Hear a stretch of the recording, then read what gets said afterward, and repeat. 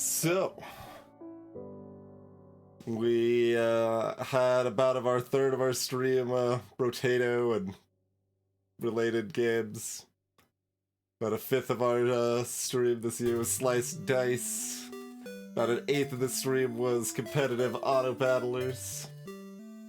And then the remaining 40-odd% is everything else. So we did definitely focus down on some individuals, but we had a lot of variety for sure, given that... Let's see. Yeah, I'm not actually sure. I should have double-checked previous years, but I know most years we... I've streamed about 80 to 90 different games in a given year. So hitting 118 different games this year is a lot of different games. Our illustrious champion returns. Welcome home. Greetings, 6 feet under, and hey there, Eri Delamo with the continued support. Cheers, eh? So, yeah, I mean, this overall seems to be our best fit, and we'll probably tend to continue on this sort of route where if we find a game that's vibing well with both me and the majority of audience, then we focus heavily on it for a while and then continue to mix it up with variety throughout. That seems to be the general approach that we've, generally had that's satisfied the most people, I guess. Well, I mean, in terms of satisfying the raw most people and, like, having viewer counts the highest, I would just continue playing the biggest things only, I guess.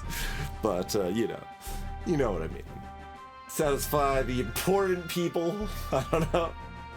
Keep up the nice variety, but yeah, one of my goals for 2023 was to get over 100 different games streams, so it's nice to hit that and pass it with authority there, even with as much time as we devoted to some of these big ones here.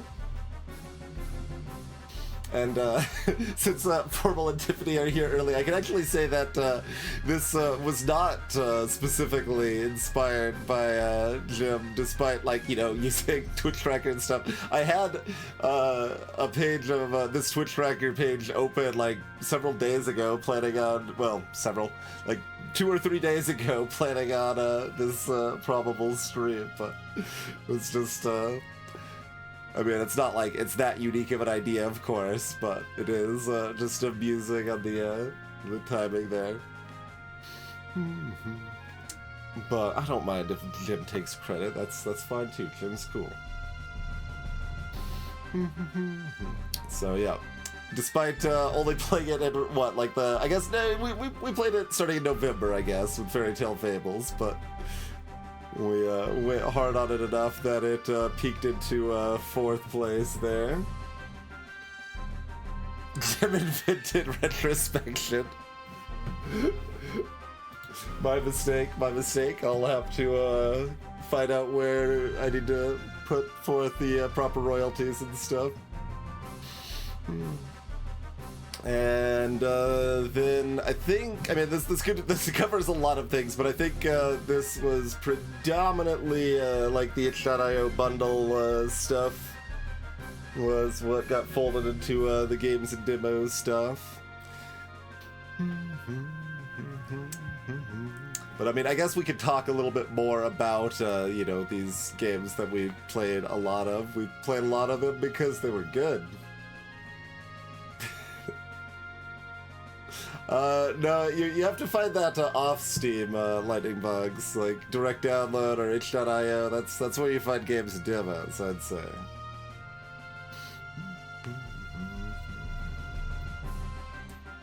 See the wild outlier as we could.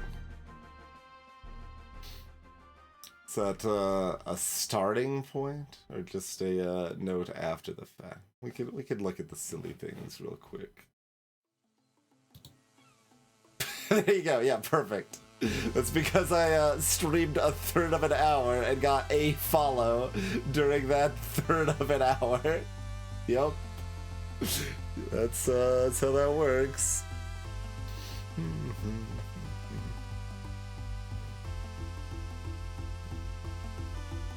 But even with the outliers, Fairy Tail Fable's right up there.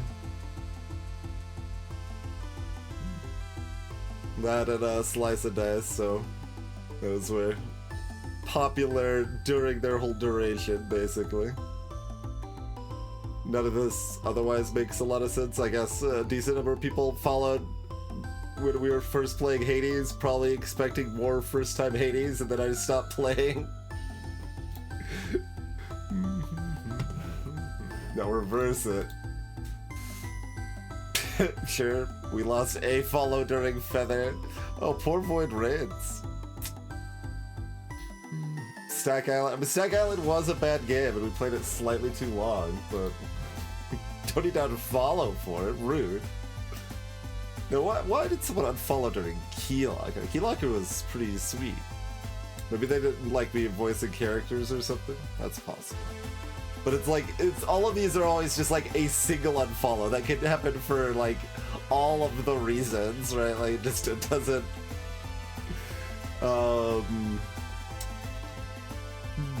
Yeah.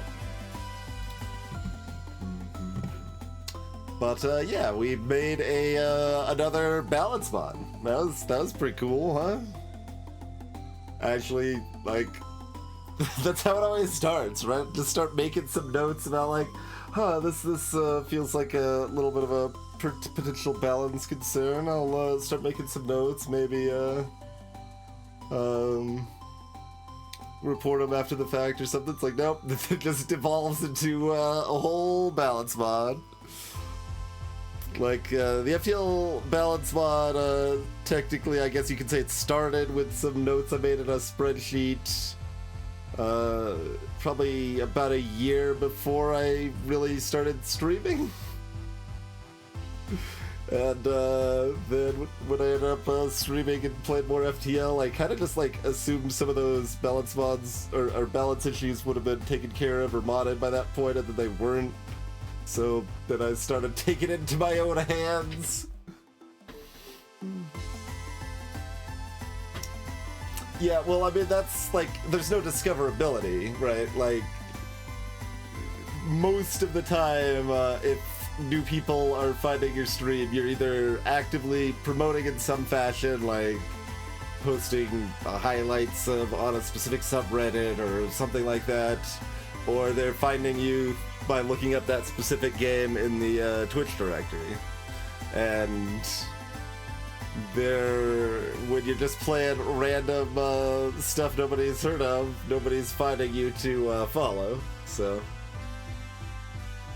that's pretty much just how that works. Like, you don't really get like, you get fewer viewers and fewer new followers playing obscure stuff, but I like showing off obscure stuff, and we find some really cool stuff that way, so it's gonna continue to be part of the stream. But in terms of raw success metrics, it's not a very good route to go.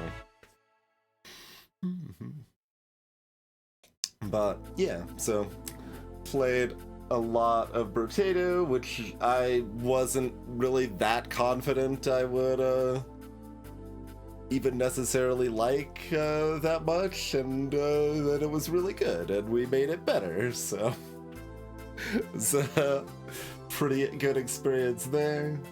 Slice of Dice, oh, we actually played that as late as June? Okay. I thought it was, I mean, it was certainly heavier weighted in the first half of the year there, but, well, June is the first half of the year. First quarter of the year is kind of what I was thinking there, but did extend out a little bit. We played a moderate amount of it during the streamathon and stuff as well.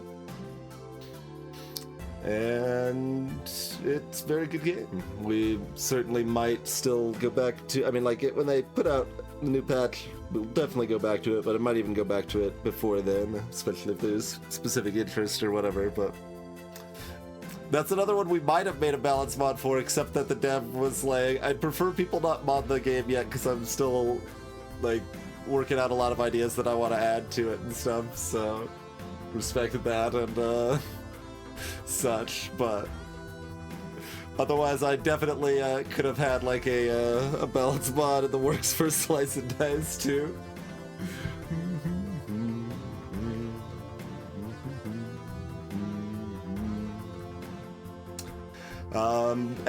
Yeah, so Storybook Brawl, we like hadn't really played it for about a year. We kind of naturally petered out right when it was bought by FTX in the first place, and you know, it was a big part of our stream in 2021. Yeah, this like last third or so of 2021, we played a huge amount of Storybook, and then really didn't play it in 2022, and other than right at the beginning, I think. And it was really nice to revisit that right on its deathbed, basically. And we managed to have like a gloriously silly final game of it, and really went out on a high note on that. And like the balance of the game was better than it had ever been and stuff. So, and then at the end of the year, we it was reborn anew with someone else's ideas, mixing it up in an obviously less polished package because, you know, it hasn't had the 3 years that a big dev, not big, but like modest dev team to work on all of that stuff together. So it's pretty impressive that Fairy Tail's already as good as it is at this point, and expect it to continue getting better. And what, yesterday or the day before, I basically wrote like a little short novel of stuff relating to permanent stats and why they aren't good in the game right now and what could be done about them. Hello, Banana.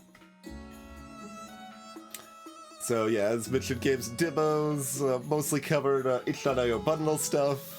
That's a good way to get a bunch of check marks on your list, where it's like, oh, played new game, played new game. There weren't too many standouts amongst them, but there were definitely a few that were pretty good. When we start looking at some of our individual ratings, some of that might come up there. So, let's see, Luckbeat Landlord. That's just very much in this spot where it's not that deep, it's kind of just silly and a bit random and stuff, but there's just enough there to latch on to that it's still a lot of fun and pretty satisfying. And I think there has been at least one relevant update. I mean, I think there's been a lot of small updates, but one moderate update since we last played. Certainly one to look at revisiting still. There's also some Luckbeat Landlord likes that we have access to now we might check out as well. Let's see. Thronefall, another one I wasn't really expecting to like that much, but it's pretty good, actually.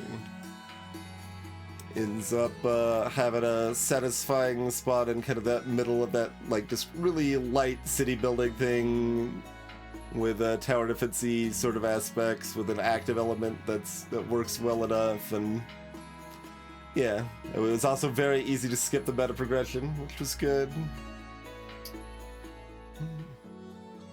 So I don't think I'll probably go like hard on high score stuff with Thronefall or anything like that, but it was fun to kind of dance around some of the high score stuff, and I think they're still planning on adding some relevant new content, and especially if they fix some of the little quality of life things and stuff. I did post for one, like, the fact that it ended up being optimal with one of the builds to just like mash a button constantly. I'm like, well, this isn't good for my wrist, so like I just can't take this build again unless they fix it.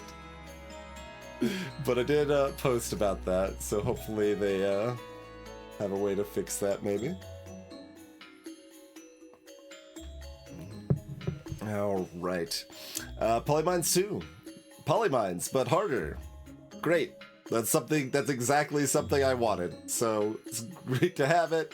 I did post suggesting they add a countdown mode, and the dev was at least receptive to the idea. I don't know if they ever will or have a chance to or desire to or whatever in practice, but it's possible it'll get even better down the road, but still good. Riff Wizard. It's too long, but it was cool. It was worth checking out. Glad we played it. Roguelike sort of experiences that we can't really do a full run in a single stream are just kind of not great for stream in general, I feel like. But that was one that had some specific requests and seemed it was nice to kind of get a little bit of that semi-traditional roguelike itch for some of those folks.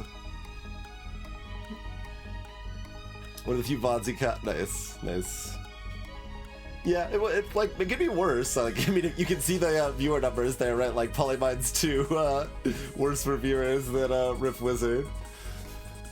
Given that it took several streams to like go through, I'm actually surprised the viewership stayed like decent-ish for Riff Wizard. There, it's actually hanging on next to Cobalt Core. So.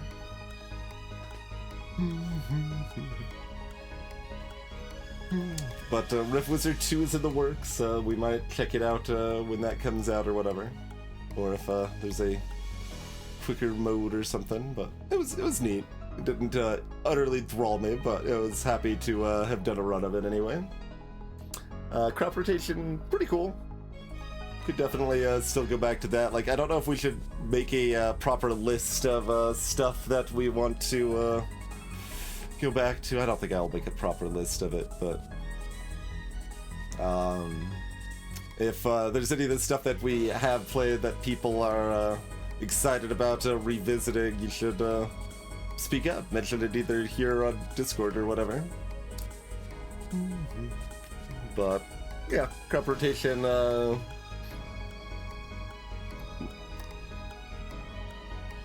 pretty good. I don't have that much to say about it. I guess just, you know, it's pretty good. I would look at playing more of it. We did what, two runs of that basically, I think. Definitely gets very min-maxy, but at least curbs some of that by like your plantings are always random, so you can kind of estimate that a little bit, but you're not looking for like perfect positional perfection, which is good because I don't really like positional perfection as a mechanic particularly. So crop rotation kind of takes a sidestep of that enough that I like it a bit better in that approach. Cobalt Core, good. Little too easy perhaps. Difficulty might be weighted too much for the first sector. Meta progression was dumb but easily skippable. Yeah, I mean, pretty good. That's another one we definitely could play more of, or I could be fairly happy with the handful of runs we've done so far. If they add a higher difficulty or like change something in that realm, I'd be potentially more inclined to check it out again. Hey, Cathodic. So, I mean, do you want a Dokapon Kingdom-like game that's, like, good instead? Because it's called Heartwood Heroes. And you should check it out. It's pretty cool.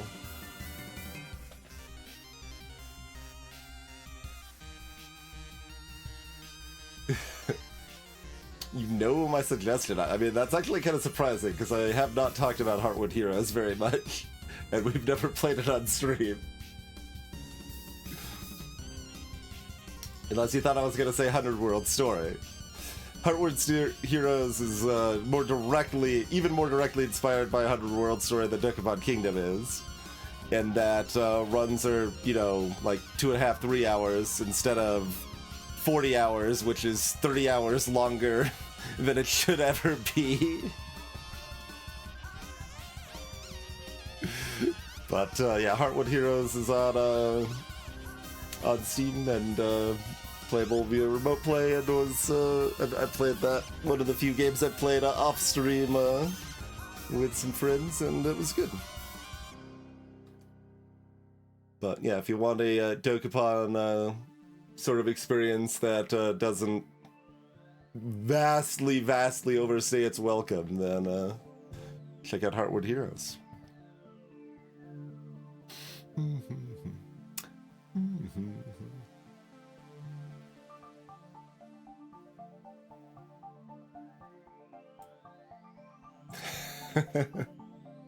Hey, Anshata. Tower Tactics Liberation, also kind of better than I expected. That blended the tower defense and roguelike pretty well. Its meta progression was absolutely atrocious, but was still, like, fun and good if we kind of, we basically skipped all the unlocks and then just didn't use any of the make you permanently stronger meta progression while playing on the highest difficulty, and that was good. It was good, I think. Yeah. This is this year on Against the Storm. We had 120 hours last year on Against the Storm.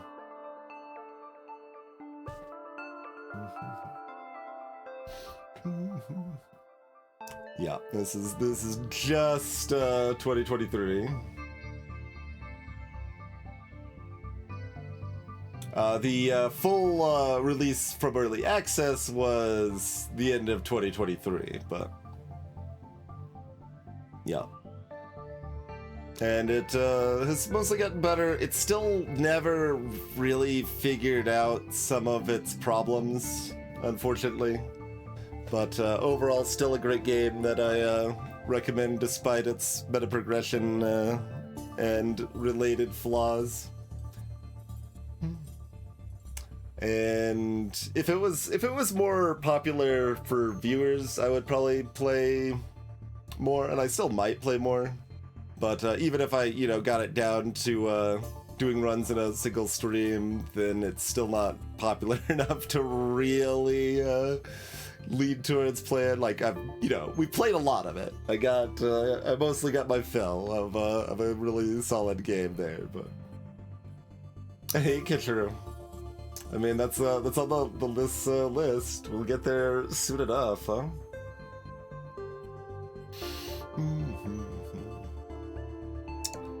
But yeah, Gets the Storm's great. It's in a weird recommendation spot because they added a harder mode, but it's a campaign mode that intertwines with the meta progression in kind of a dumb way, and it's meh. Doesn't seem like it really does what I want it to do. So the majority of the game outside of the game is not something I like very much about Against the Storm. Although that said, I will include, it's got pretty good quality of life and UI features and stuff in the game, which they definitely put a lot of effort into, and that was good to see.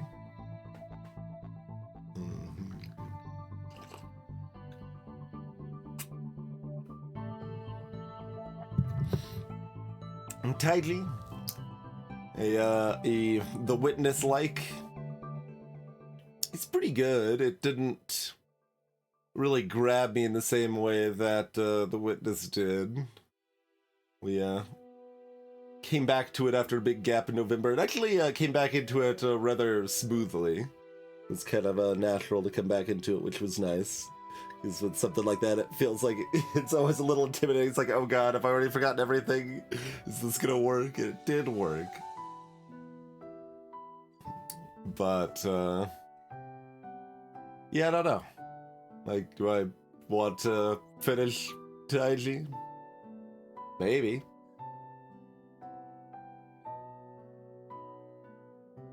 There's stuff like that I like also like loosely consider, should I just play this off stream sometime? But I usually don't have that much enthusiasm to play stuff off stream. I mostly haven't played non-multiplayer games off stream in a decade, other than like some random little idle games or stuff like that. Just I stream a lot and play a lot of games on stream, so like off stream is, I don't know, time for other media or doom scrolling Twitter or something, I guess. I don't know. Speaking of lies, telling lies, it was okay.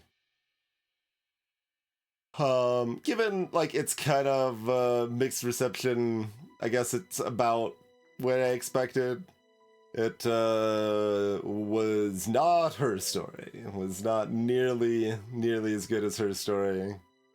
It was still like worth experiencing. It was pretty neat in some ways, but didn't conclude super satisfyingly, and just wasn't as compelling of a kind of narrative to explore as her story was. But have I heard good things about Immortality? Absolutely. Yes, that made many people's like Game of the Year lists in the appropriate year. That was what, 2022? And we still haven't gotten around to it. There were at least 3 times I almost streamed it. But it still hasn't happened quite yet. It will happen. It'll happen in 2014. Or, oh god. 2024. There's numbers keep going up.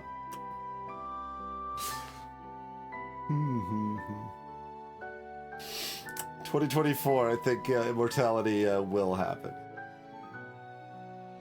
Mythos Sudoku. So this was made by the person that made the Ocarina of Time Sudoku, which was probably the first like good Sudoku I played ever. And this kind of uses the same sort of concepts of multiple boards that you're working on simultaneously that kind of interact with each other a bit and stuff. So that's a cool concept. It didn't have like super long legs for me, since it was randomly generated puzzles that kind of lose a little bit of the luster over time. I mean, to some people, you know, that's also going to be an appeal, because then you've got infinite puzzles and stuff too. But that said, it was still well worth checking out, and I liked it. And Dwarf, which I know from the speedrunning community, made the soundtrack for it. So that was pretty neat. Teddy Folks was fine. Another one of the kind of worth playing but don't really need to play more of sort of experiences. There's gonna be a lot of those. Red Strings Club, yeah, it's fine. Narrative experience that didn't like. Wasn't like terrible or anything, but just didn't vibe with me that well. Void Stranger.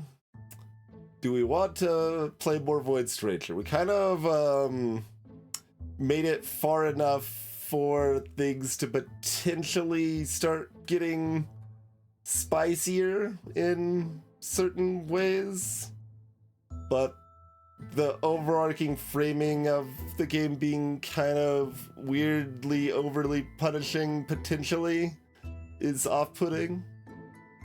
And like most random puzzle games experiences, was not, you know, that popular with viewers. There's some that are, but most are not.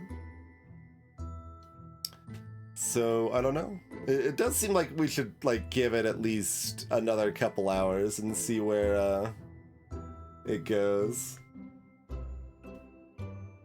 Get at least a little bit of a taste of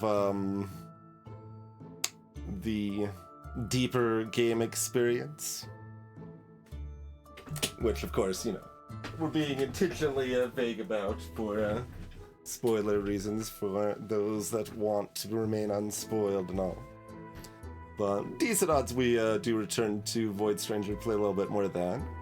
Spelunky and FTL both got played during the Streamathon, which was a pretty good success. That was definitely the most I have ever streamed in a continuous period. Did like averaged what 9.5 to 10 hours a day for 23 days straight, I think. So it was nice to revisit our classics with Spelunky and FTL, among various other things. Undertale's on here for Undertale Yellow and Delta Traveler. All those got kind of mixed into various categories there. Undertale Yellow, probably don't need to get back to that on stream. I think Undertale Yellow's got its own entry further down here, so we won't worry about that right now. But Slay the Princess, probably the best new game I played in 2023.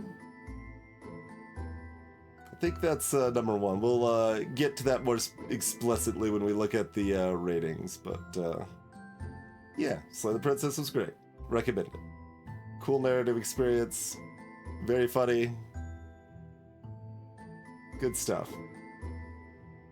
And they're like Slay the Princess did so well that they're planning on doing kind of a extended version of it and adding some more scenes and stuff too. So like I'd been considering if I wanted to just like revisit it and do some more runs, but since they're planning on doing that anyway, I might as well wait until they do that and then I'll revisit the game at that point. Wild. Was that an unsurprising pick, or a surprising pick rather, when Fairy Tail Fables and Brotato and stuff are in the mix? Slice and Dice would still beat Slay the Princess, I think, but that was, we first played that last, I'm gonna still say last year. We're gonna treat it like it's 2023 for ease here. Into the Breach we revisited during the Streamathon too, and that was really fun to revisit. Like, should we still play more of that? Maybe. It's a cool game. And we had like one really satisfying thing in Into the Breach when I figured out a way to do some specific complicated interaction that I wanted to do, and it worked out wonderfully, and that was just really fun. Yeah, it's just December 34th, exactly. Astria was fun. It was worth checking out. It's a hot mess of a dice-based roguelike that needs some more quality of life and, you know, also better progression that we were able to skip. But if I see that they've like put some effort into making it easier to play the game, I might revisit it. It does have a lot of cool things going on, but it was a bit of a hot mess. It had a one of the relics that relied on hidden trackable information, so that optimally I want to take like notes of the enemy statuses each turn if I have that relic, which I should have because it's a good relic, and like that's it's not good. Not a fan of that at all.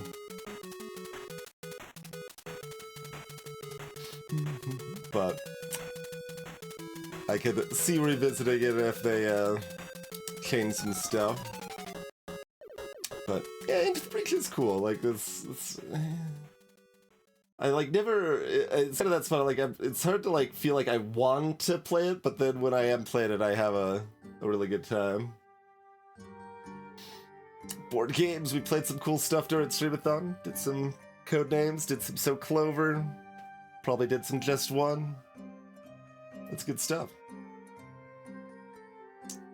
Did a little bit of randomizer during the streamathon as well, and something outside of streamathon. What did we do outside of streamathon with FF1 randomizer? It says June. Apparently we did a randomizer run in June. Alright. I don't remember why, but randomizer, FF1 randomizer was a really important part of what we did in 2022. But also one of the least popular things that I've like gotten heavily into on stream, probably, unfortunately. But it was fun to really get involved in the community, do really well in the newbie tournament, get involved as a dev in the game, and it's a nice little spiral we went through. Hades we properly revisited. Because I had basically only played Hades when it first launched into early access. So it had changed a whole bunch since then, and everybody loves Hades, so it's like, okay, well, we gotta revisit it, see if it's better. It is better, quite a bit. My rating didn't change. I don't like Hades very much. It's fine.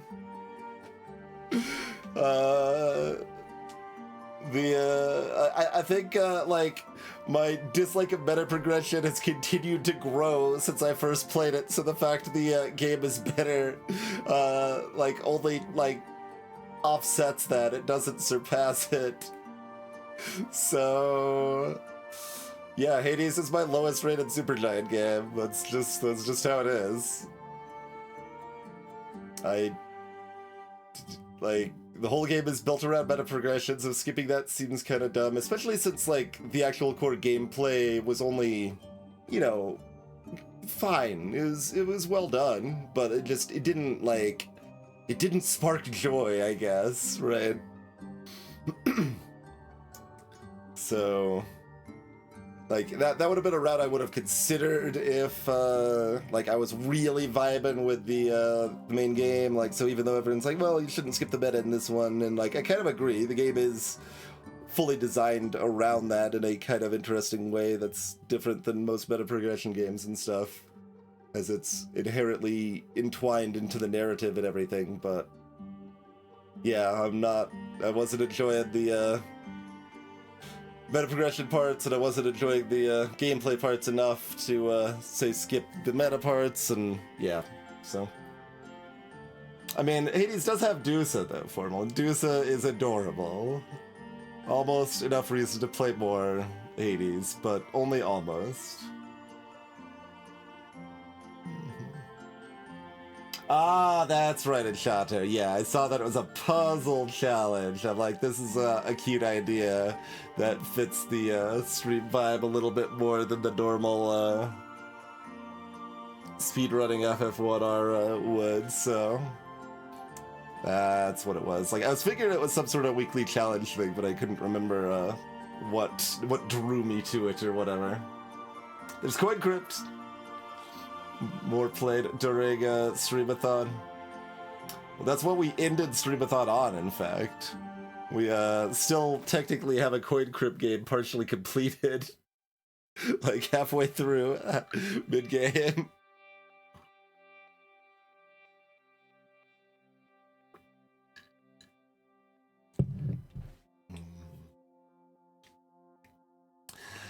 Game development. That's working on the Brotato balance mod. Most of that I did off stream, but we did a little bit of the actual like coding and testing stuff on stream.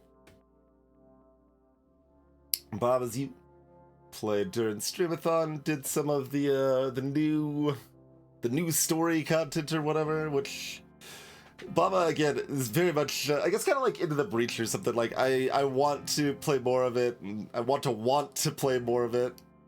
It's good. There's so much of it. It gets so hard. But it's likely we'll still play a little bit more Baba at some point. Greetings, Zergling.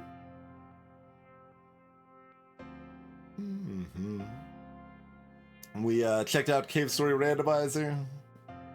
That seemed like an appropriate way to honor Cave Story during Streamathon. It was fine. I don't have a lot of reason to play it more, but like I could be convinced maybe as a race, like a casual race or something like that, if people wanted to. But Hexarchy was pretty decent. That was a kind of deck buildery 4X experience. Still had some 4X aspects I'm not the most excited about, like min-maxing your worker placements or something like and stuff like that, which I always found pretty tedious in like Civilization games. But given that like the game mostly lasts like 10 turns or something like that, that's maybe fine. And there were some interesting little like min-maxy challenges available to Hexarchy as well, like kind of talking about like the puzzle randomizer thing, like kind of what appealed about that, some of that stuff where you're solving a puzzle to optimize the high score or whatever is cute. So that's another one I could play again, but like with so many of these, it's in that spot, it's like, well, there's so many games to play, and there's so many games we really like, and it's gonna be hard to fit in, but it was good enough. Could definitely see playing Hexarchy again.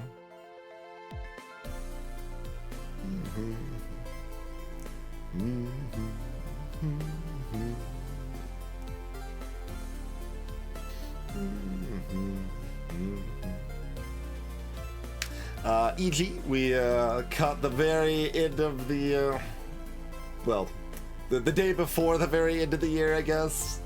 This is a classic run-and-gun platformer. A properly classic one, I think is what I was calling it, from 2008. And we will finish our run of that within the next week or two, I think. We've done most of a playthrough, got a little bit left there. But yeah, it's been fun to revisit. Factorio's still good. I could see continuing the Triangle Madness or just waiting for expansion stuff before we ever play it again. The latter is probably more likely at this point. Dwarf Fortress, we only played at the very beginning of 2023. And, you know, because we were playing it at the end of 2022. Steam Dwarf Fortress, still a hot mess that's, like, painful to play.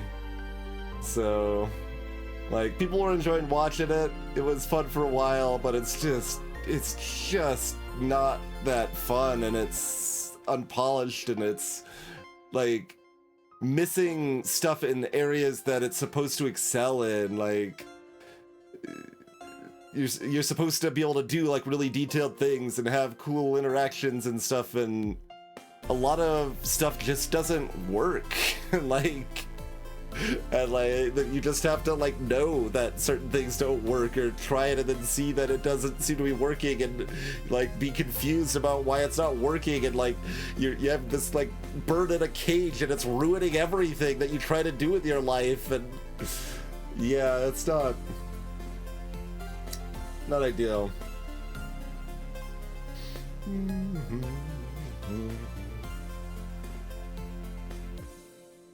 Imagine streaming on Twitch.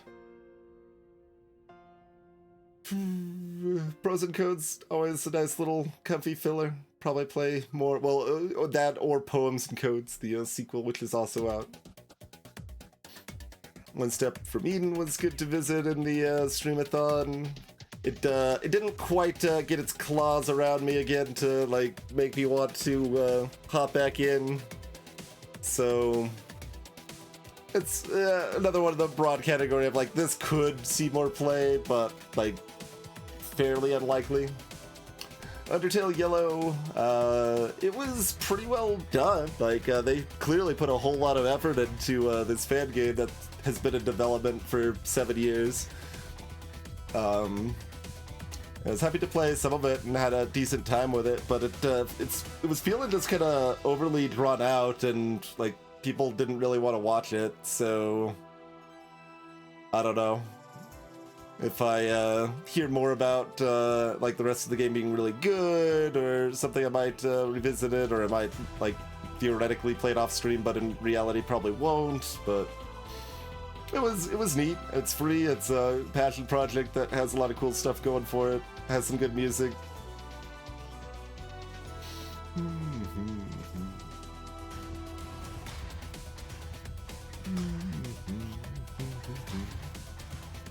Yeah, we've did do OG Dwarf Fortress on stream as well.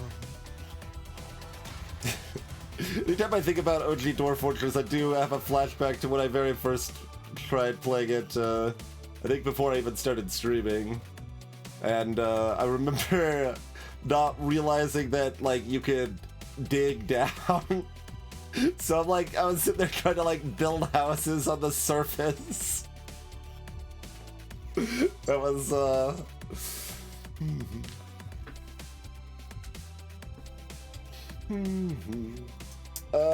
I think OG Dwarf Fortress was more popular than ASCII Dungeon Crawl, although I did have a tile set for OG Dwarf Fortress when I played it on stream.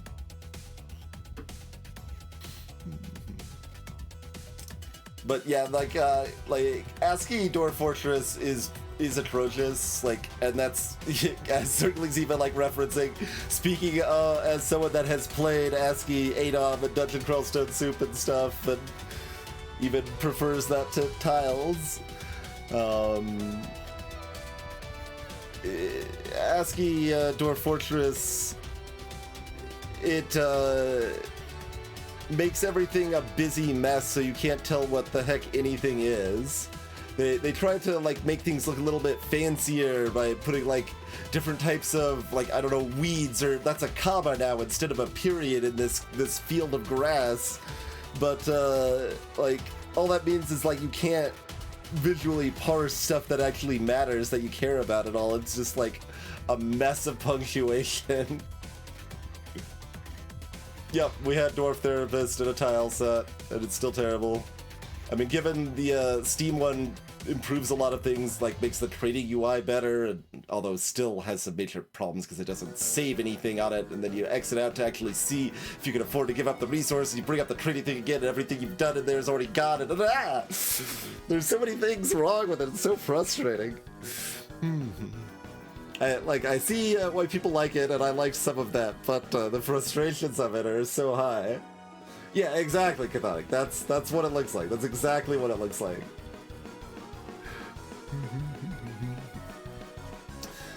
Chrono Arc.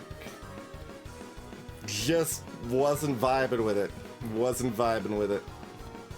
Seemed promising, but like overcomplicated. It didn't explain things that well. It just didn't.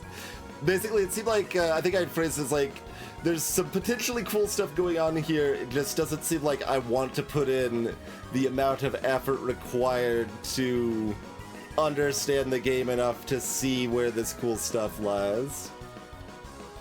Okay, well, Enchanto, that just makes me think of Willy the Worm, a DOS-based ASCII game.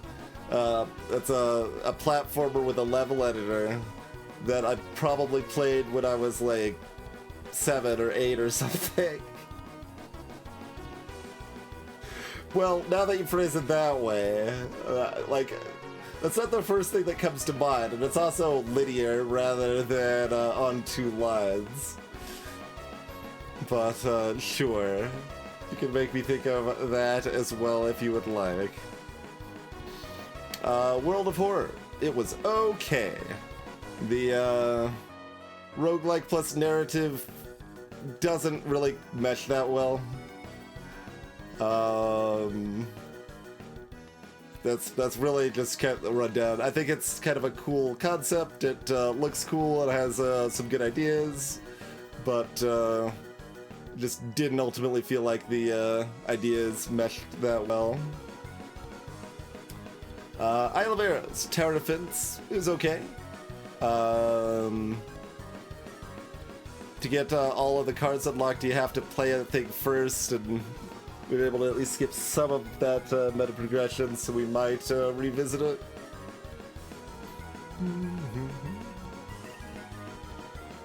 That's in the maybe category.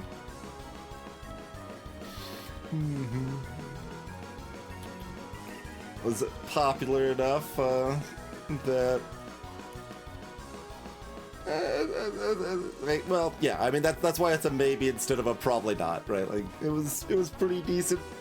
Wasn't blown away by it, but it was enjoyable enough, and still kind of wanted to see what else it had to offer. So. Yep, Sudoku.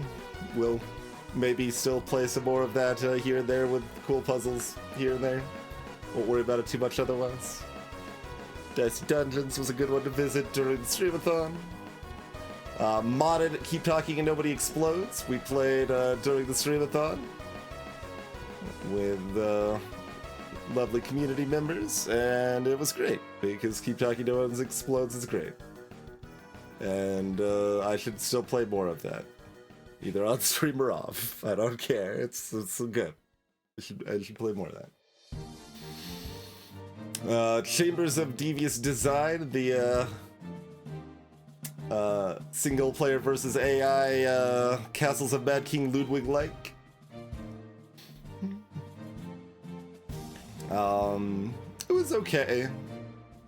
We played a little bit of it during a indie grab bag stream. We revisited it briefly, and that was enough. I don't need to play more of it. 20 minutes till dawn. Kind of similar category, right? We played like 2 hours of it. It was good enough to play a little bit more of it. So we played like another 2 or 3 hours, and or 2, I guess, like we can see right there. Thought it said 4.7 for some reason, not 4.3. Oh, because the 47 next to it, I think, is what I parsed there.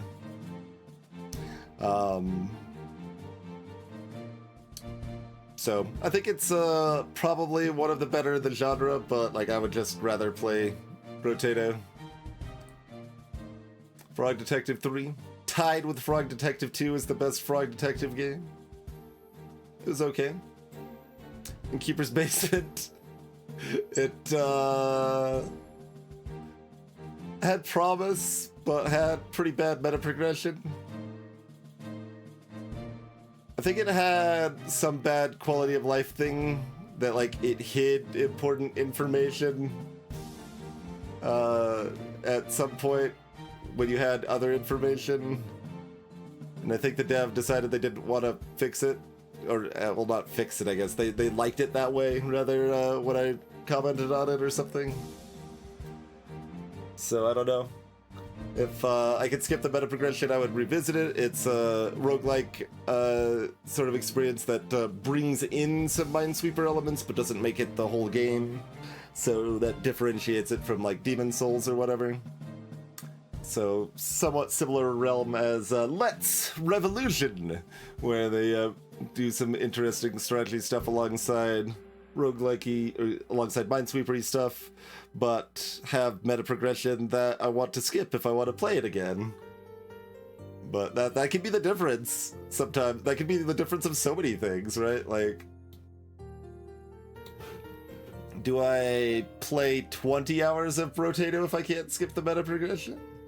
It's not even like that bad of a meta progression in Brotato. I was just done with it. I mean, I guess Brotato I'd probably still keep playing.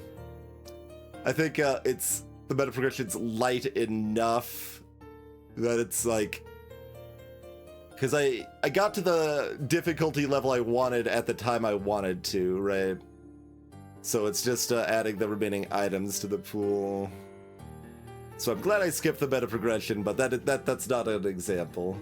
There's definitely been other examples, though, for sure. Storybook, or excuse me, Slice and Dice, I may not even play if it doesn't have a skip meta progression built into the game, and then we played hundreds of hours of it because it's really good.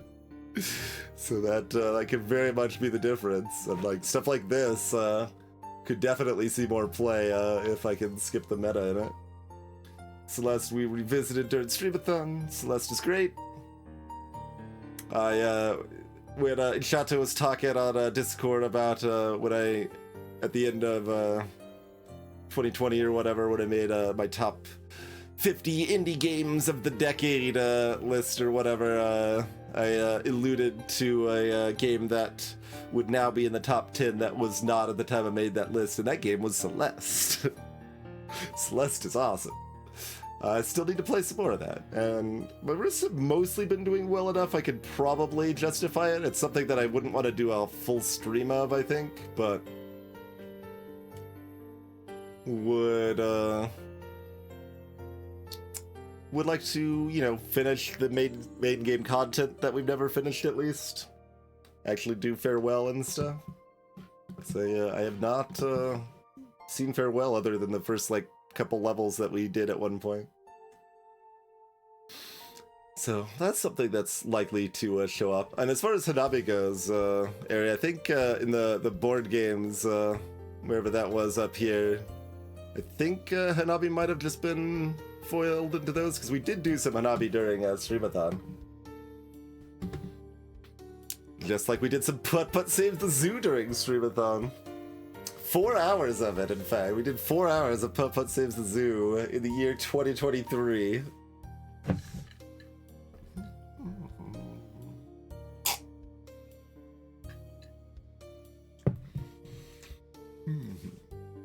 And the Zoo Gate was definitely locked. We did not get a PB.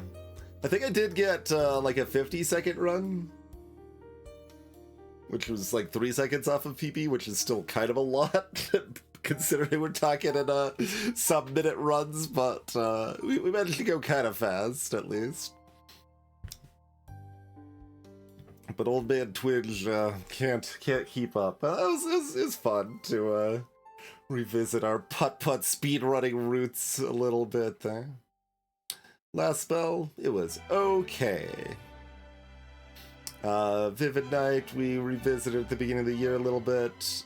That revisit kind of convinced me I don't need to revisit it again. Like, I like Vivid Night, we've played a decent amount of it in past years, and it's a neat take on the kind of the roguelike solo auto battler sort of vibe and such, but I don't think I want to play more of it. I saw something in passing about reaching the kill screen of original Tetris or whatever. I did not look into the details at all yet. Tiny Rogues, pretty good. It just had a massive update, and we will play it again. There's definitely timelines that we already started playing some Tiny Rogues again, like a week ago. This is not that timeline, but yeah. We'll play some Tiny Rogues in 2024. Gravity Circuit. A Mega Man X game that basically is just better Mega Man X. It was pretty cool, but like, I don't love that gameplay enough, and nobody wanted to watch it, so we didn't play more of it, but worth checking out if you want like a good take on kind of a Mega Man X sort of experience. There's Codenames. Codenames good. Invite Tiffany if you want to play some Codenames. Mechanobot was fine. Another in that kind of roguelike-y auto battler sort of experience. I did spend some time making a good save file to skip the meta progression for it, and probably won't ever play it again, but it's okay. Retropolis, another one we, I think, revisited in Streamathon. It was okay. Like, it's still, like, this really cool game that's just got these jagged edges that stab me a little bit every time I play it. It's kind of how I feel about Retropolis. Like, it's, I guess to some extent, like, One Step from Eden. It's, it feels like One Step for me is more in the form of like, this game's kind of too hard for me, and even like slowing it down, it's hard to like really do satisfying things with the deck alongside having decent movement in the game, and it just doesn't quite flow for me. But that's like more on me. Where Retropolis, it's more on the game. But it's still pretty cool. It's just jank in a few weird ways that are kind of hard to describe, I guess, is how I feel about Retropolis. Like, enough that I still think the game's good and reasonably recommend it, but like it pokes me every time I play it. I'm like, I don't know about this.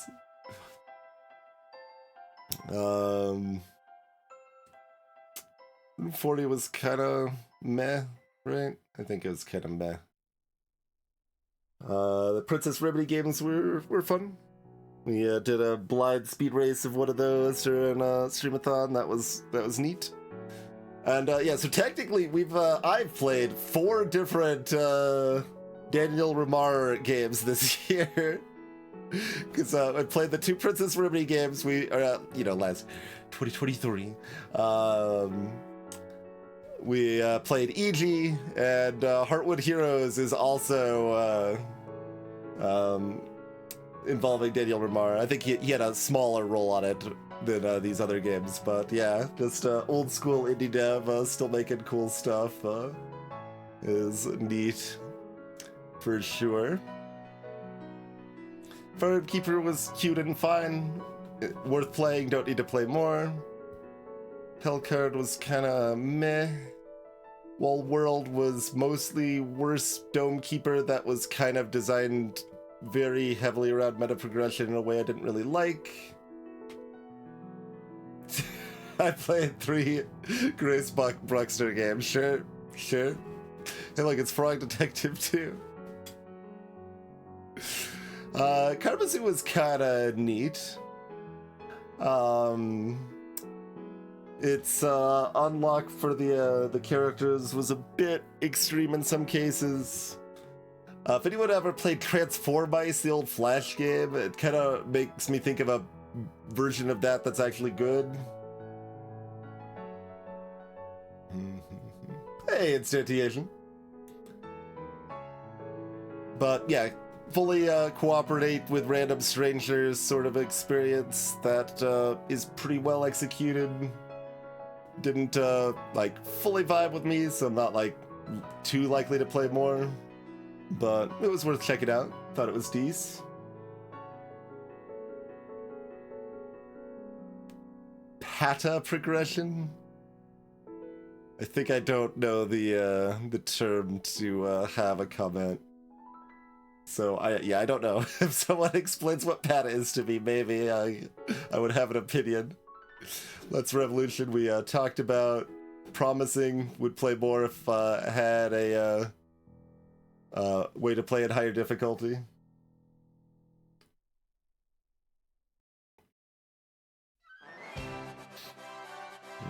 One step above meta.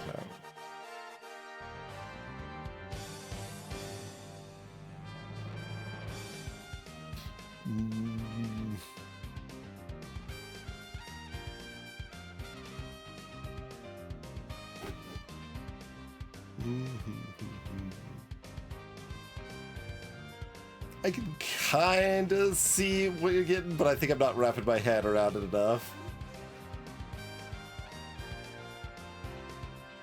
Metaphor for a metaphor would be a pataphor. Interesting.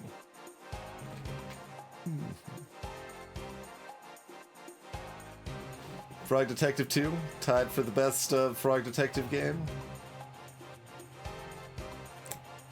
Chef Squad, he was fine. Little bit of a silly fun that was appropriate to check out during Streamathon. Don't really need to play it again. Kid Stories was a nice little revisit. That was another, yeah, so we played this and EG. Like, both of those were properly classic indie games that I played not very long after Cave Story. Like, kind of in that era when I was kind of just discovering what indie games had to offer me at that point, and yeah, that was fun. Curse of Ruin was meh, it's fine. Peck Down the Bunburrows was pretty good. Kind of in that realm, like we found some cool stuff, so I'm happy we played it, and it was satisfying to find that cool stuff.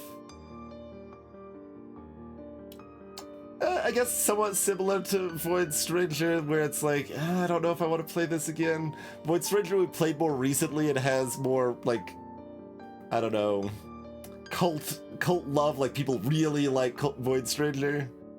So it's probably ultimately a little bit more likely we revisit Void Stranger, but I could revisit Bunburrows.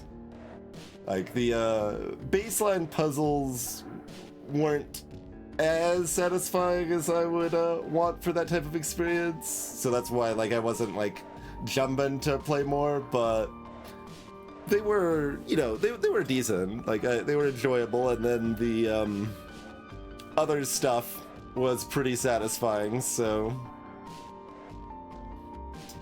to be determined. Froggy's Battle, it was good. Frog in a circle roguelike. I don't think it's got a bunch of legs that you want to play like a huge amount of it, but I had a really good 2 hours with that game. That's how I feel about Froggy's Battle. Like enough to probably recommend it decently. It was good. Did I add that to the curator recommendation list? I don't know. I might have.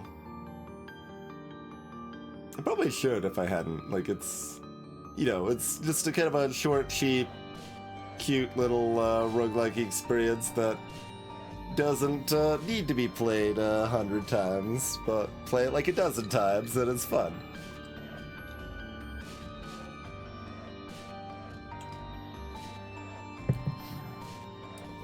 I liked it more than other frog-based games, I'm sorry to say, that we played in 2023.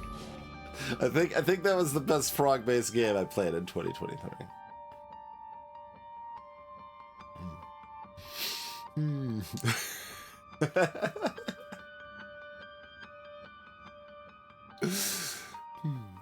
Frog Detective 2 and 3 are still rated higher than my average rating, though. So I could use that that statement to slightly maybe curb some ire. I do have a new frog-based game that I just got a key for that we might play during a grab bag or something, or if people vote on it. Frog Fractions 2 we played in probably 2022, and it was fantastic. Highly recommended.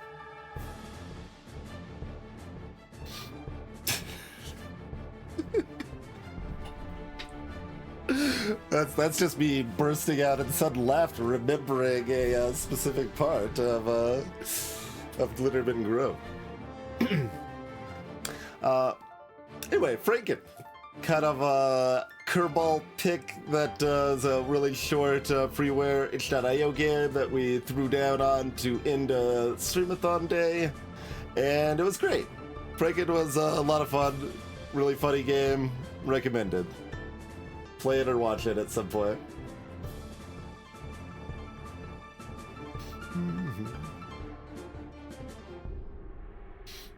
Oh yeah, Tiffany. Command Line Pilot, meh. Descenders, that's another one of that category of like, I had a good time with this, but I think its time is probably done. Like Void,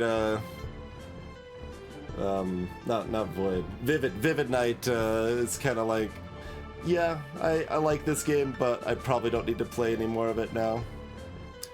Zen World was a neat idea to kind of give a little more goal for your Dwarf Romantique sort of experience, but then it seemed like it horribly failed on that by having impossible goals. So, unless that's addressed, I probably don't need to play it again. Hyper Rogue was okay. It's Is it correct to call it hypergeometric? Is that the term? So it's a weird geometry roguelike that has some neat things going on, but probably not enough that I need to play more of it. On Guard, we did a sponsored stream of. It was pretty fun. That's what I would play more of if we had fewer games to play, I think is where it lies. Like, it was good. I had a good time with it. Just kind of a splashy, like the sword fighting mini game from Sid Meier's Pirates kind of brought into a fully fleshed out game in a lot of ways. Like, this kind of flashy sword fighting that's just kind of playful and a lot of fun.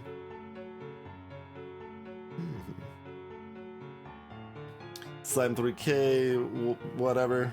It's fine. Might be better when it leaves early access. We did some different... Like, I think this might have been for...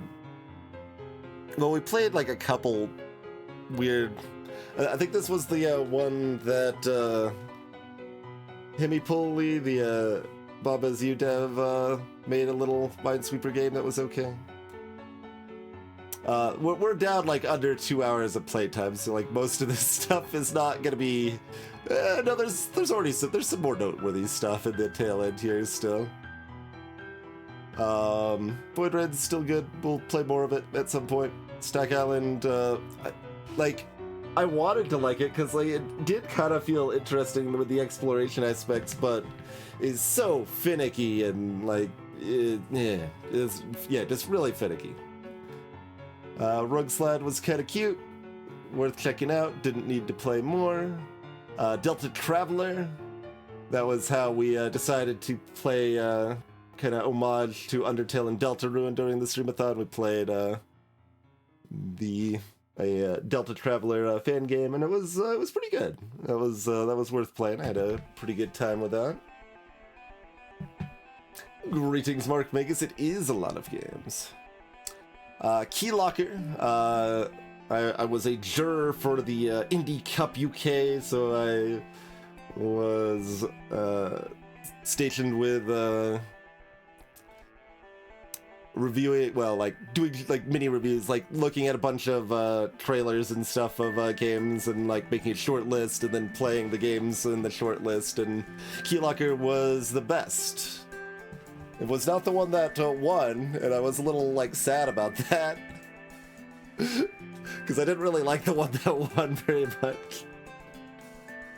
So Videoverse, but yeah, Keylocker was pretty cool. That was had some interesting vibes going for sure. It also had the single best like ending transition from the demo I've seen in anything, so that was cool. But yeah, I'll decent odds we play Keylocker when it's fully finished and stuff. Just King we tried out briefly and it doesn't work very well with controller, so I said I would revisit it when they made it work better with controller. I know there's been some updates to the game, but I don't know if they've fixed that yet or not. Shovel Knight Dig was okay, didn't really like it that much. Lizzie Crossing was a little Minesweeper game that was pretty neat, but ultimately too easy. So it was fun to check out, but didn't need to play more. Color Jumper was okay, just an okay platforming experience. Escape Chasm was a little RPG Maker game made by Timmy, the artist of Undertale, and it was fine. Didn't vibe with me that much. Scroma was an okay puzzle game. Like, enjoyed it decently. Like, not enough that I'm super inclined to play more of, but I could. Like, it was decent. I liked it okay. Disc Room, I still want to play more of. It's a cool game. Shafted was not very good. Feather was just a really light exploration experience that did what it said on the tin. Although, it ended up having a little, fun additional aspect I wasn't expecting exactly, so that was, neat, but ultimately pretty light and, shallow, but still enjoyed, that I checked it out. Has good music as well. Poems and Codes we mentioned. Hazelnut Hex, a little, kind of traditional-esque shmup that was cute, reasonably fun. Made by someone I've seen in person. Like, I don't, when it's only one person, but it's like a chiptune musician that is called the Chunderfins, and like because it's like this made-up band of multiple people. Like, I don't know what if I should refer to them as a singular or multiple, but anyway, I've actually seen them live, the musician that made this game. Feeble Light had some readability issues, but was okay as a little shmup thing. Baba Files Taxes wasn't actually very good, sadly. Like, it was only half an hour, so sure, whatever, it was fine to check out, but it wasn't very good. Indecision wasn't very good. Poosh was fine. Little light, high-scory chase sort of thing. Like, it was decent, but not enough that I'm excited to play more of when I'm not that big on high-score chases by default. I do have a tab open for Mobile Suit Baba Instant, yeah. That has moderate odds of being played in 2024. I guess I should probably add that to the games list. We've already drastically exceeded our just chatting time from last year, that's correct. And if anyone's wondering why this is only 105 games listed here, that's because a lot of them were combined into the games and demos. I made the best count of it that I could. There were several itch.io games that we played just under games and demos, so 118 was the best count that I could figure out. But solidly over 100 in any case, when the past few years we've done somewhere around 90, so got a good amount of new games checked out and variety played this year, despite as much time as we devoted to the big boys here that we played the most of.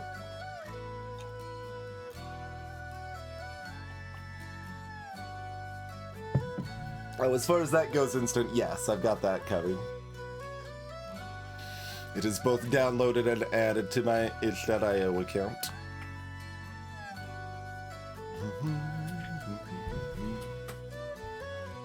So I might actually have a tab open because I already went through that part. I don't remember. But I don't think I actually added it to my games list, did I?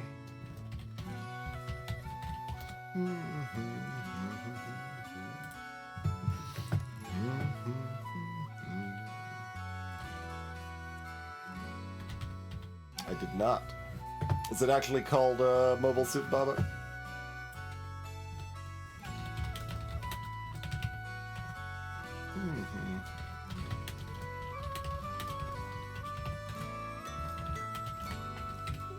There we go.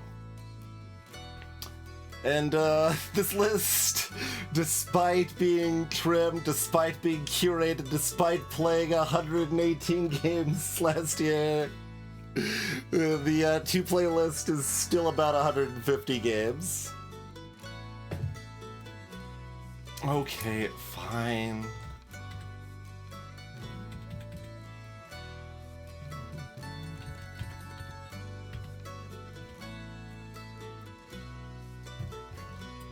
There we go.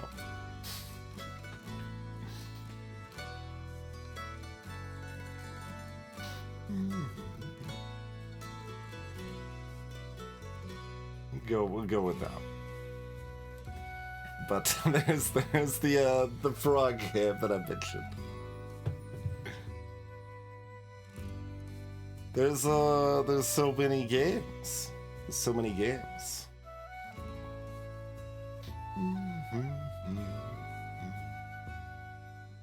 So even if we play 100 games and we don't add any new games, this list still has a lot of games on it.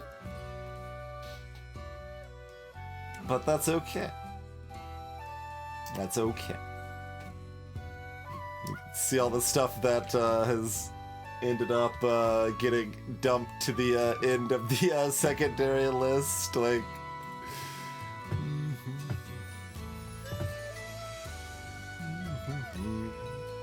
Plenty of things that were on the primary list at some point, like this, and this, and this, and this, that just curated and trimmed down the main list a bit. But... Oh, did I put Yomi Hustle in there? I did.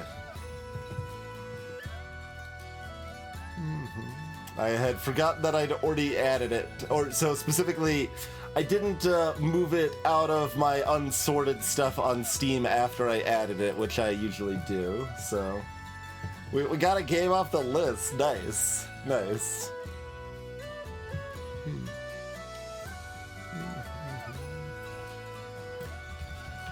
I think that's a better description, though. We'll combine the descriptions.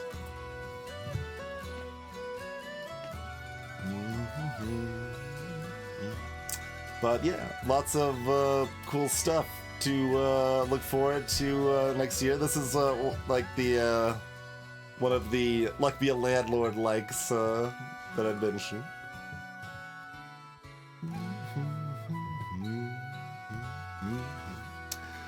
Chants of Sidar made a lot of people's best games of 2023 list. Most people that really like it agree the stealth sections are bad, but they aren't. There's not that many of them, and then the language stuff is really cool.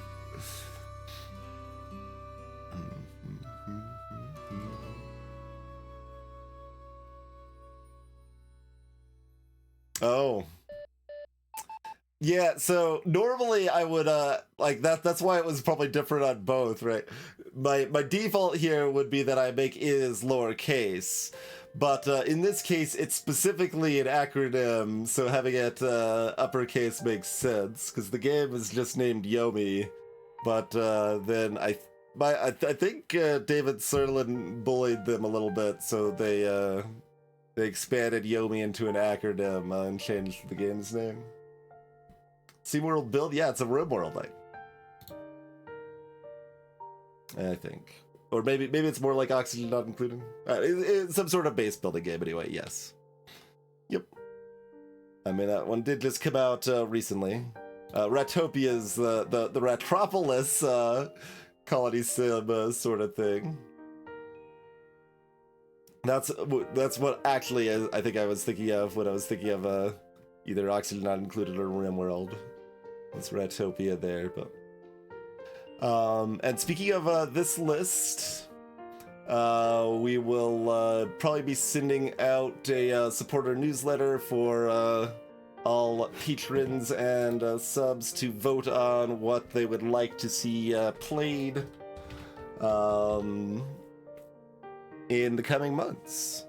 I'll send it out within the next few weeks. We'll try to play things voted on in the coming months. There we go. phrase that kind of weird. Yeah, it's pretty jank set of you.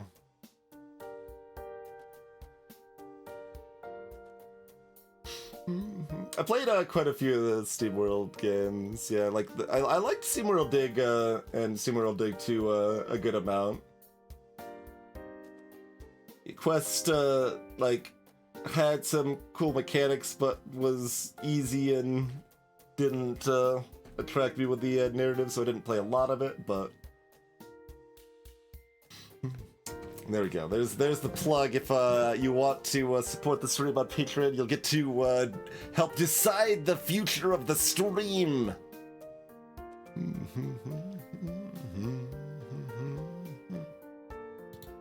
And in that vein, a goal that I have mostly been successful with. There you go. You also get a shiny diamond VIP badge. Yep, exactly. But yeah, another thing I was trying to do off of the last supporter poll is I had a one of the game votes was for the game people most wanted to see, and I have played all but 2 of the games people voted on as most wanted to play that I owned anyway. One person burned it on a game I didn't own, which is like not the idea. I don't have the game to play. But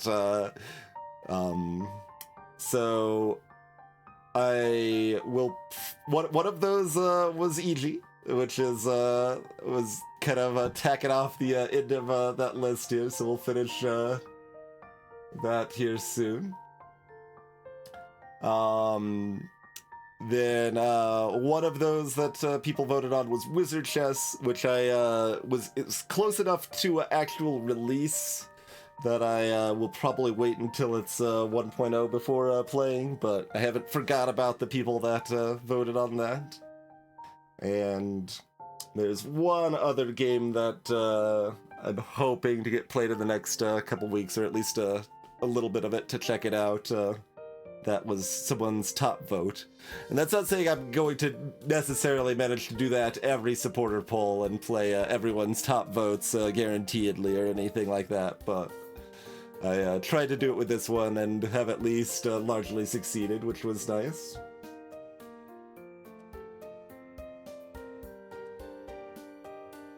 Nice, certainly. Either whatever works, whatever works.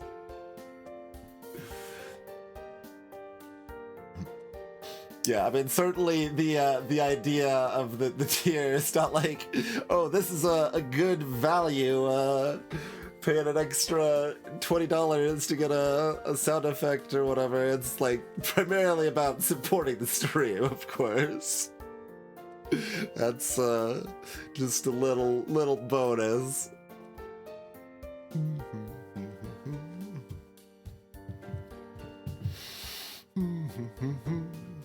Okay, but yeah, lots of cool stuff on the long short list of stuff we would potentially like to play. Some of this dating back. How much of it is from this year? Almost half. Wow.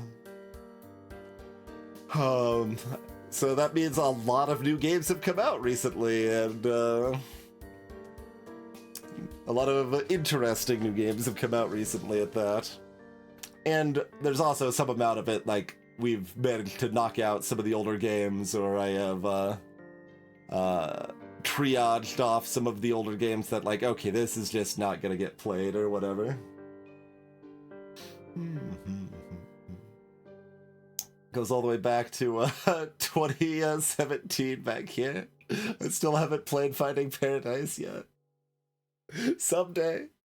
But that said, like right here, we got one of these 2018s that's gonna be off of this list. In fact, I can go ahead and take it off.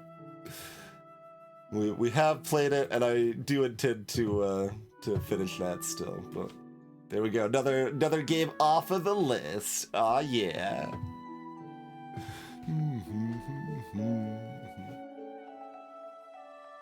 Cool. So that's a lot of the stuff. We've got graphs, but we've got a break first. I guess the graphs are not 2023 specific, but they are, you know, rating and game discussion and stuff specific. But yeah, thanks for tuning in for this comfy little review stream. We'll be back in about 5 minutes, do a little bit more in this vein, talk about what we rated some of the games, and also talk about some non-game media as well. So like the best books and TV stuff I experienced in 2023. And feel from there if we want to do anything else afterwards, I guess. But yeah, thanks for tuning in, everyone. I follow if you're new? Question mark? I assume anyone here at this point is a regular. But yeah, we'll be back in a few minutes, everybody.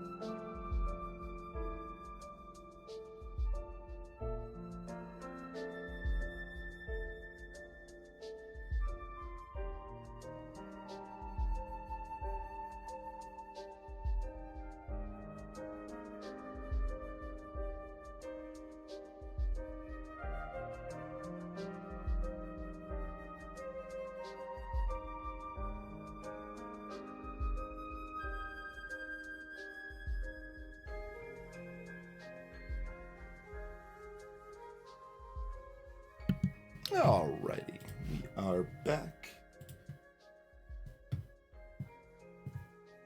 Oh, I guess Steam is not to be notified when we go live anymore because that wasn't working and no one was using it anyway, so I should maybe change that text.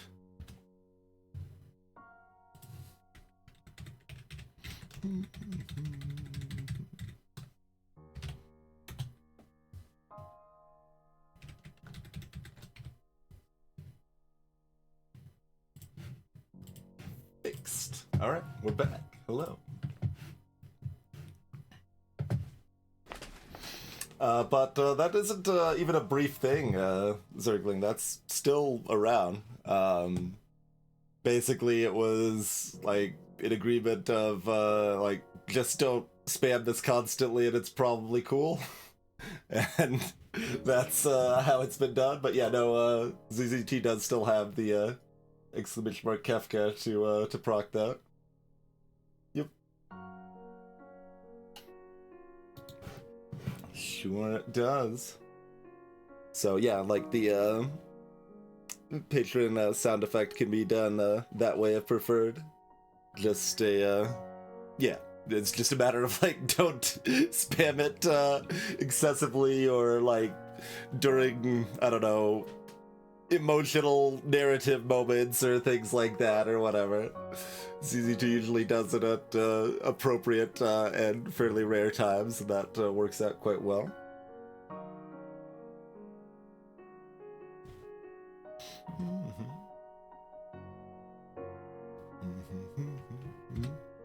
All right, graphs.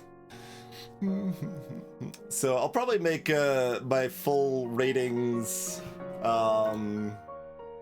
fully like public at some point soonish, I would imagine. I have decided to kind of pull my, well, I mean they're still there, but my video game ratings off of Video Game Geek and just have them in my spreadsheet next to the like TV, movie, anime stuff and all of that.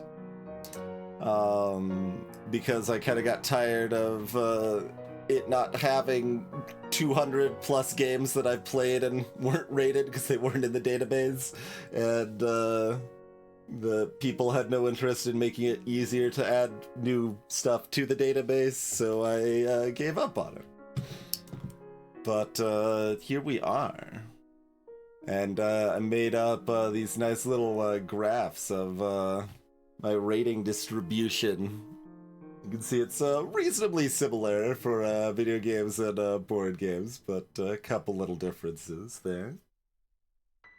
Board games more aggressively peaks right at the 7.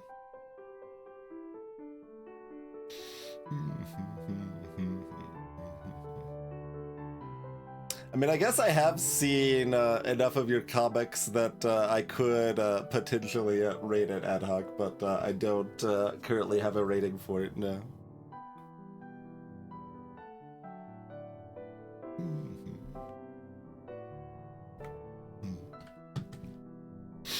But yeah, like I decided to remove kind of some of the repeat stuff in the board games. For example, the fact like there's 4 different versions of Time's Up rated at 10. So that means the board game rating's actually average lower than the video game rating, but it's pretty close.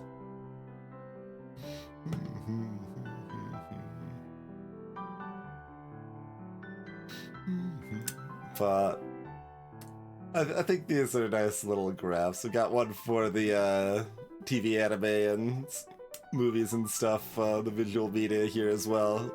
That graph's quite a bit more erratic. The other categories, it didn't feel like I had enough ratings to really be worth making a graph for, but...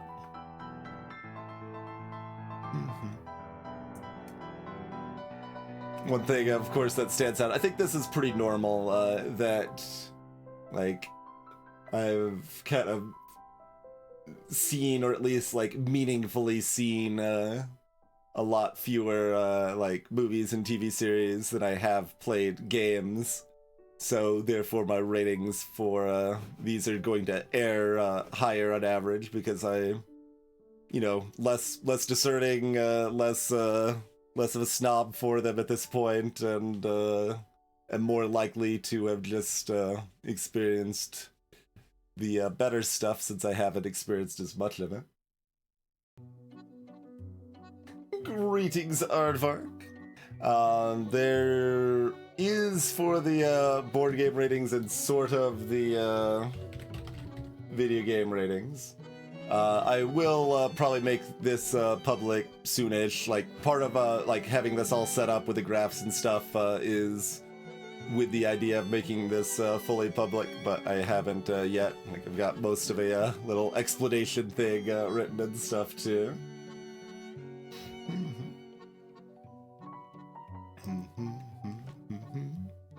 But there's a little like general overview. This isn't like I said 2023 specific, but always kind of neat to have the little like baseline here that my overall average rating of media in general is about a 6.1, and I recommend about 20% of it.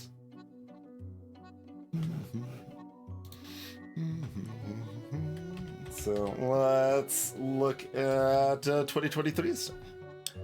So these just have their ratings like re-verified in 2023. I've you know, played them this year and still think they deserve those ratings. Yep. Slice and Dice, I did actually somewhat recently move up to a 9 from an 8.5. Like, that's a really good game. I like that quite a bit. And Storybook Brawl I did the same with.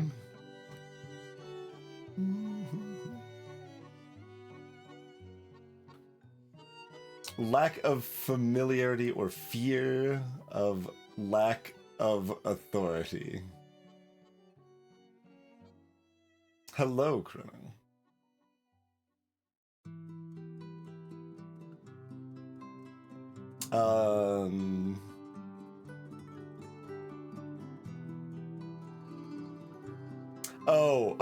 I see what you're asking now. Fear of lack of authority took me a moment as a phrase to parse.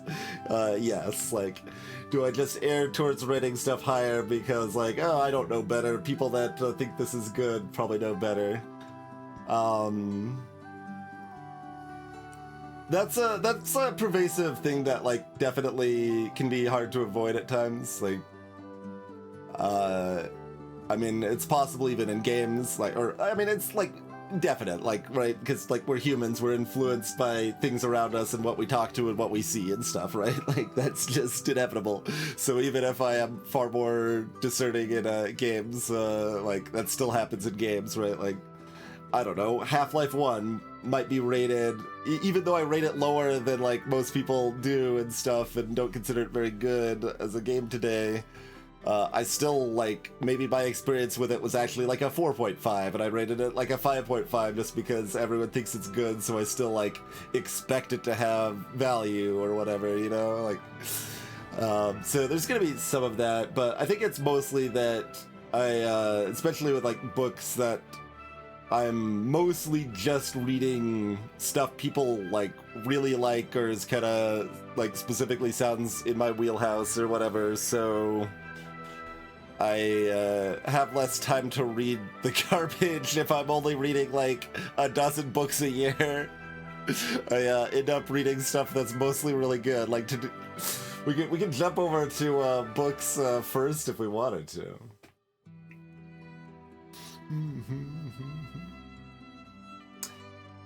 Yeah, well, Mario Kart 64 is the Mario Kart I primarily played at OG. Like, that was really one of my first real, like, speedrunning sort of experiences too. Like, I was doing individual level time trials comparing against, like, that was pre-streaming, but like pre-Twitch existing, for that matter. But comparing times with other people and stuff, and just really enjoyed the game a lot.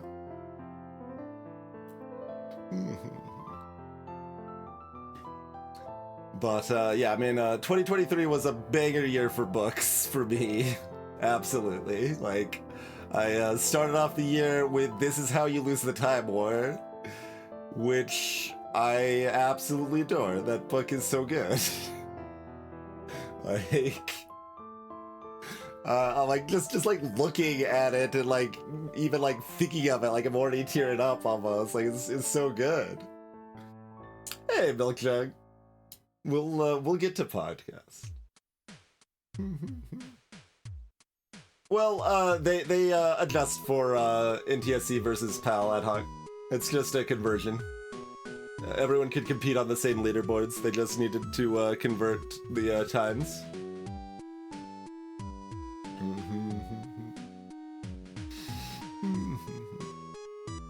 But yeah, so This Is How You Lose the Time War, relatively short, like, I don't know, 220, 250 pages, something like that. Have I read Pratchett? What the lowest rated book from this year was my only Pratchett book I've read, yes. Yep. I'm afraid, so. But,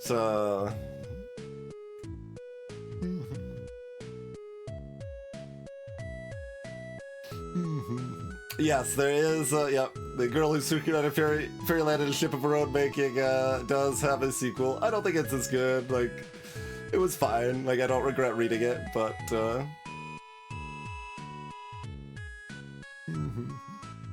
that's funny and stuff.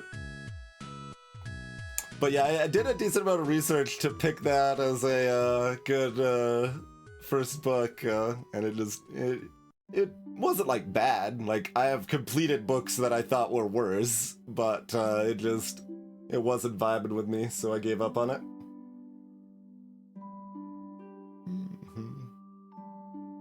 Well, like, there's a bunch of different like starting spots. Like, there's a million different things, but based on the like themes of the book and the kind of year of publication being a newer one that's going to be less I mean old, like just like bad, I guess, less bad than some of the earlier ones. Like, you don't want to start with the earliest ones, and like I looked at a lot of stuff for it, but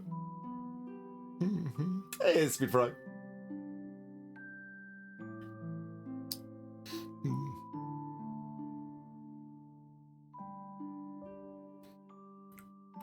But that seemed like the one that made the most sense from what I saw.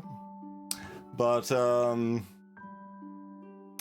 I after Time War, I started reading some Becky Chambers stuff, and they were lovely. I really like these books, and like this sentence here just kind of summarizes how I kind of felt about all of that. That it was just like, it's just interesting people that care about each other, I think, is a good way to sum up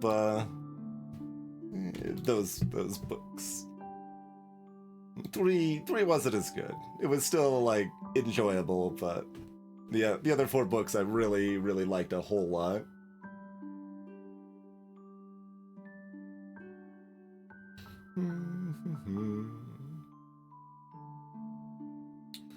But yeah, so very strong recommendations for those. All Systems Red was okay, like it was enjoyable, but not enough that I felt compelled to continue reading more Murderbot books. Tomorrow and Tomorrow and Tomorrow was reasonably lovely. It almost felt like I was supposed to like it even more than this, but it was still good. I had a enjoyable time with it overall and reasonably recommend it. And then I finished off the year with the Scholomance books, kind of, I don't know, sarcastic Harry Potter, I guess you could say.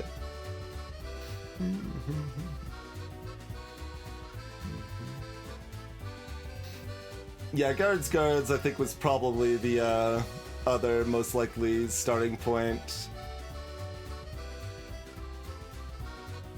But it was very clear that, for my taste, I should not read them in release order.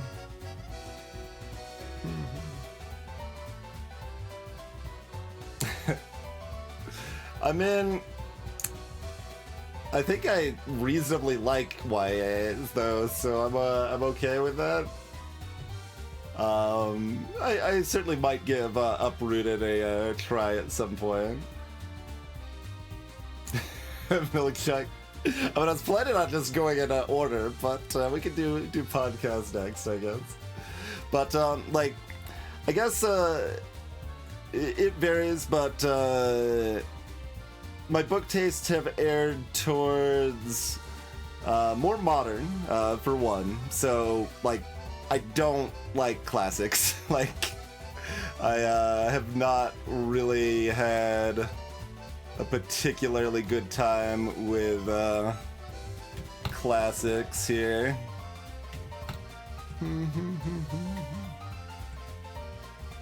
So, like, there's the classics, right? Those are a 6 at the highest. I don't think I am very interested in like super dense and hard sci-fi or like ultra epic mega fantasy 1,000-page massive experiences. Like even like the Broken Earth, which is much smaller, it was still like kind of dense to get through with its steep descriptions. Like I liked it. It's a good series, but then you've got some much lighter stuff that I did certainly enjoy, like Little Prince, stuff kind of in the, I guess, magical realism category. Is that I think that's correct. I have vibed with pretty well. So stuff that's like reasonably like real, but has some interesting, fantastical things going on the side, which I mean applies to both the Pink Greens books.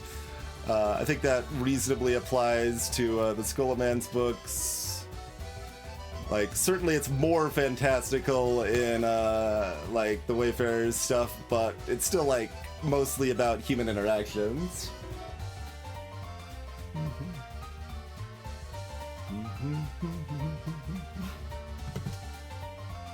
Timorare, I'm not, yeah, like, Uproot's the only other book of hers I can name.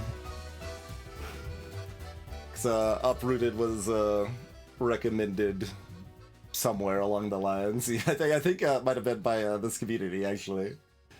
But that said, like, I mean, YA is not necessarily like, oh, it's amazing. Like, we've got, what, Fault in Our Stars I've only got at a 7, right? But mostly just saying, like, I don't know that I'm, like, looking for ultra heavy sort of experiences. Which is not inherently the opposite of YA, but YA is not going to be that, at least, I guess, right?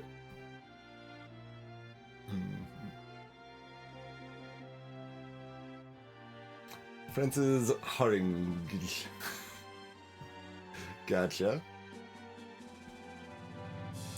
Yeah, like, really cool prose is definitely satisfying. Like, that's actually what I felt about, like, this, which is ostensibly, like, a kid's book, but it was just, like, really written in a really clever way that had lots of satisfying phrasing throughout the whole thing. It was just kind of a delight to read.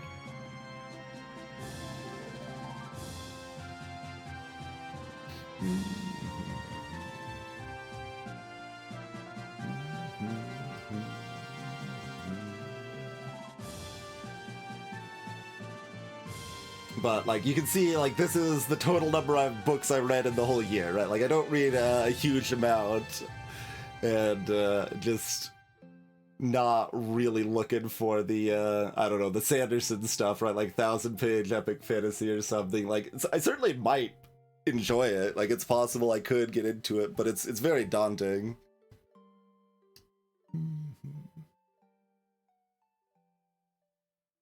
Adult reading Rainbow, nice. I've got a good library system nearby, so that's what I've been relying on. So if the book is popular at all, I can probably get it through that.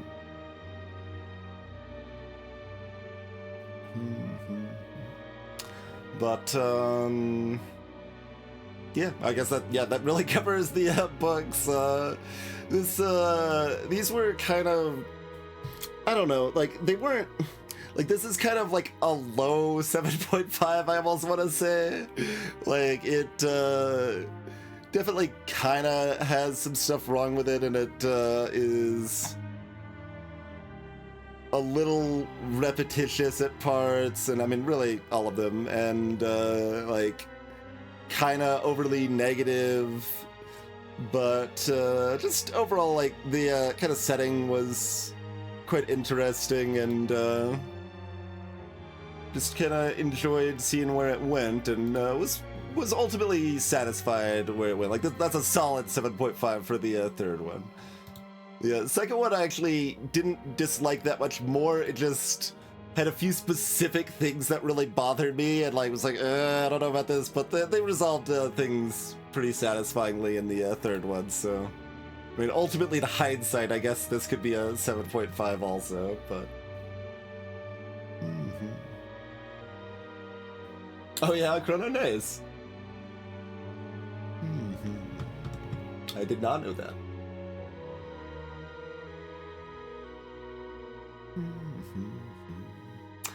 Okay, there was specific requests for podcast. I don't know if there was much new in 2023 that was like too noteworthy in podcasts, but we got a little bit. Let's see. So new stuff to me. Stuff I didn't like very much. Strike Force 5 was new. It just was utterly inundated with ads. 2023 year doesn't necessarily mean it's new to me this year, but just like when the rating was kind of last updated or whatever. Let's Learn Everything is decent and new to me this year. Somewhat similar to Ologies, if people are familiar with that. Just kind of people that are passionate about science talking about subjects they have researched decently and have some interesting stuff that comes up. I might have, yeah, I guess I might have listened to Reply All for the first time this year, and that's pretty good. I think I like listened to like one or two random specific episodes before this year, but then listened to all of it this year. Blowback was new to me this year, so that's kind of a deep dive on the history of the Iraq War, and then the Cuban Revolution for the second one. And the third one I have only just started is the Korean War. Yeah, welcome to Night Vale's on here. It's over here.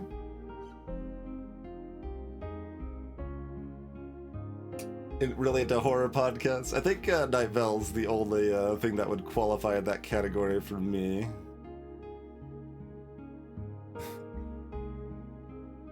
I mean, I guess some true crime adjacent stuff could be considered horror in some sense of the word, but where's the Joe Rogan Experience?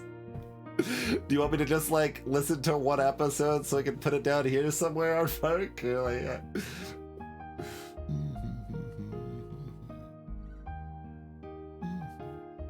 comedy horror, sure, yeah.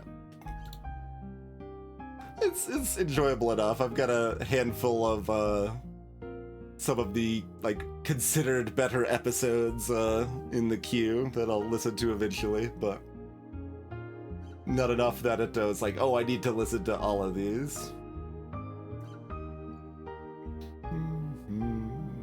Midst. Oh, I guess there's some relation to something else I've listened to with Midst, right? There's either the like, is Dana from Noble Blood involved in that or something?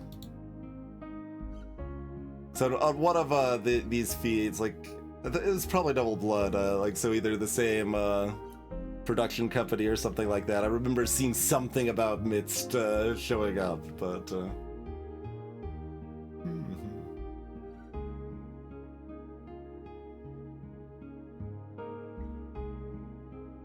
yeah, Behind the Bastards is really well liked.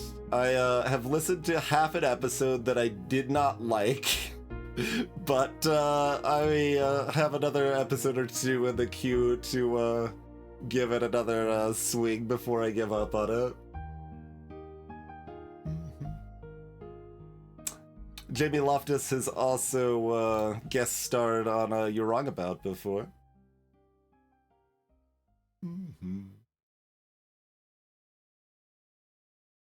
One of them is definitely Matt Mercer, though. Gotcha.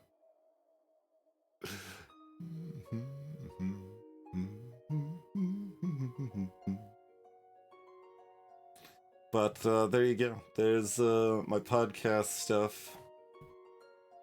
If I were to like actually recommend stuff, It the Scene Reviewed is excellent. It's actually scripted. It's short. It's memoir that's touching and interesting and really good. One of probably my favorite thing John Green has done.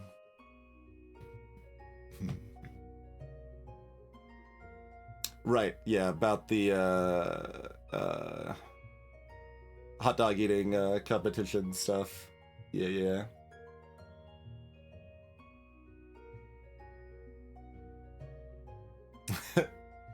I mean, basically informal, but you always draw the line of where you overlap a media, right? Like, some people consider anime drastically different than TV, drastically different than movie, and I'm like, yeah, no, those are all the same category.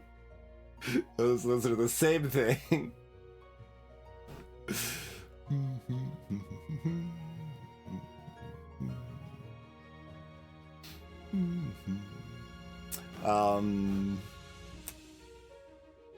Yeah. Okay, so that was books and podcasts. Back to video games.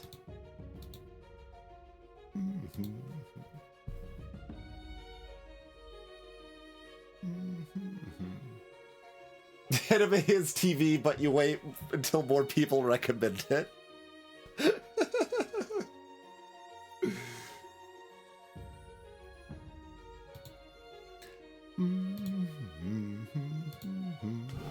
There's Brotato.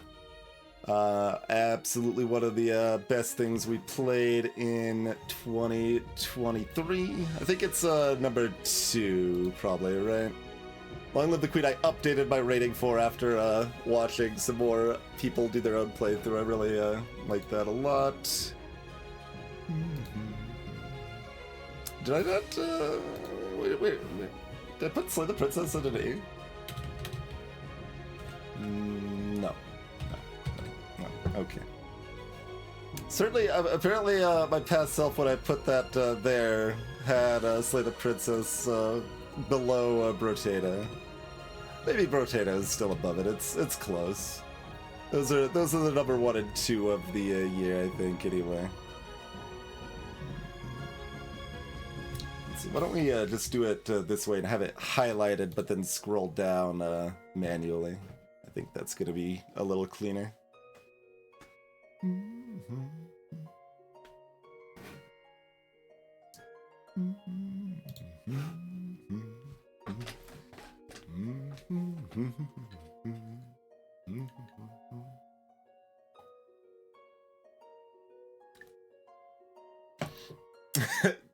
Perhaps, Formal, perhaps.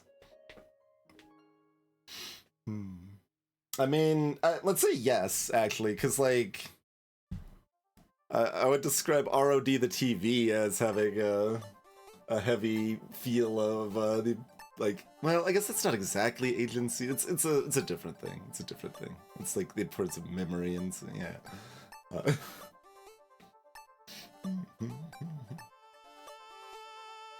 Nice, Anna. Yeah, I mean, if you want, like, based on how much I like the game right now and my enthusiasm for the game now, Chronos, Slay the Spire fares much worse too. I really just have not vibed with Spire since Watcher came out, and to some extent before that, like I never even really liked the heart that much. Nice, Walrus. Yeah, Against the Storm's great. Other than all of its myriad flaws, like the meta progression and the difficulty not being quite right, but the core gameplay is really fun, and I like the core gameplay a lot.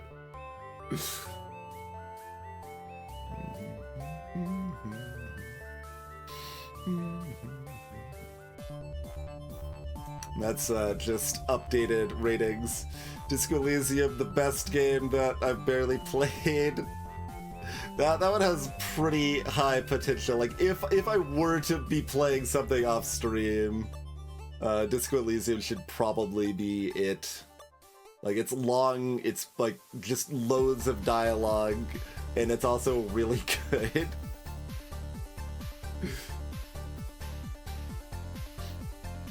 I mean, the type of game Disco Elysium is like something I very rarely like at like this long dialogue focused RPG sort of stuff. Like, I don't like most of those.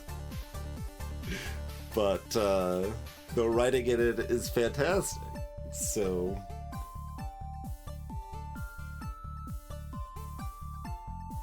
oh, that's interesting, Formal. I don't think I got far enough in Disco for it to make me cry.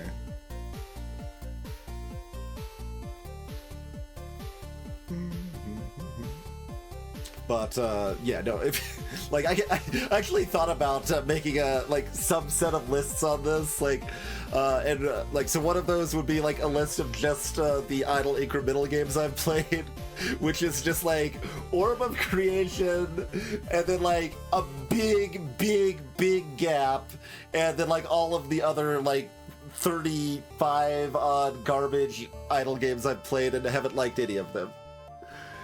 So that would be one list. Another list would just be the list of games that have made me cry, which is quite a lot. Quite a lot. It's probably like 30 odd titles at this point.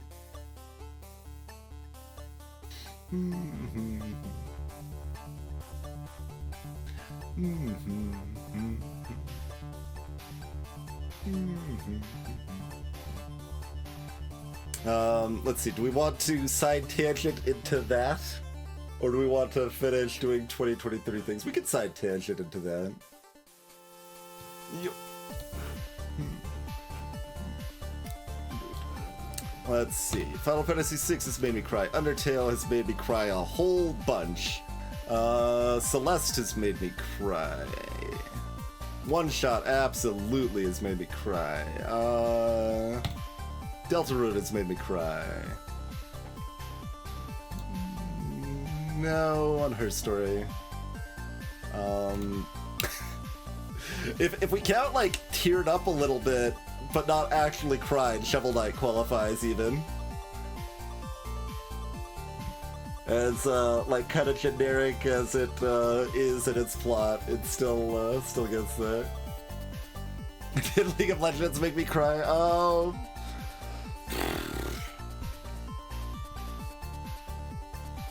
I mean, there were certainly some extreme frustration points at in the thousands of hours that I have played of that game in the past.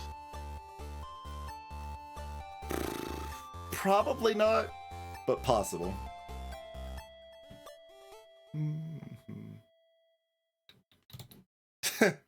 I guess in that vein, Ultima Online probably did in like 1998 or whatever the hell, like I probably was young enough that I cried from losing like something that was important to me at the time or whatever.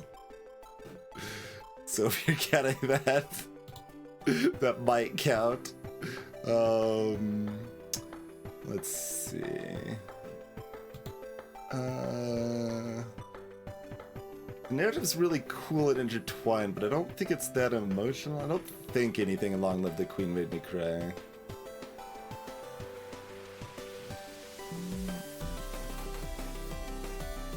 Don't think anything in Stanley Parable did.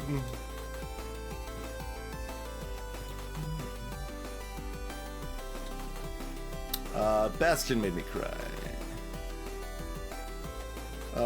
Chrono Triggers made me cry a little bit.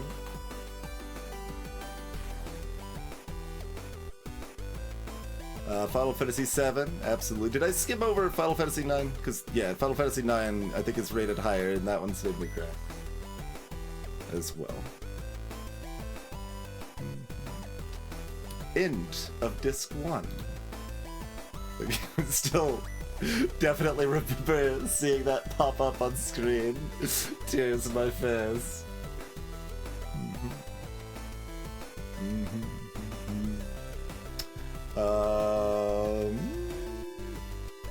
Ori the Blind Forest made me cry.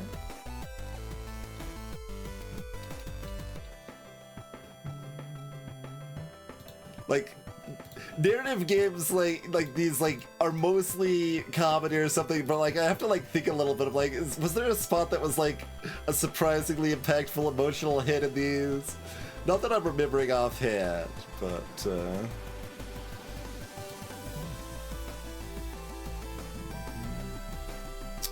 I don't think the narrative Kingsbird landed with me enough to make me cry, so I don't think that's one.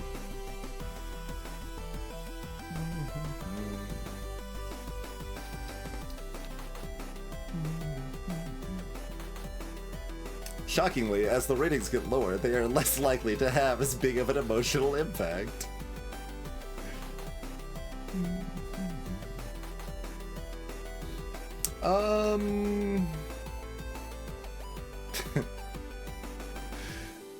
There's some complexity associated with this game.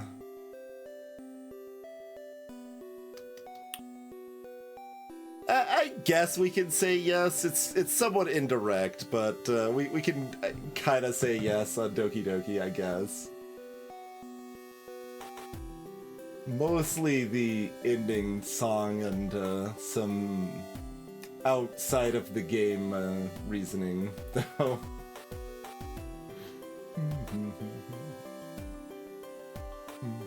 Baba makes you cry every time. Is Baba me?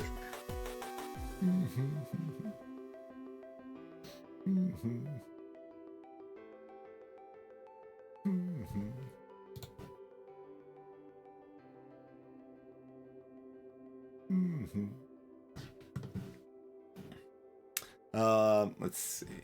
No. Oh, this is Final Fantasy 9.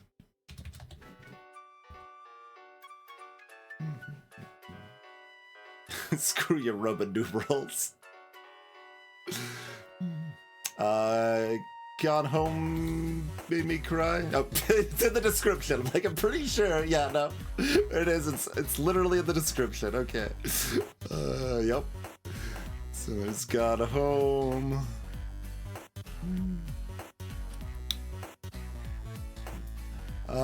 I don't think Iconoclast did. Eichenfell did. Yes to Eichenfell. No to Journey, actually. Like, yeah, like there wasn't really the emotional hit for me on Journey, but it still was a really cool experience all the same. I don't think Marie's Room did, but it was interesting.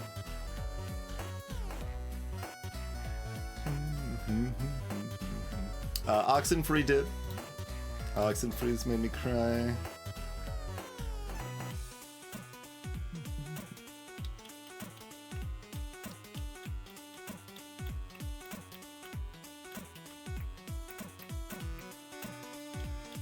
Your SteamWorld dig. Lots of super things. Things that are super don't make me cry.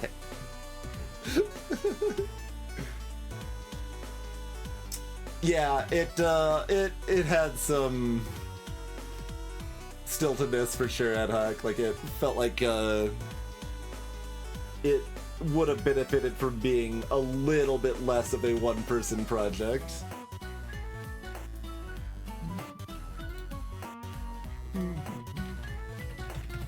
Yeah, a Wonder Song should be fully highlighted.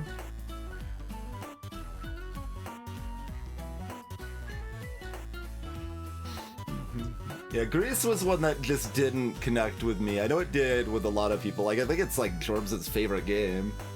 Yeah, that one just didn't connect with me. Wonder Song did some. Like, we haven't gotten to a Wonder Song yet. Like, it kind of, for me, it overstayed its welcome and was just kind of overly drawn out, and that definitely hurt the experience for me. But it still had some really good moments. Like, I guess since we're talking about Wonder Song, we can talk about it now, even though we're about to get to it. But it's alphabetical, so it'd be at the end of the 7s, I guess. But yeah, I think at the very least,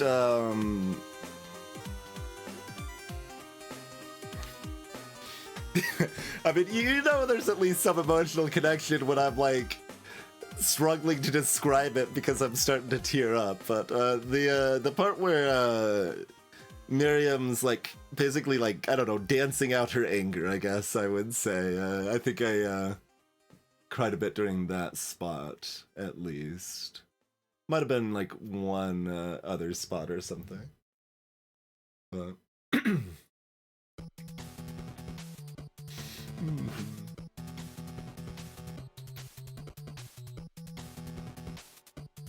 the end of Owlboy. Oh, was there there a weird cutoff thing? There were some things that Twitch has lost. Not too much, but a few things. Greetings, Eight of the Dirt. But yeah, there you go. That was for Wonder Song. Tacoma.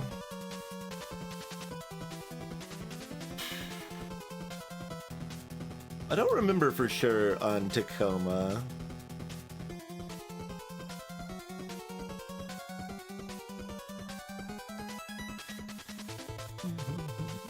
Like, I'm kind of mostly pictured myself just kind of like really gritting at the end, but that could be a still a crying grin.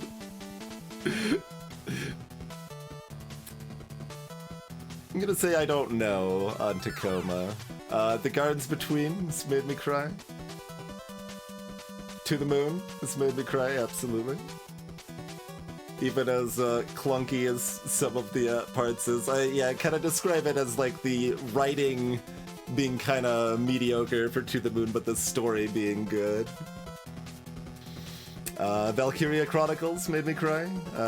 Sister... Yes... Probably.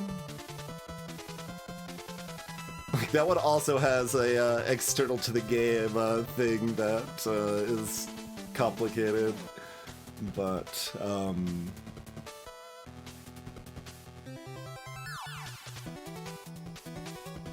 there's probably some bit near the end that made me cry, right?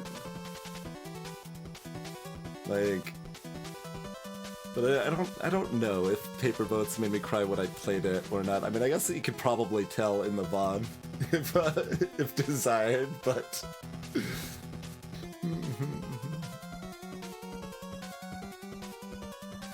I haven't played I Am Setsuna. It's got a good soundtrack. I know that much, but alright, as we're leaving the 7.5s, there aren't that many things that are still gonna apply. There are some, though. There are still some. One we already talked about in Wonder Song. I don't think anything in Hat in Time made me cry.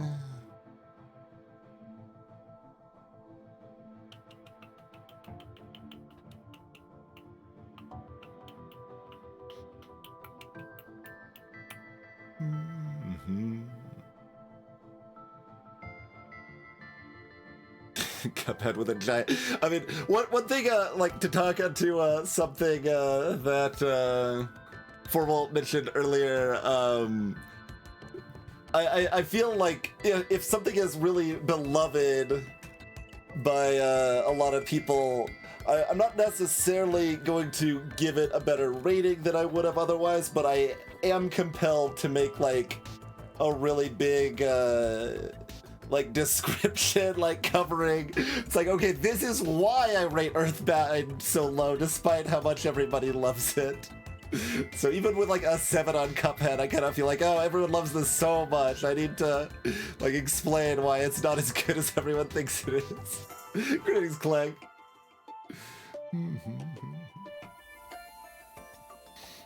20 minutes till dawn has improved. Interesting. We played it reasonably recently, but I don't remember exactly when. I mean, I guess we can see. We last played it in October, so pretty recently. But I don't know how recent the updates you're talking about are. Let's see. I don't think nothing in any of the Dark Souls.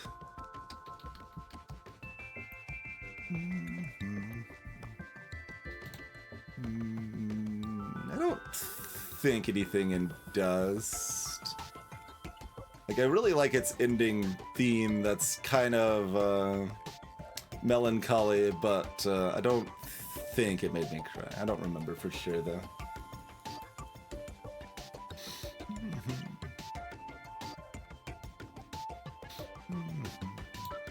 Egg King in tears? No. I just loved it. I couldn't take it when the egg cracked. Everhood almost seems like it was supposed to, but it didn't.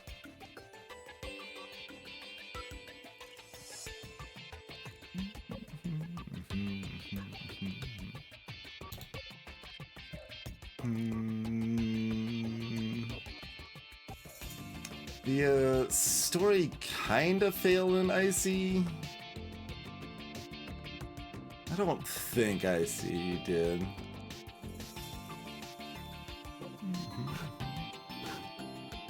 Well, I mean, I skipped the meta progression after like 1 or 2 games through well, so that as long as I can skip the meta progression, it's usually not that big of a problem in terms of my ultimate enjoyment, depending on how much it impacts the actual game experience otherwise, of course.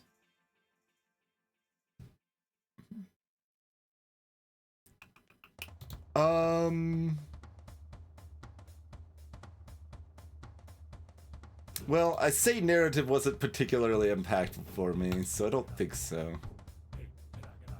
Like, I think that was like one that like seemed like it was supposed to, but didn't. I think is where that one's at.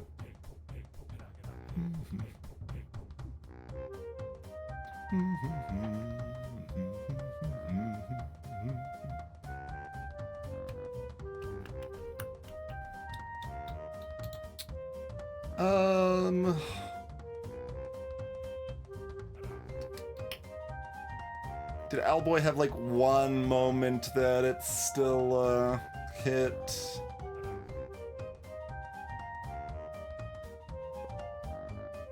And yeah, I think you might have been right, Instant, that the last VOD for Owlboy was lost. I do sort of remember something like that.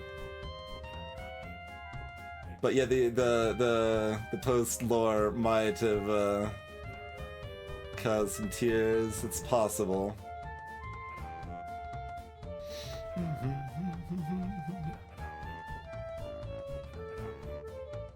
We did not make it that far on Luca Banana. There is definitely implication that there is some more interesting stuff going on in Luca, but we did not make it far enough.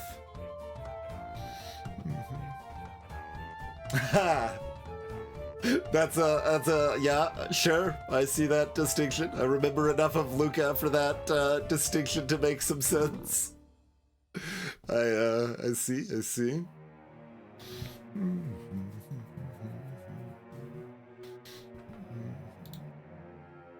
If I actually finished Pyre, it might have. I wouldn't be surprised. But we did not make it far enough in Pyre.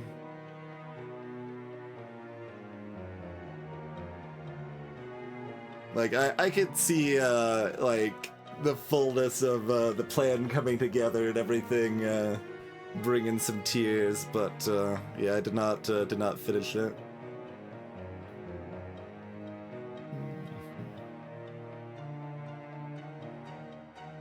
I don't think Sayonara Wild Hearts did for me. I imagine it did for some folks. It might have, like, slightly. I don't think so, though. I don't think so.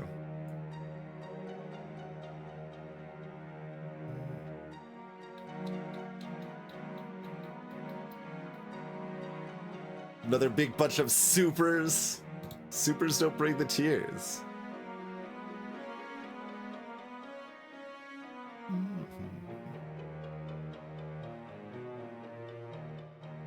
I believe in you.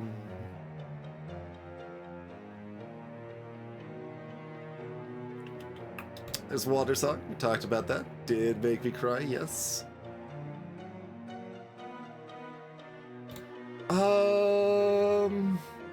Hey, Forgebot. Yeah, I have, well, which credit song? I guess the, you're probably talking about the, With Everyone Together or something, right? But, yes, I have heard, the Pyre ending several times at this point, because they were on my, the full Pyre soundtrack was on my, music, my phone. I was about to say MP3 player. I was like, well, it wasn't on that, but.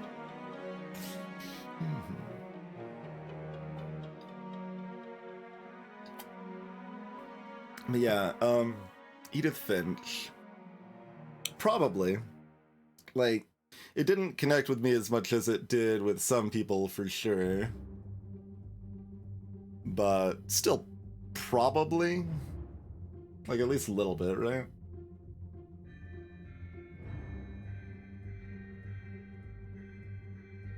I have actually heard Darren Korb live in person before Ad Hoc. That was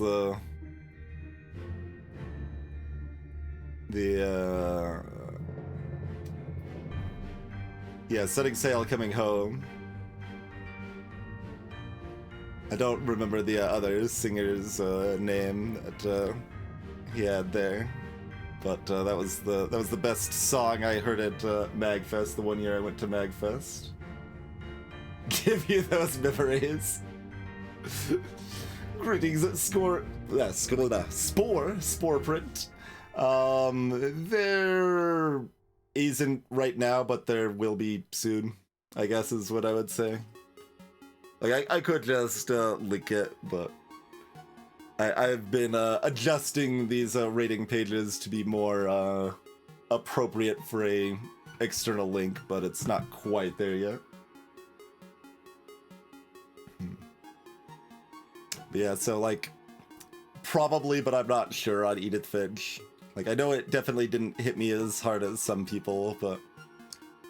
Okay, I think the only one lower than a 7 that's made me cry is Life is Strange, probably. Like, we could still skim through, see if there's anything else, but I think it's only Life is Strange from here.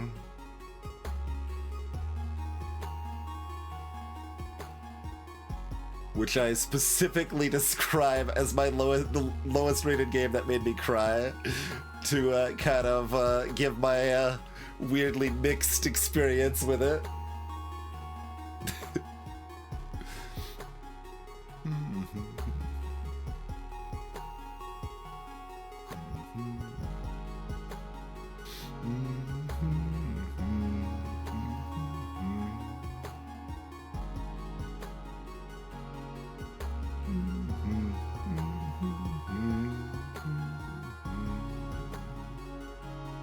I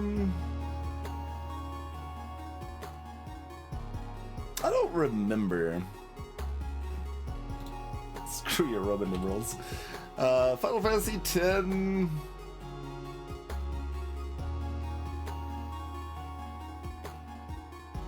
Probably. Like, I didn't like it nearly as much as like 7 or 9, but it's still got a few spots that probably hit well enough.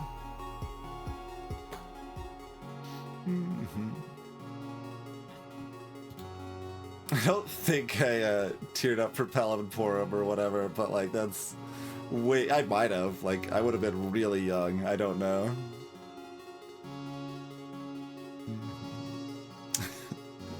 No tears for Frog Detective, I'm afraid.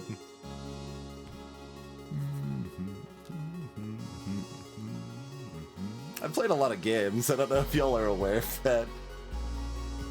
I guess I could look for the word cry. I mean, it's not like I mentioned it in every review of a game, though.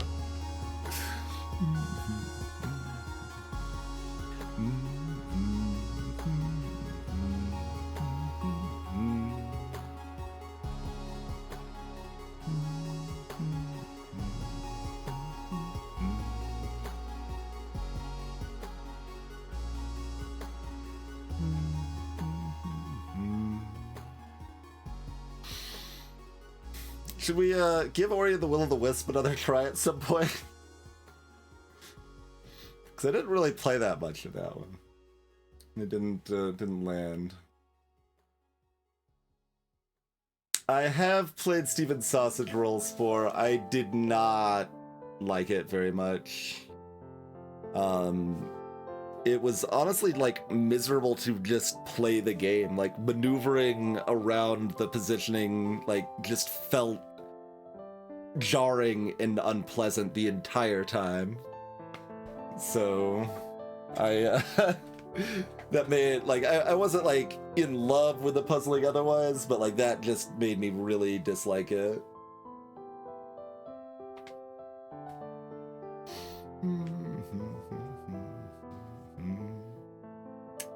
I have played one of the Deadly Rooms of Death at some point. It's possible I don't even have a rating of it because by the time I was rating it was too long gone and I didn't remember it well enough. Did Outer Wilds, I guess.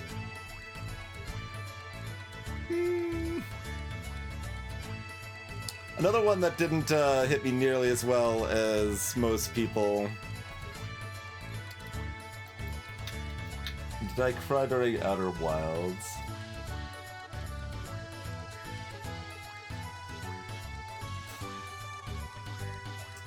We have not, Aardvark, no. Although there's not a lot of anime that I saw in 2023, but I think there's probably a little bit.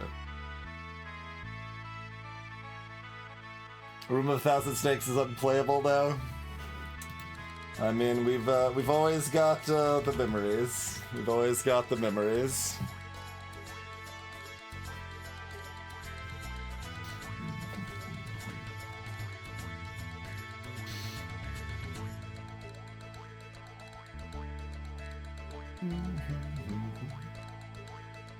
Yeah, I'm trying to think if the ending still got me a bit.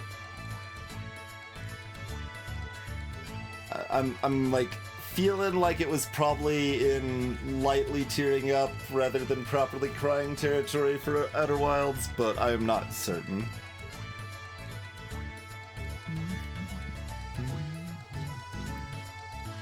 So we'll count it. Why not? Not that I've been counting. We should have been counting. Then we would actually have a count of how many games have made Twitch cry.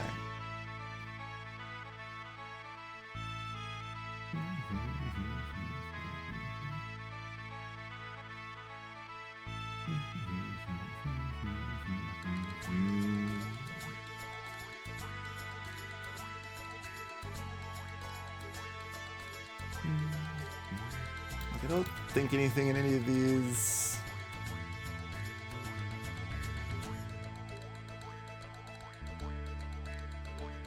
Like, I paused for a moment on some of these because, like, it's... Well, overall, the narrative didn't really work for me, but was there some, like, specific spot that hit? And I'm not remembering offhand? Like, there can be. No tears in Yume Nikki.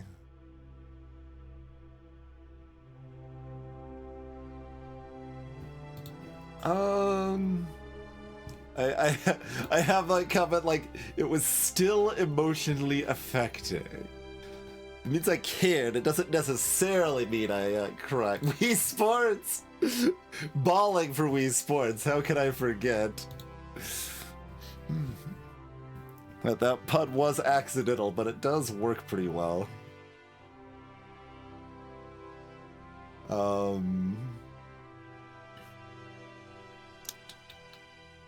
Gonna give a maybe to when the pass was around.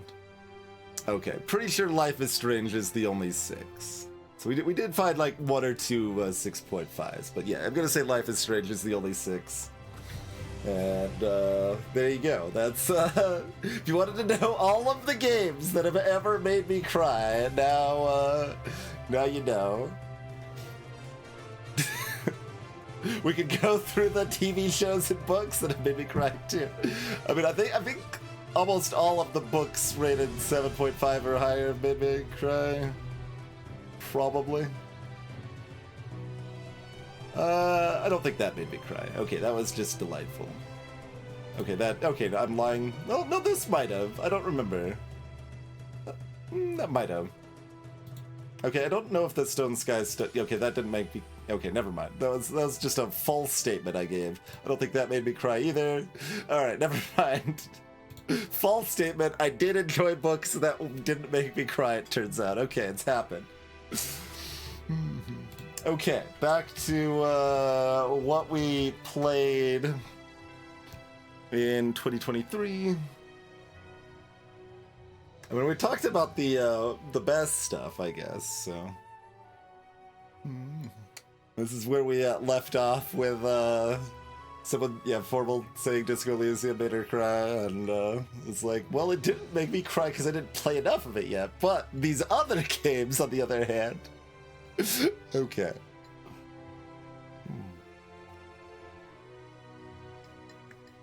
There's Polymines 2, another really good game we played this year. Orb of Creation was supposed to be this year, but the dev burnt out and didn't have the enthusiasm to finish the update and fully support that. It's great what's there. Looking forward to it getting an update when they get a chance. But so Slay the Princess, fantastic. Highly recommend. I raised my rating of A Short Hike, but that wasn't a stream one. There's Cobalt Core. There's Delta Traveler. Franken.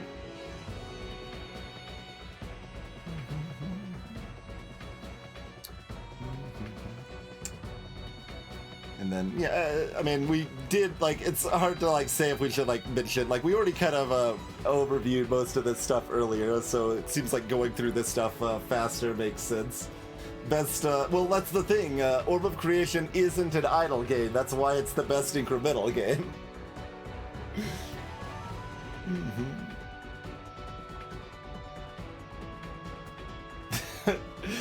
It is not instant. It's kind of a memoir about a person I didn't know was buffering that I just happened to decide to read anyway, and ended up liking it quite a bit, so... But yeah, Cobalt Core was... I mean, we already talked about it. I don't need to talk about it that much more. It was good. Could see revisiting it, basically.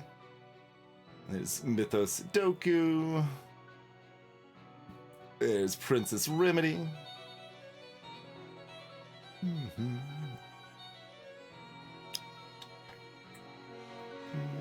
There's was Tower Tactics. So despite its like atrocious meta progression, it was easy enough to skip with the save editing that I could still give it a 7.5 and a recommendation. And then there's Thronefall.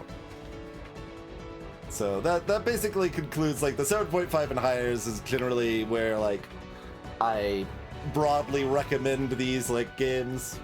So that's kind of where that stopped for stuff that was new in 2023. Not that many, considering we played over 100 games.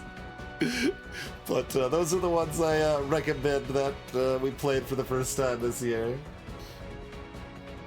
But there's still a handful of other ones that were pretty good. Like Isle of Arrows and 20 Minutes Till Dawn right here are pretty good. Estria's pretty good. Beglitched was maybe the best of the itch.io bundle stuff. It was pretty good. I like that pretty well. Chambers of Devious Design was okay. Crop Rotation was decent.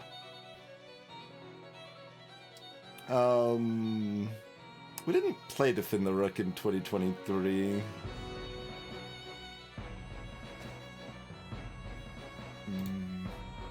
I'm just gonna put a different number there, and it's closer to accurate. Yeah, there's Steamdorf Fortress, On Guard. Here's Fairytale Fables. Do I already give that an 8? I probably already give that an 8. Yeah, alright.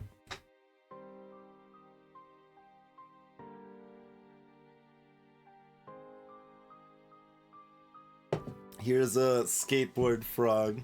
I could see the 7.5. It doesn't have a lot of longevity, but I did have a pretty solid time with the 2 hours we played of it.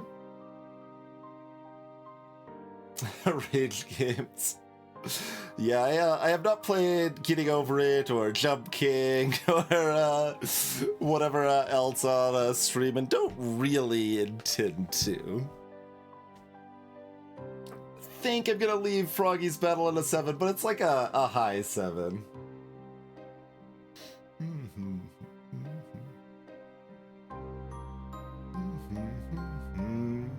There's a Gravity Circuit. I think it does what it's doing really well.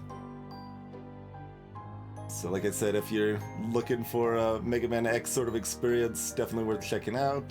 It's Innkeeper's Basement. It lets Revolution. If they give me fully unlocked save files at some point, we'll revisit them and see if we like them even more, but they'll sit forever at 7s unplayed more if I can't skip the meta progression. There's Pekaret down the Bunburrows. That's a pretty high 7 as well. Like, I could, again, definitely see playing more of that. There's the other Princess Ribbity. Like, it was really similar to the first and didn't really bring that much new to the formula, so I give that one a 7 compared to the other one getting a 7.5, but still reasonably enjoyable there. There's Rift Wizard.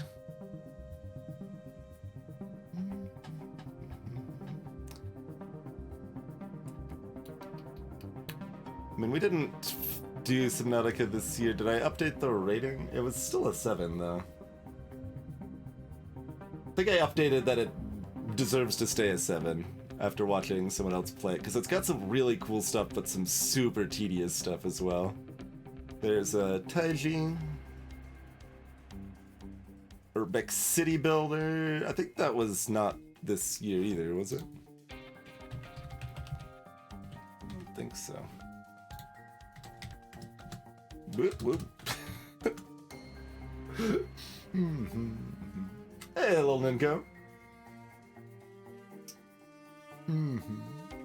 Yeah, I mean, it just didn't jive with me, Ninko. Like,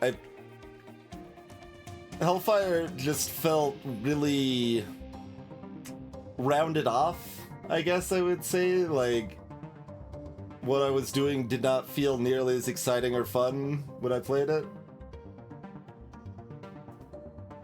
That art, I mean, that's fair.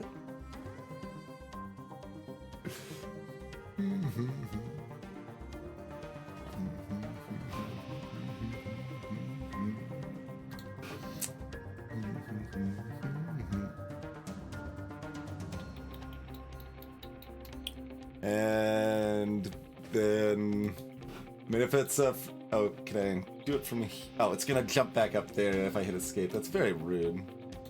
I don't think there's any way to do that in a way that's not annoying. Like, I didn't, like, so, since I copied this stuff over from Video Game Geek, I didn't bother entering the dates for the lower rated stuff, but stuff from this year should still mostly be showing up in here. So if I do a search for those, I should be able to bring up any more there. Yeah, there we go. Cavern Sweeper was the Baba Dev Minesweeper thing that was okay. There's Chef Squad, there's Color Jumper, Farm Keeper, Hazelnut Hex, Hellcard, Karma Zoo. Do I want Hellcard to be lower? I didn't actually like it very much, but 6.5 is fine. Lizzie Crossing, the other Minesweeper, like itch.io one that was okay. There's Cannabot. Possession was a traditional roguelike itch.io one that was decent. Shovelite Dig was okay, just didn't vibe with me that well. Scroma, kind of similar category.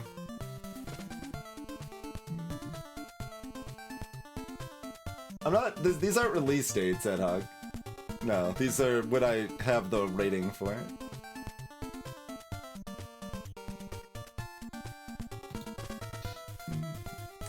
Final Earth 2, well, that's one of very few things I played off stream. It's basically an idle game. It's close to an idle game,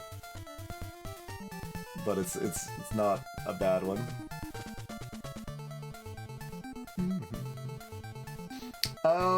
I mean, that's not that far off of me, Ninko. I care about a handful strongly, but like, there's a lot of people, like, talking about how great of a year of games 2023 was, and I'm like, well, I guess for people that like the games that are good that came out this year, as opposed to only liking indie games, I don't know.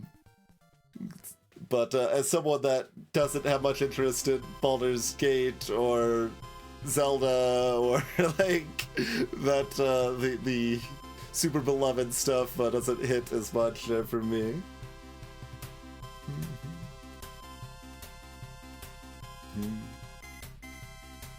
Yes, it has also been a year of laying off lots and lots of game people. And this year's already started off strong in that front as well.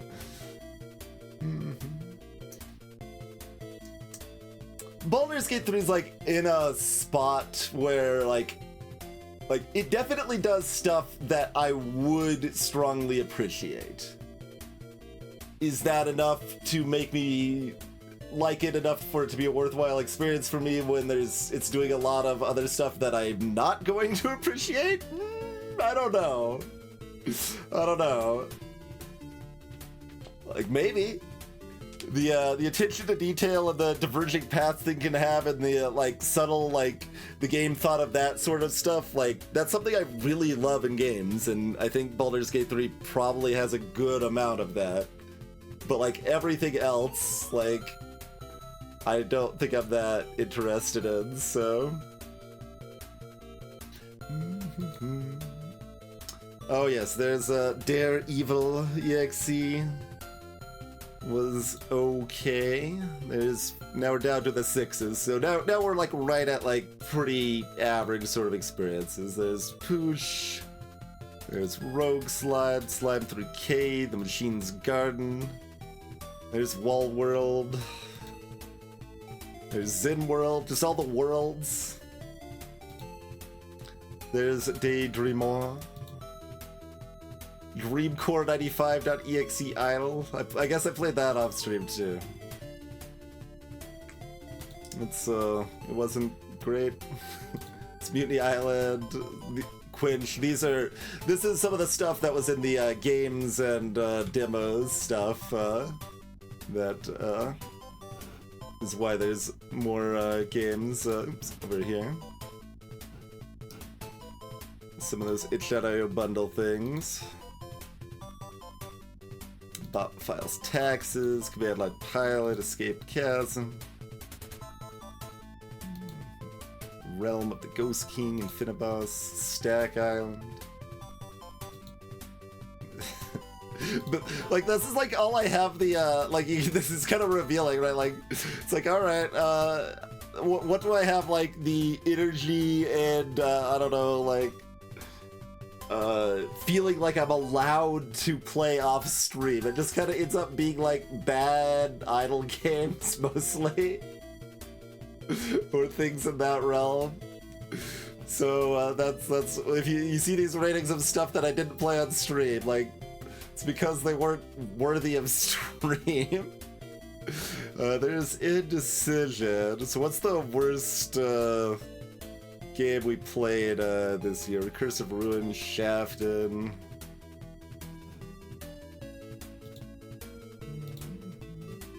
Solar Denmarco. And then some more bad idle games I played off stream. So I guess technically the worst game we played on stream was Solar Denmarco, Feels like better to say Shafted was the worst of them. That's the second worst, then. A raid game, you thought that?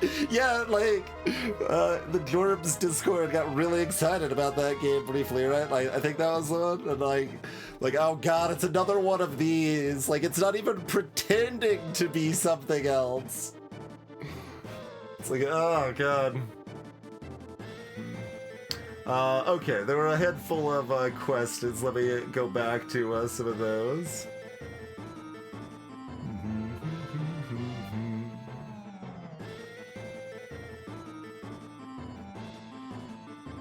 And that sucks, Milkjug. The other, like, reason I'm forever hesitant to say I definitely wouldn't like something now, too, because of Undertale, right? Like, now forevermore. I mean, I still have a very good idea of, like, what I'm going to like or dislike, just, like, within, like, a reasonable margin of error, overall, in gaming.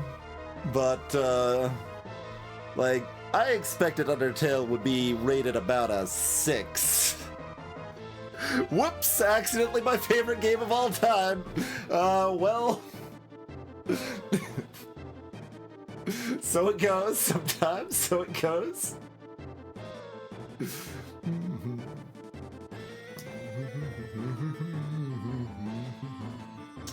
What am I looking forward to in 2024? I don't know. I'm usually not very bleeding edge, so I don't keep up with what's coming out very much. Like, we've got a backlog of 150 games, and this is the heavily curated list of things we're interested in potentially playing. So I don't need to look forward because there's enough behind us, largely, but I could bring up... can I see, like, release? Yeah, what do you have if I do this? So I guess, like, this stuff, I don't know how much of it's actually releasing in 2024, but here you go. Here's the coming soon wishlist stuff that I'm at least somewhat looking forward to. Kickbot, Rhythm Quest, Other Her Loving Embrace, Vivid World, Keylocker, Rift of the Necrodance, War Girl. Sky Tracers is never actually coming out, unfortunately, but I leave this on my wish list as a demarcation, so that everything above Sky Tracers I've kind of, I don't know, audited a little bit and been like, okay, this is stuff I'm pretty confident I do want, and everything below Sky Tracers is like, this is potentially interesting, something I kind of want to keep an eye on. So, like, that's what Sky Tracers is doing on the wish list, even though it's never going to come out. It would have been another Cloudbuilt-like game, and I love Cloudbuilt. So, Ruined Fencer, Carlson, Fringe Planet. All of these are coming soon and don't specify 2014, so I don't know. Escape the Loop, Scape, UFO 50, Pokepoke, Lorne's Lure. Blue Energy. 30 Birds, that one's actually got a 2024 on it. She Dreams Elsewhere, Lab Red Glitched. Isles of Sea Sky is supposed to be early 2024. I think this is supposed to have like some Lolo inspiration. Billy Bust Up, RP7, I don't remember what that is, but 2024. Mossfield Origins, don't remember what that is, 2024. LC, Another Crab's Treasure. Rogue Voltage, Digger Gun. Duelists of Eden. I mean, I probably won't play a lot of this, but I'm still interested. Like, it's PvP one step from Eden, so like I'm going to be terrible at it, but it still might be fun to play casually. Starvaders, Animal Well, that's the first game, I think, to be published by Donkey's production, publishing company. Final Factory, Berserk Boy, A Sister's Journey. I don't remember what most of these things are, even if I added it to the wish list this year. So to say I'm excited for it is like, you know, stretching the definition a bit, but I liked the idea of it enough that it's been added, and I want to see it when it comes out. So Roots of Yggdrasil, Nine Souls, Tamarack Trail, Rack and Slay. Man, there's a lot of stuff on the wish list that has not come out yet. Last Flames, Synergy, Rabbit and Steel, Witch Hand. It's like only half a year ago, like I don't even recognize these things at all. Songs of Silence, Stellar Rune, Rift Wizard 2, apparently coming out sooner than I thought. That's supposed to be here pretty soon. Community.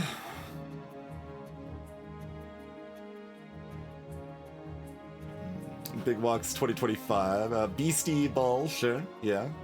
That's, we talked about Wander Song a decent amount earlier. I think that's Greg Lobanov's next game. Boar Blaster. Minami Lane. Game Maker's Toolkit game. Mind Over Magnet there. Apparently this is releasing, like, tomorrow. New game by the people that made Void Bastards, I think. And a Steam release of a remake of Star Control 2, so that could be interesting.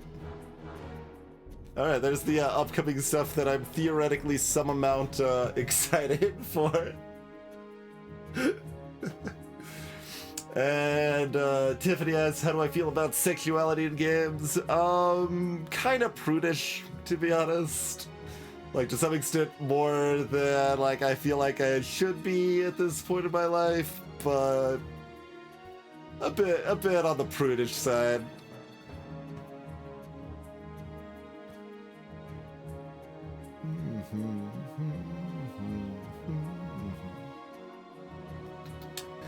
Alright, let me keep scrolling down here.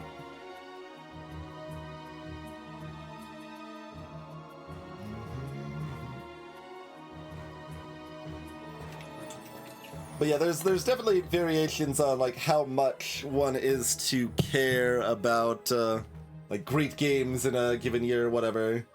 But like if we talk about my ratings, like I give something a 10. God, it's so annoying if I close that. Every decade, right? So Final Fantasy VI was in the mid-90s, Cave Story 2005. And Undertale 2015. So, you know, this year or the next 2 years or so, we're gonna find something else, right? But every, like, 2 years or so, we maybe hit something like a Celeste or a Factorio or an FTL or a one-shot. So, like, stuff that's, like, close, like, still probably hit every other year or something like that, right?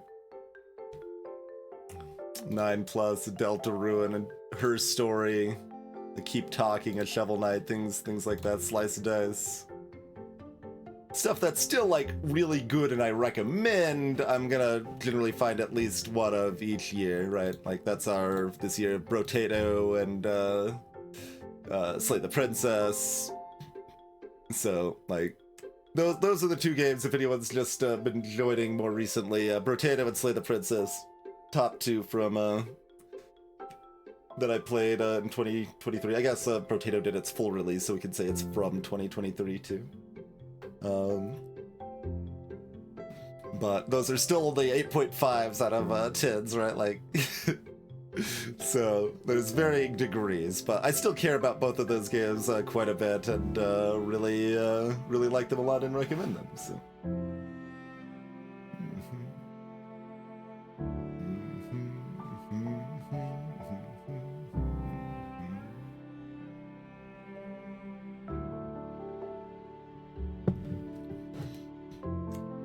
Greetings, Jagfar. Oh, well, it's if it's only showing, yeah, if it's only showing 91, then it's not everything is dated for this year, because some of the things like I have played in previous years and haven't, like, I'm not like re-upping the rating for this year or whatever. So going to 45 is still not quite the middle in practice.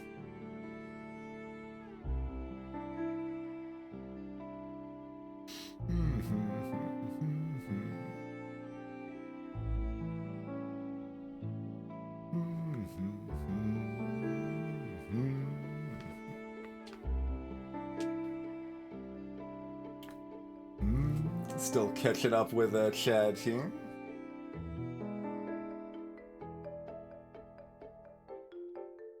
Greetings, Effortless Mountain.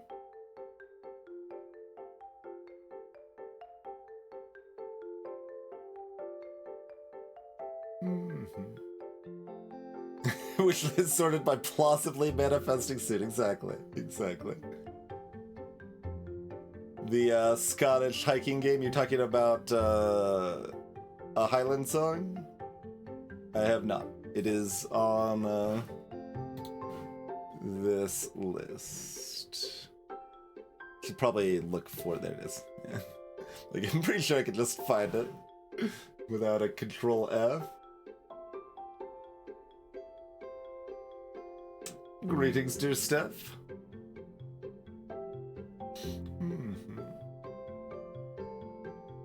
So, I mean, I watched In the Eternal play Overboard. I've played 80 Days, and like those are interesting experiences that I enjoyed but didn't like love. So this is in the spot where it's like, well, this could be more of the same, which would still kind of be worth playing, but not like something I'm not enthusiastic, or maybe it nails some of those ideas a little bit better. And like now I'm enthusiastic about it more so. So like they've been on the cusp. So like it's still like on the kind of satellite area where it's, you know, I'm interested in it. It's on the list. If people vote for it, it might get played. I might just feel like playing it anyway, depending on what people say or whatever. But wish listed the whole game industry.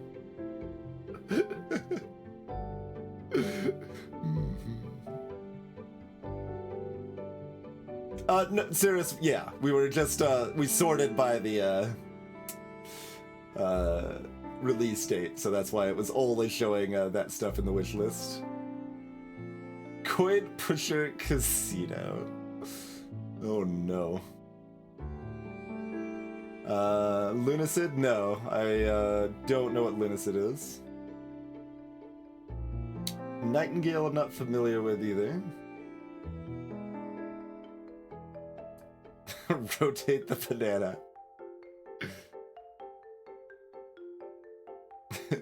You're welcome to mention them, Zunic.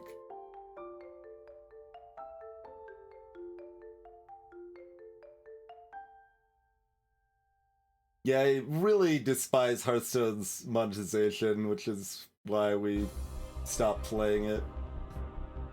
But did have some good times with the arena games back in the day.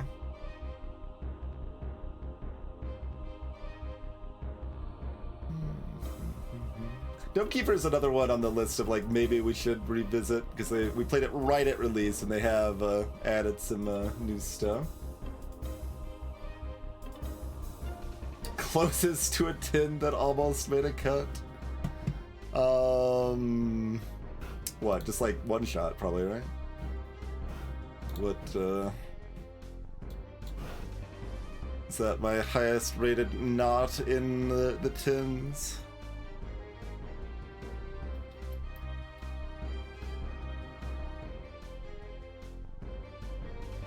Like, I think One Shot, Minecraft, and FTL, and Spelunky could all have an argument to be a 10.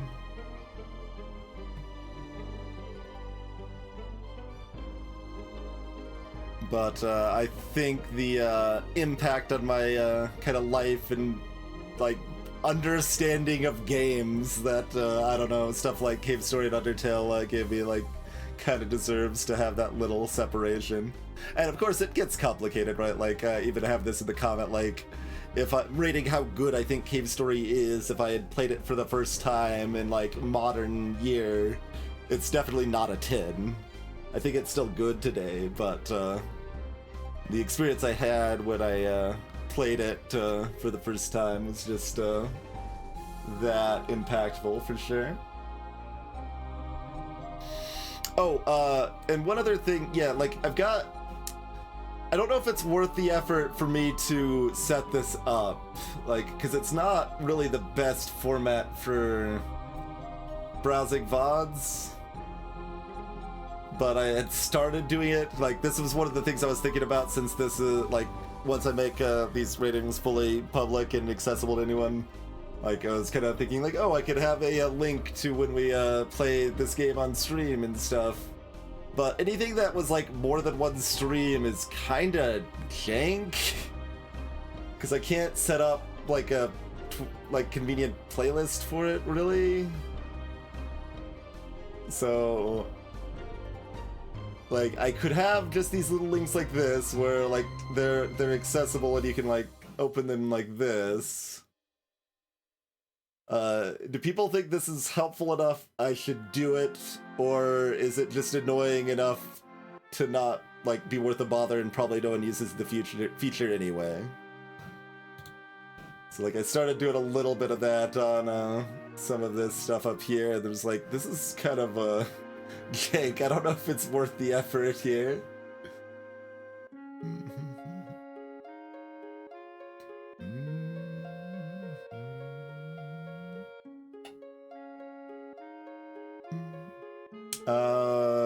Lingo. Do I have lingo? Is that, I think there's a few in that realm. No, I don't have lingo. Understand, I think, is part of what I was confusing with that. I believe I have heard of lingo briefly in passing, but have not committed to it. Timmy is not very good, but like Celerity loved it. I think it might have been like Celerity's first or second favorite game from 2023. It's all waifu stuff. I mean, that might explain it at the end.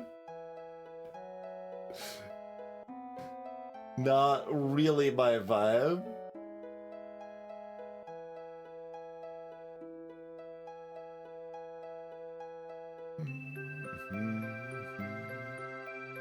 Duck bouncing simulator. I do believe I saw that on someone's recommended list video on YouTube.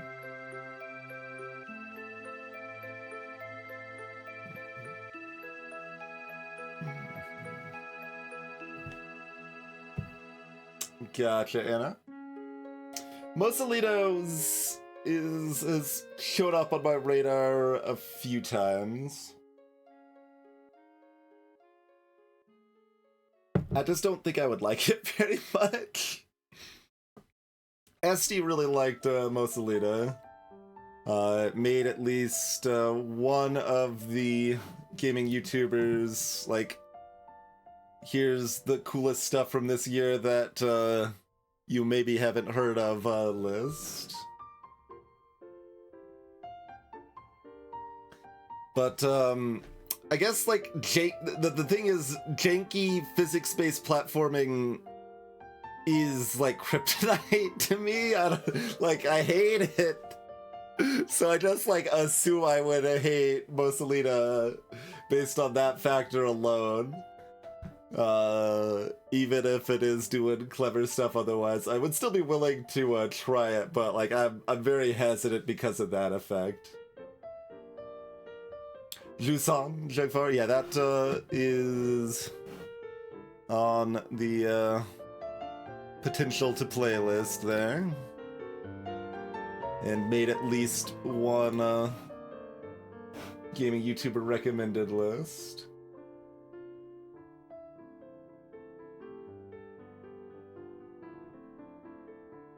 Sucker for lore.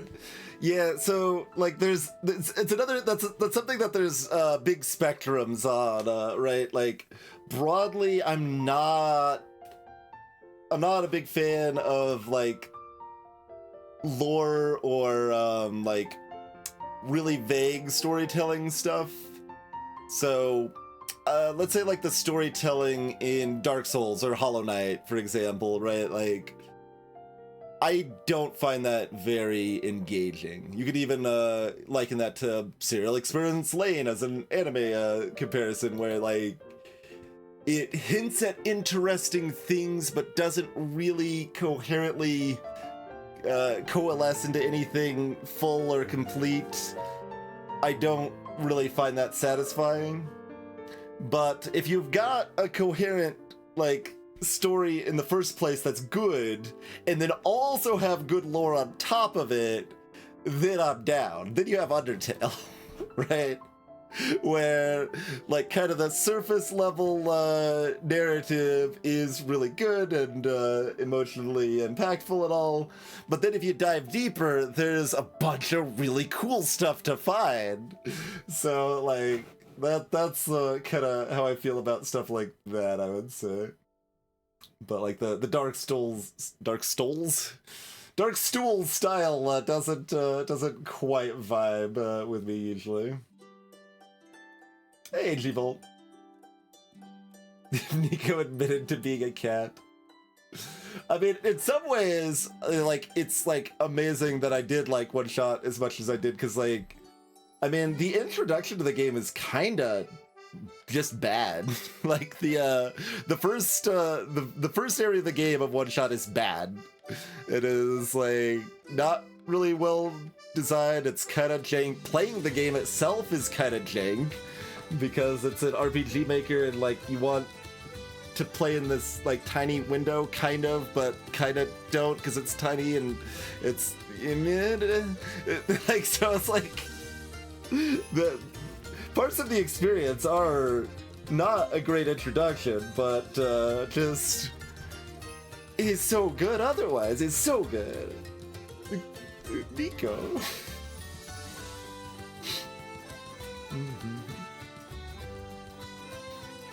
Okay. Yeah, Night in the Woods.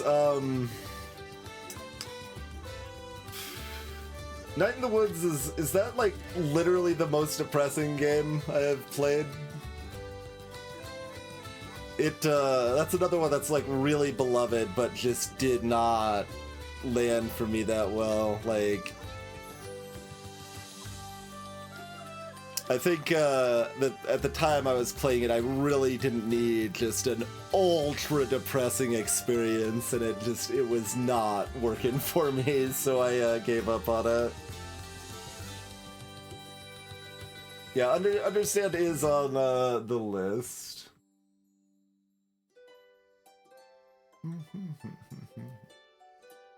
Tag Pro's somewhere between a 4 and a 10. Love it, Ninka.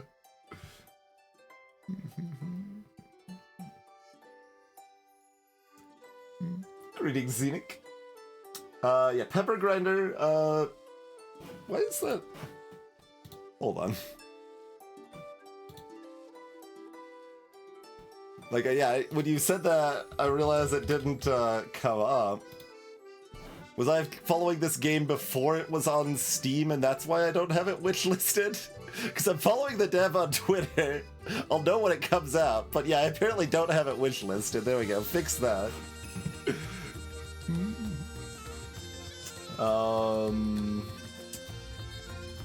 Europa is in the same exact category as Pepper Grinder. I am following the dev and apparently don't have the game wishlisted. Okay. So there you go. There's two I'm looking forward to. Pepper Grinder and Europa. Haunty and Outrider Mako I am not familiar with, though. Okay.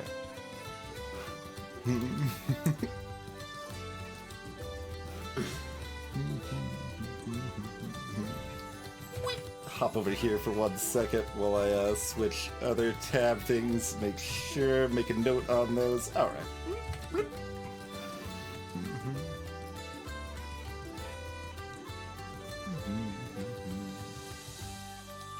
Mega recommend for Lingo. Okay, we'll take another look at Lingo.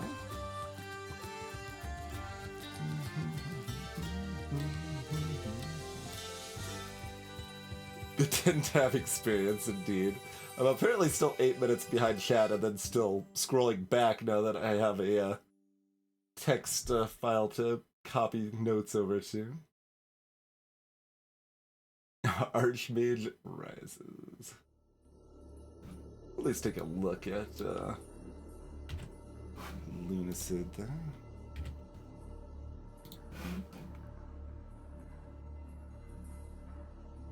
I will not copy over Quick Pusher Casino. And I mean, I guess I'm looking forward to Silksong. Like, I still gave Hollow Knight a 7.5 despite how many things I disliked about it, and some of those were even improved since I played it, too, so... Like, it's a good game, I liked it, and I do recommend it, even if it, felt like I was being pelted with DLC microtransactions, having to buy the ability to mark, like, shops on my map. Nope, you gotta buy that separately. Freaking garbage. But, you know, the game was good.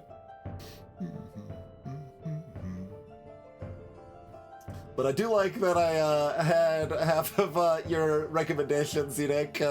It's like, oh, these weren't on your wish list. Well...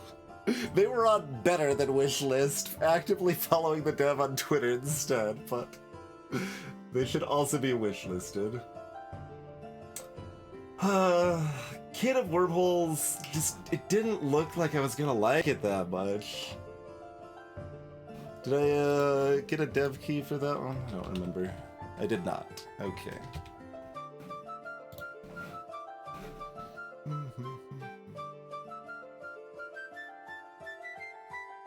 Yeah, that sounds right for what I heard about duck bouncing sim ad hoc. Like, there is slightly more than the nothing on the surface for it there.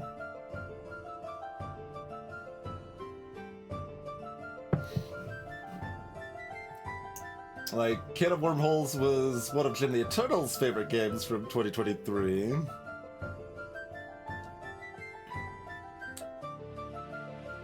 Like, a lot of puzzle games I see at first glance, I'm like, well, that looks like kinda normal Sokoban adjacent sort of puzzling. So I don't know how much I really care about it. And sometimes one of those games is Baba Is You. And it's wonderful. But like I'm hesitant on a lot of games in that area, even if a lot of people do like it. Greetings, Luna Lasseria.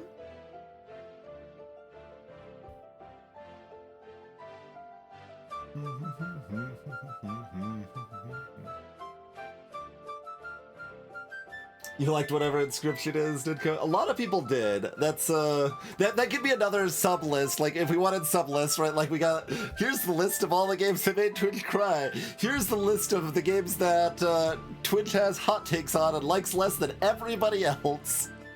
Like that's the list that has, you know, Inscription and Outer Wilds and Earthbound and Lisa. That's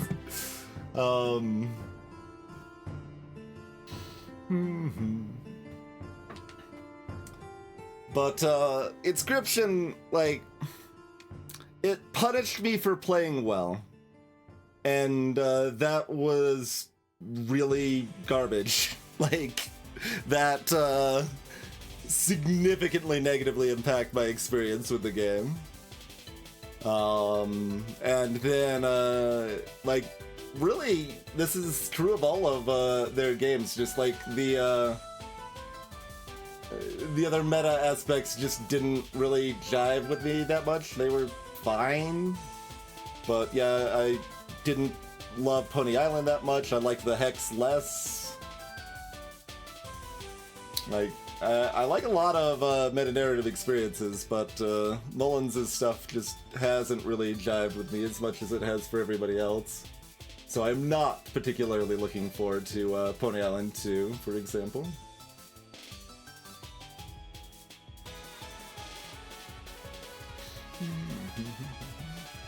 Be Gay Do Crimes is an absolute banger of a tagline, yes.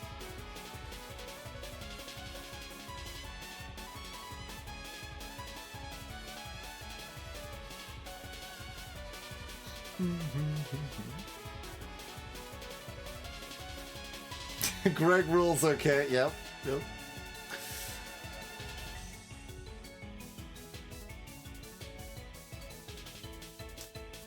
Chia, that's another one that seemed... I mean, this sounds more dismissive than I want it to be. But for my own taste, Chia seemed more style than substance, I guess I would say. Like, it's...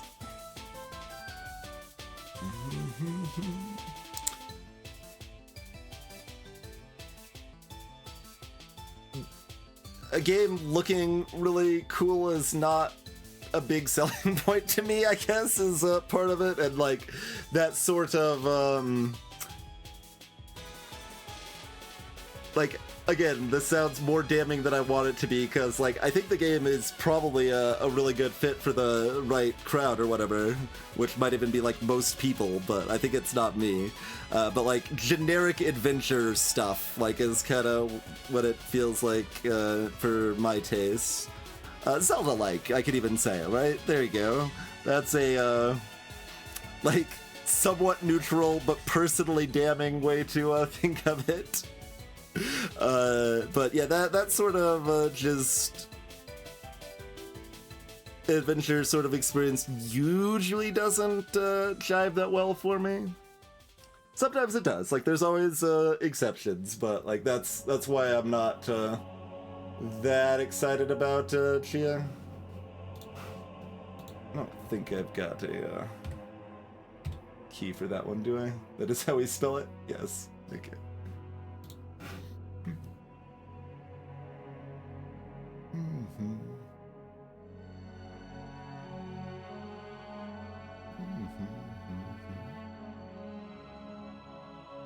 More games when you buy your location on the map.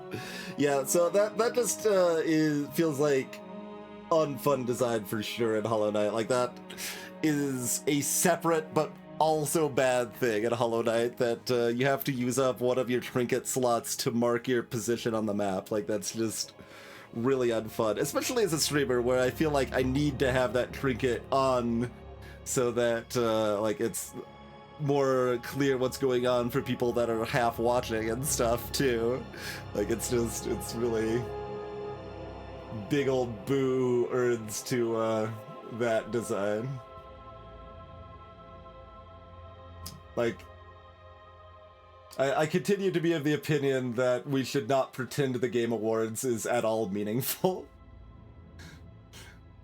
I mean, I guess it's kind of okay to care about it for Chia, because like I'm pretty happy for the devs of that game. Like, since that stupid awards show is so ridiculously AAA focused, like it's on the 2% of games made, even the 1% of games made, not gaming as a whole at all.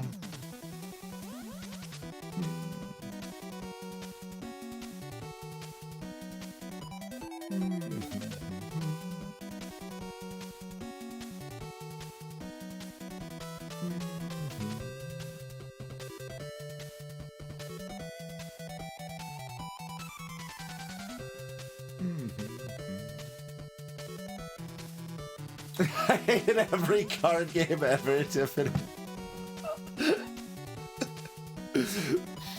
Well, like, if Inscription was about being a card game, I would have liked it more.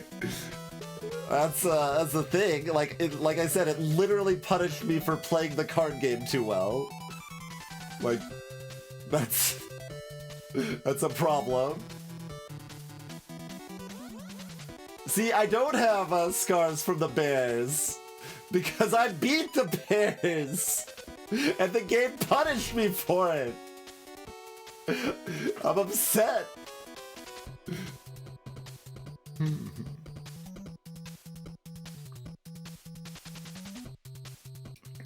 Sneaky Teak, I think, did the same thing.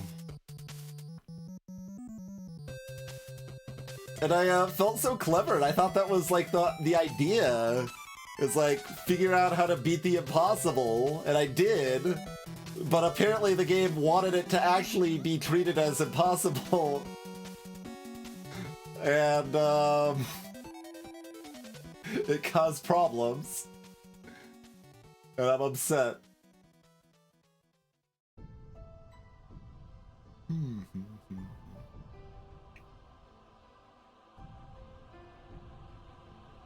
Oh yeah, Roel, I didn't see that on Mullins insulting the fan base. Hey, Kintsugi.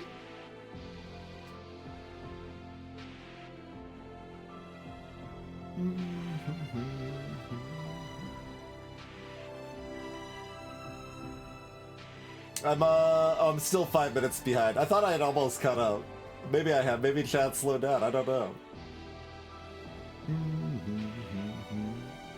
But there's plenty of high-rated card games, I'll have you know.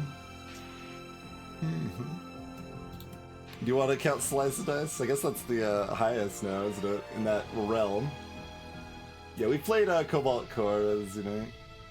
Talked about that a bit earlier.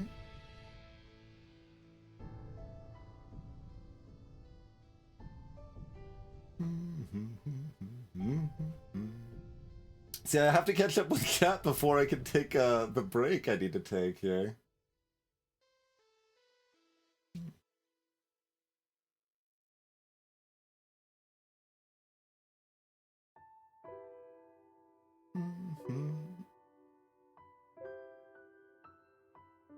Best innovation for Starfield? Yeah, that sounds like quite the joke.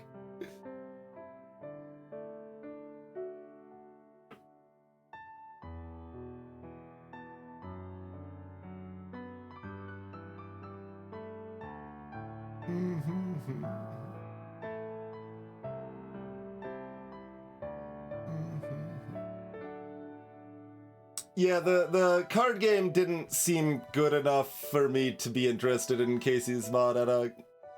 Like, it was fun to play a few times, but didn't really feel like it had the legs like I really wanted to dip into it more.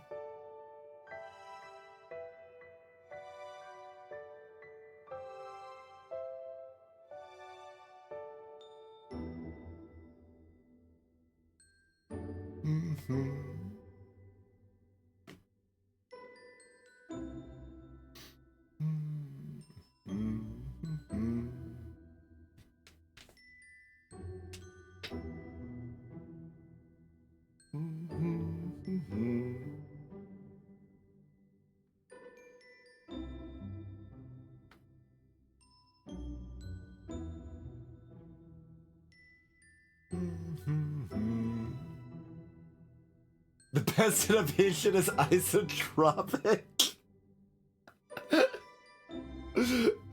I don't think that counts for best innovation in 2023, but the year it came out, I can almost buy that. Yeah.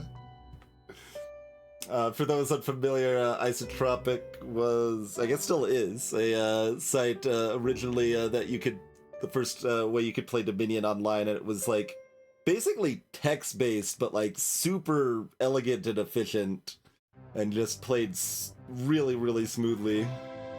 And I think you can still play Innovation on Isotropic.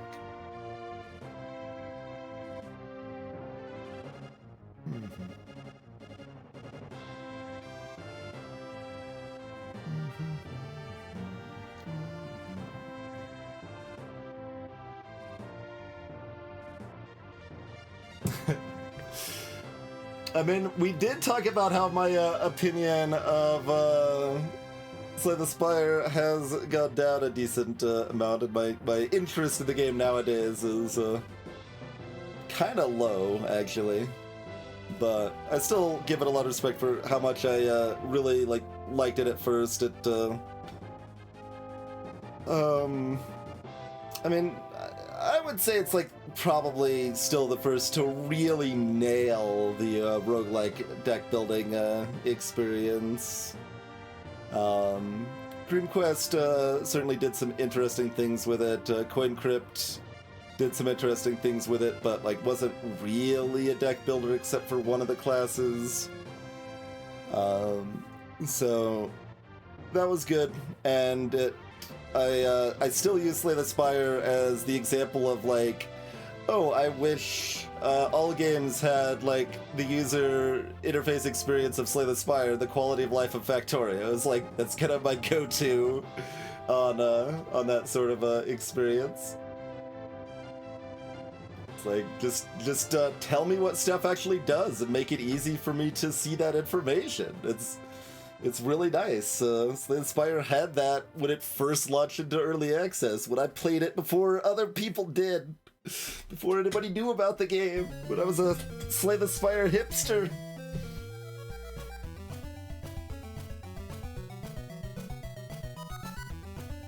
I managed to catch up with chat, by the way. Huzzah!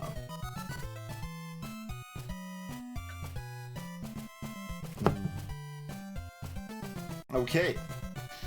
Well, since we had an appropriate number of side tangents, that actually took a decent while, and we still have the TV stuff to go over. I don't think there's a whole lot to go over there, but we'll cruise over whatever TV and movie stuff I saw in 2023 when I get back from this break here.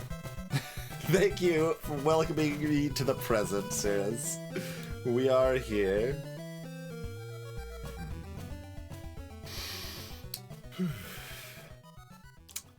Yeah, there was definitely some of that path losing. I continue to lean towards more indie stuff, people who talk about indie games more, so I didn't see as much, but Alan Wake 2 certainly came up in lists and discussions a bit.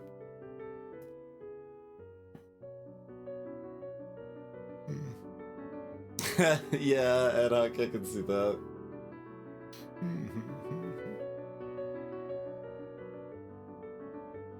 But yeah, I mean, I think pretty much anybody watching knows this about me at this point. But like, I don't like AAA games, basically in general. Like, it's just not the experience I'm looking for. I mean, I've certainly enjoyed some in the past, and probably will still enjoy some high-budget ones here and there in the future, but for the most part, I don't like shooting stuff with guns in first or third person, so that already removes like 70% of them, right? Like, so that's a big X to begin with. I don't really enjoy just kind of the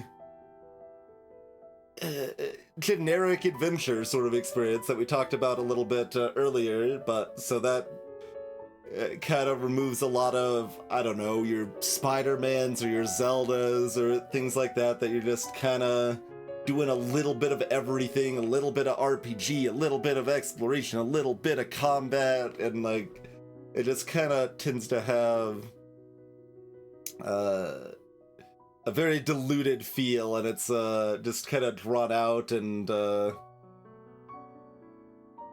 it's not what I'm looking for in a game experience generally.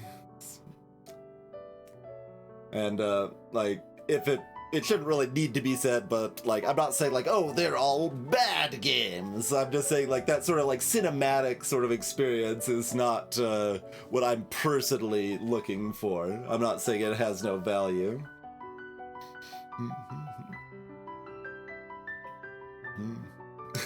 I mean, there is a game called Second Person Shooter Zato, Tiffany. That does exist. I don't think it's like particularly good as a game, but it is a cute gimmick idea anyway. I returned because Yahtzee coined it, sure, yep. And I mean, but like that's not the only problem. Like, you could call that Ubisoft syndrome or something, where I don't think maybe Breath of the Wild quite suffers from that as much. It does a little bit, I guess. Like, it's a little more focused, but it's still not the type of experience I'm really looking for, right? And of course, I mean, I also don't own consoles and don't really have a lot of interest in investing in them. Like, what, Cadence of Hyrule I missed out on, and Mario Maker. Is that it?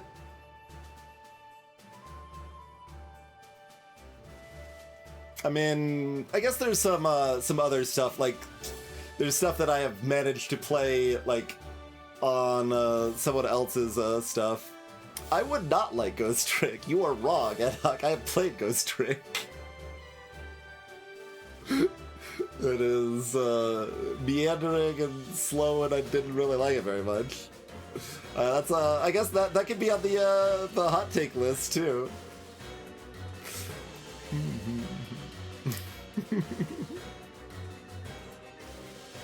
Roguelike comic books. I mean, I do like comics, like mostly web comics, but yeah, like comics is a good medium. I like comics.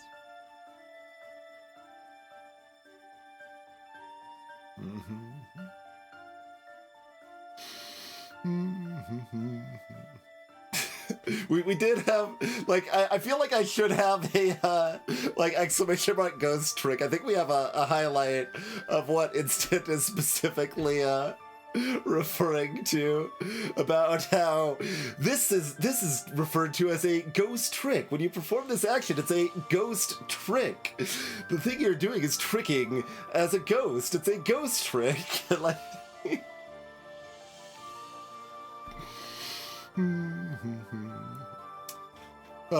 there's too many games. We talked about it. Like, I think Disco Elysium. Like, if I were to perfect. There's a ghost command. If I were to play something off stream that like didn't really fit on stream, Disco Elysium is what I should play. I think that is the case.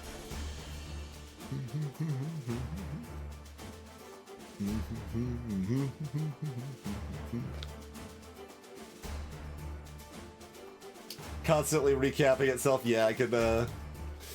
Yep. It's not. Yeah. Okay. Break time. Thank you all for hanging out while we have a nice, chill, chatty sort of stream, everybody. Back in a few minutes, do a little bit more chill, chatty stuff, and see where we go from there. See you shortly, everybody. Sleep well, Instant.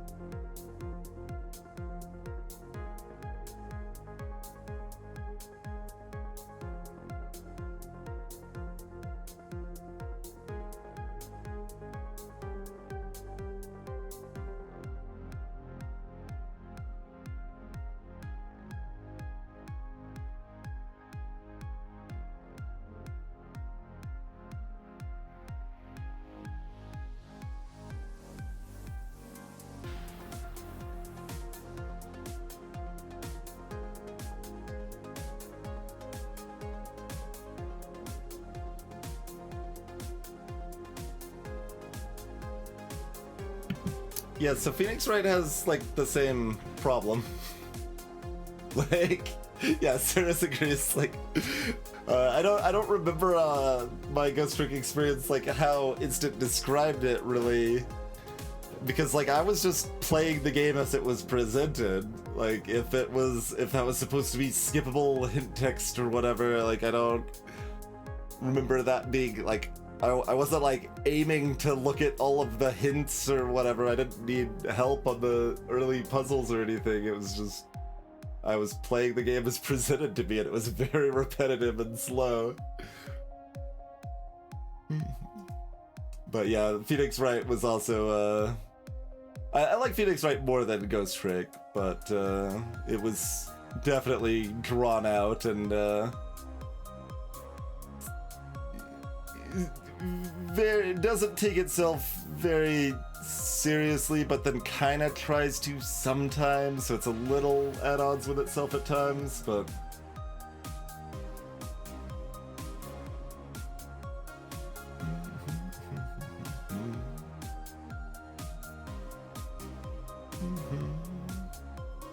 Phoenix Wright does have the added problem, at least in one of the cases, of like, oh, well, you presented a correct contradiction, but you presented it too early, not at the time that you were supposed to present it. Therefore, we're going to say you were wrong, and it's very upsetting.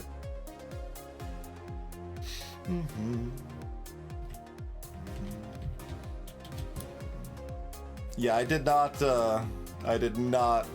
dive with Ghost Trick. There's Ghost Trick. So, like, Phoenix Wright worked a little bit better for me.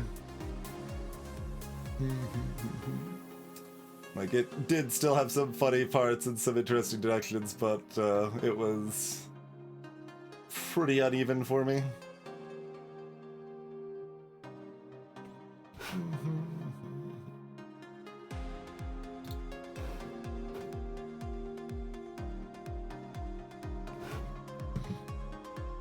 Yeah, Yakuza, like, again, that's the kind of AAA experience that I don't want, but seems like it's quite well done for what it is. A lot of people really love those for sure.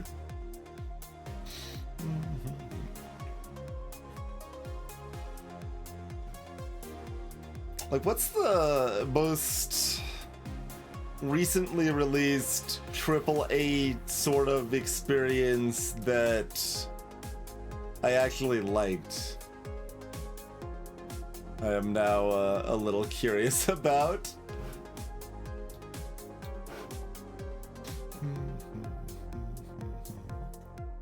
Like, there's plenty of, you know, older stuff or stuff that, like, isn't the modern AAA experience, right?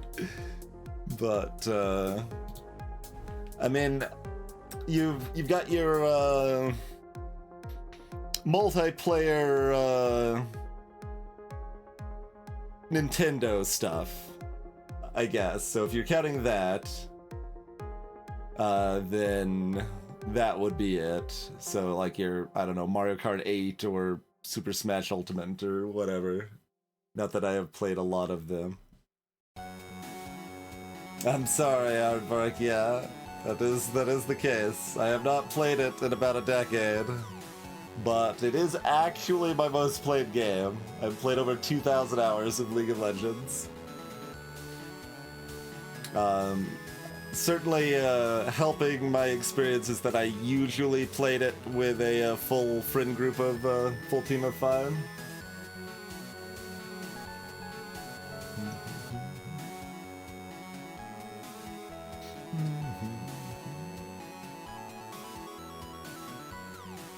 But yeah, that's still not that recent. I was thinking of something I played in the streaming era, but like so little. Like I would have played it on stream if it existed. Like what would that even be?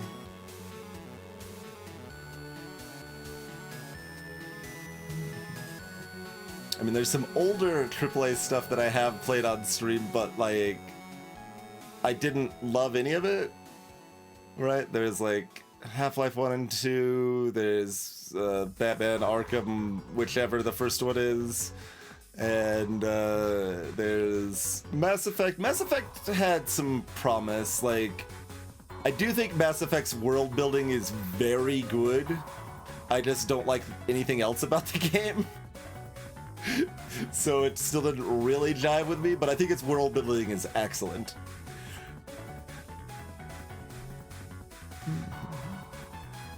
I did play some Teamfight Tactics. We have streamed one stream of Teamfight Tactics, and we might even still have a command. Let's see. Maybe not. But yeah, I played some Teamfight Tactics in its very early days. I did actually like it pretty well at the time.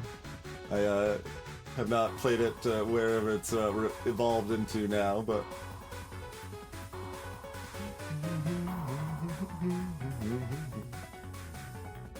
But yeah, I like Teamfight Tactics pretty good at the time.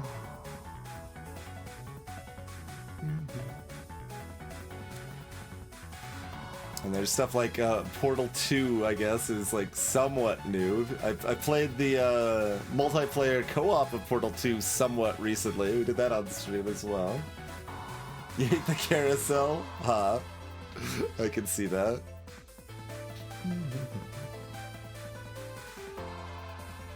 I mean, you have some widely popular things that are not AAA, like Among Us.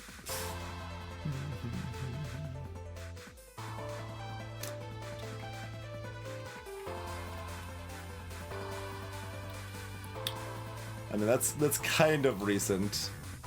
This was the last thing I liked shooting guns in, right? Overwatch?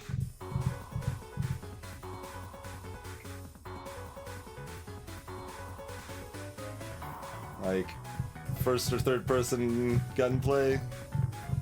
Is this just the most recent one of those that I actually liked? Yeah, I'm talking about Overwatch 1.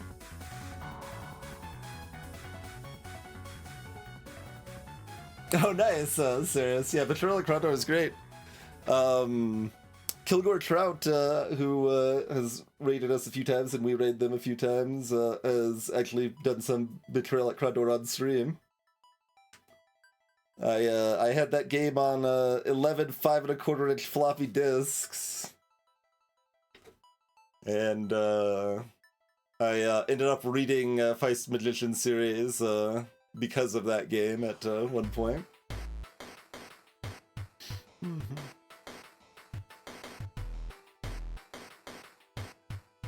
But yeah, Crondor's cool.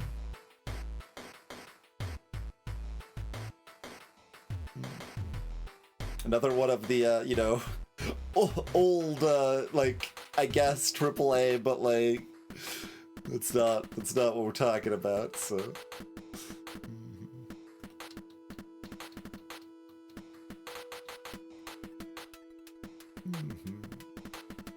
Beat Saber, I guess, kind of. That doesn't really count either, but you can kind of count Dark Souls. That's not that recent at this point either, though. Yeah, I mean, you Dark Souls counts, but it's not that recent. It's still 2016.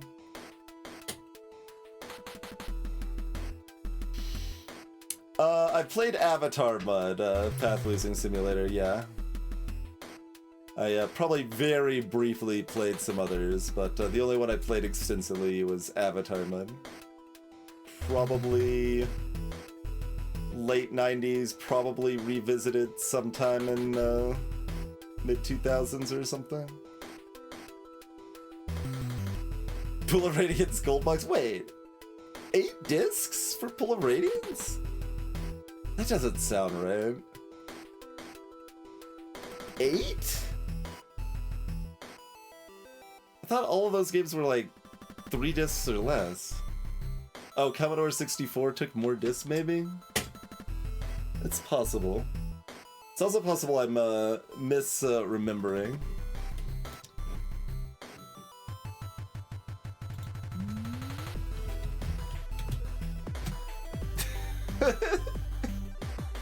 Is that any better or is that worse?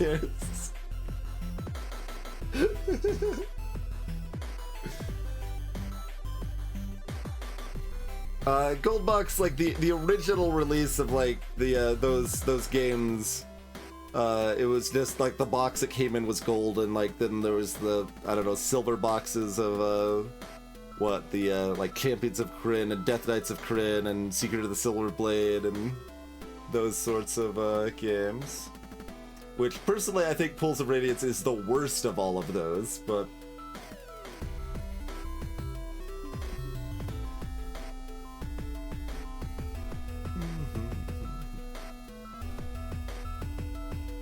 yeah, there is a modern Pools of Radiance, but the original came out in like 1987, I want to say. It's very old. EGA graphics.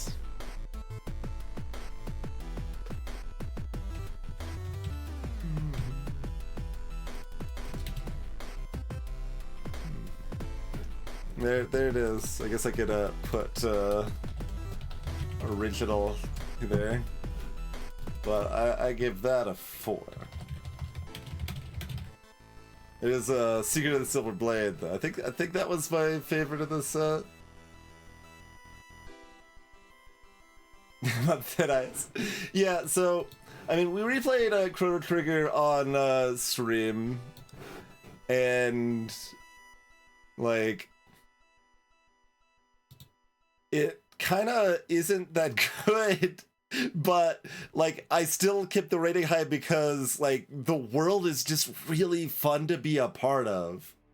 Is ultimately how I felt about it. Like the music is excellent and the world is just fun to be a part of. I think the ending credits gives me an emotional impact. Like it did when we were talking about the games that have made me cry earlier. Chrono Trigger is on that list. I think it might have only made me cry while watching someone else play and then hit the credits, though. Like, I don't know if I ever cried playing it myself, which is interesting, but there is an impact to kind of the ending credits scene and that song playing over it and stuff, like that's for sure. But I didn't really find the actual story narrative to really be that strong or impactful. There's definitely a good part of, I don't know, early 2000s or something like that where I would say Chrono Trigger was the best Final Fantasy game or something like that, but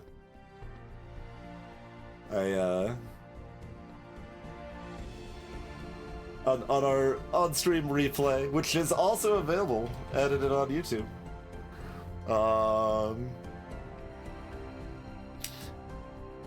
it was an interesting experience because, yeah, the gameplay doesn't live up very well, the story wasn't that strong, and like when you can't say those two like the characters aren't very deep, like that makes it sound like a bad game, but it was still a good game. So it was interesting.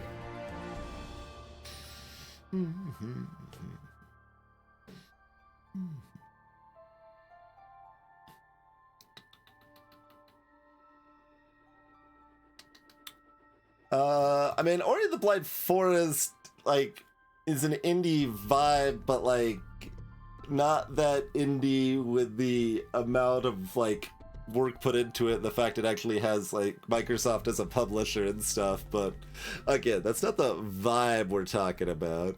We might have to go pretty low to find the vibe I'm talking about, though. Like, kinda Portal 2...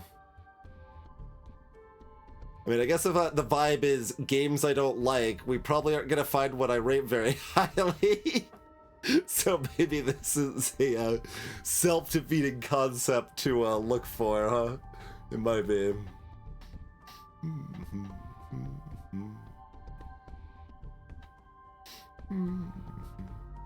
It seems like there might be like a 7. I mean, I guess there's stuff like Civilization 5 and 6.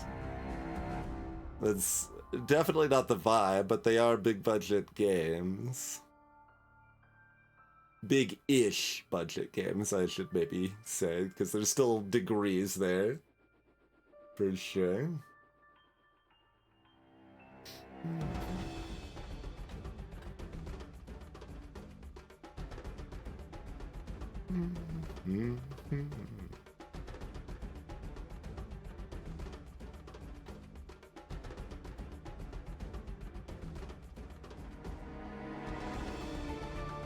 And then you have like first-person experience that doesn't have any gunplay and doesn't really have gameplay to speak of much at all, and Gone Home, and that's really good.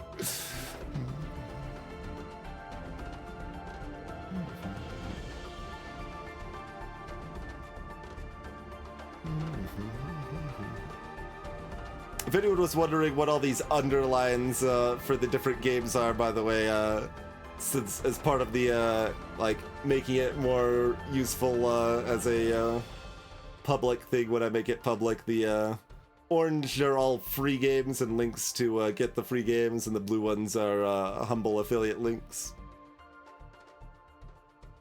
But yeah, you got stuff like, wow, that's that old already, but yeah, Mario Kart 8 or Super Smash Ultimate, which are kind of recent and are good.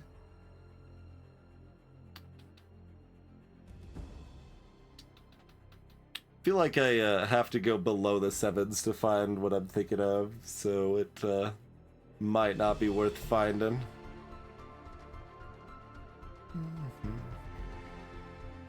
Guess I'll finish out the 7.5s and see if there's anything that was actually qualified that I didn't think of.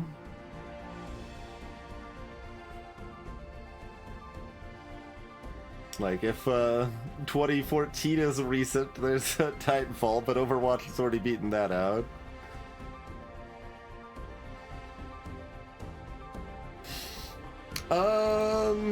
I mean, also not very recent at this point, but does Valkyria Chronicles count?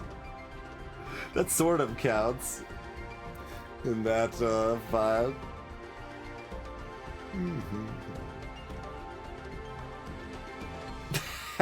Serious? I mean, Smash Ultimate is utter nonsense, to be clear, right? Like, there's like 2 or 3 characters that like have almost completely unique mechanics that are just nonsense compared to how everything else in the game works, and like, but you know, if I like spent more time in it, I would be somewhat more frustrated with that until I spent even more time with it to get less frustrated with it again, probably. But casually just be like, oh, Lucario or whatever is nonsense, so I shouldn't play them and just do my best if someone else does, or whatever. Like, whatever. It works. I think that was one of them. I don't know for sure, though. I did not play a huge amount of it, nor remember which specific characters were nonsense.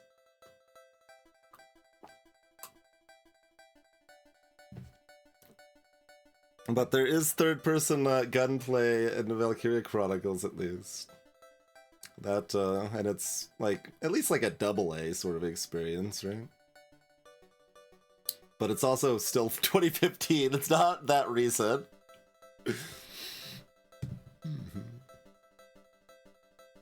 I mean, if you're even, like, counting, like, 3 dimensions, there's not that many. Like, if we just limit it to that, and even include Indie, we could at least hit, like, a Hat in Time and Cloud Belt. But, we don't hit that many even in Indie at that point. I don't... The third dimension is evil. Not a big fan of the third dimension. Anyway, how about TV and anime and stuff? Let's look over that one.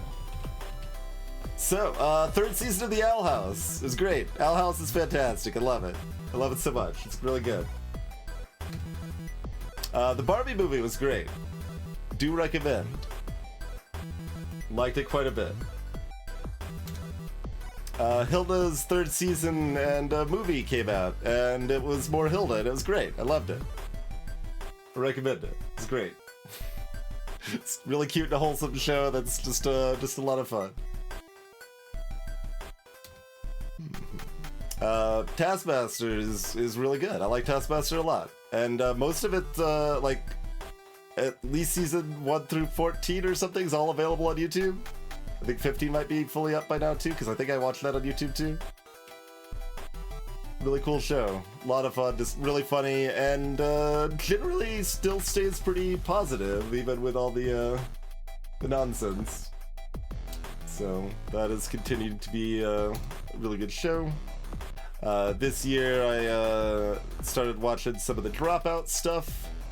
One of those was Breaking News, which is like a scripted, jokey news program where all of the anchors don't know what they're about to say and are trying not to laugh, and it mostly works pretty well and is really funny.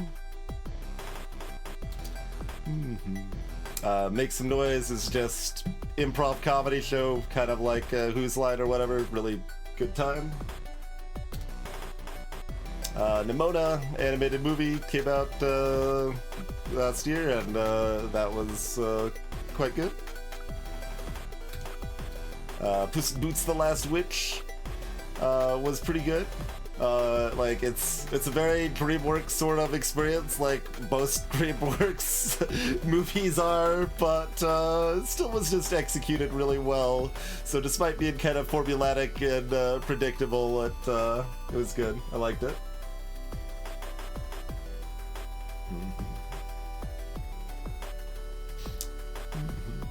Dropout has a cry show.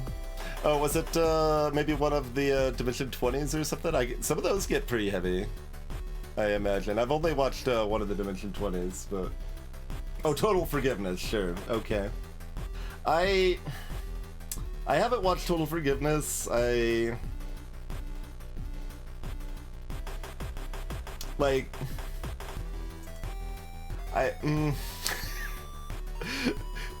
I don't know how many episodes it is, but let's just say there's like 20 episodes, and I think episodes like 12 through 18 would be miserable and I would hate them. But I would really like episode 20. So I haven't watched it yet. I'm afraid to. I don't know if it's worth going through the parts that I think I would really, really dislike to get to the part I would like. I think that probably makes sense. Yeah, the new Scott Pilgrim is on my very short list. I will probably watch that this month. Yeah, Midnight Muffins. So like that stuff that falls in that category would be like I Think You Should Leave, or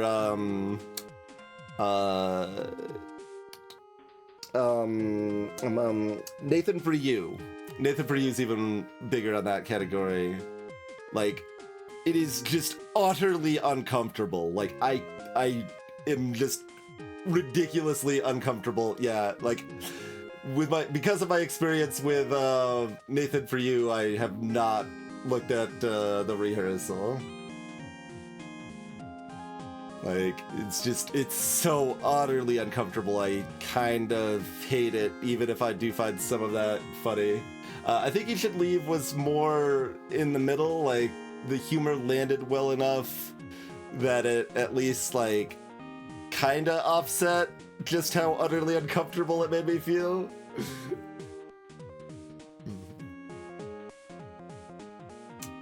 Yeah, that sounds kind of right, Banana. Taxi was cool.